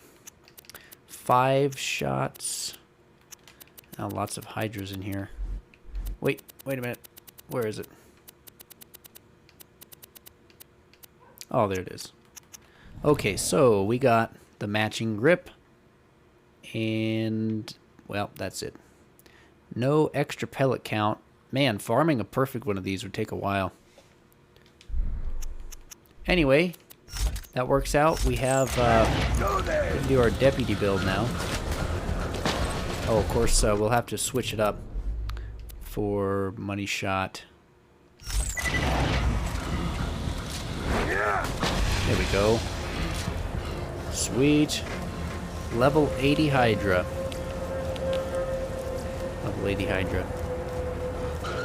Alright, chat. I hope you will stay on the channel for a minute. Thanks for watching if you're heading out. We're going to do a quick raid just because it'll be fun. And it'll help my analytics a little bit for a particular thing on the Twitch. So, if you're heading out, we'll see you later. Otherwise, if you would, just follow me through on a raid and stay for about a minute or two if on the new person. We have, let's see who's on right now playing BL2. Oh, we've got someone doing 1 Life 0. 1 Life 0. Let's send this guy some love. Gauge HC. I've seen him on quite a bit, and he's doing some 1 Life right now. Alright, everybody. I am on tomorrow. Tomorrow is Friday. It's going to be kind of a late stream on Friday. We're going to start about 5:30. 5:30 till 9:30. Here we go. Let's raid Gauge HC. Just a moment here. Raiding in 3, 2, 1. All right.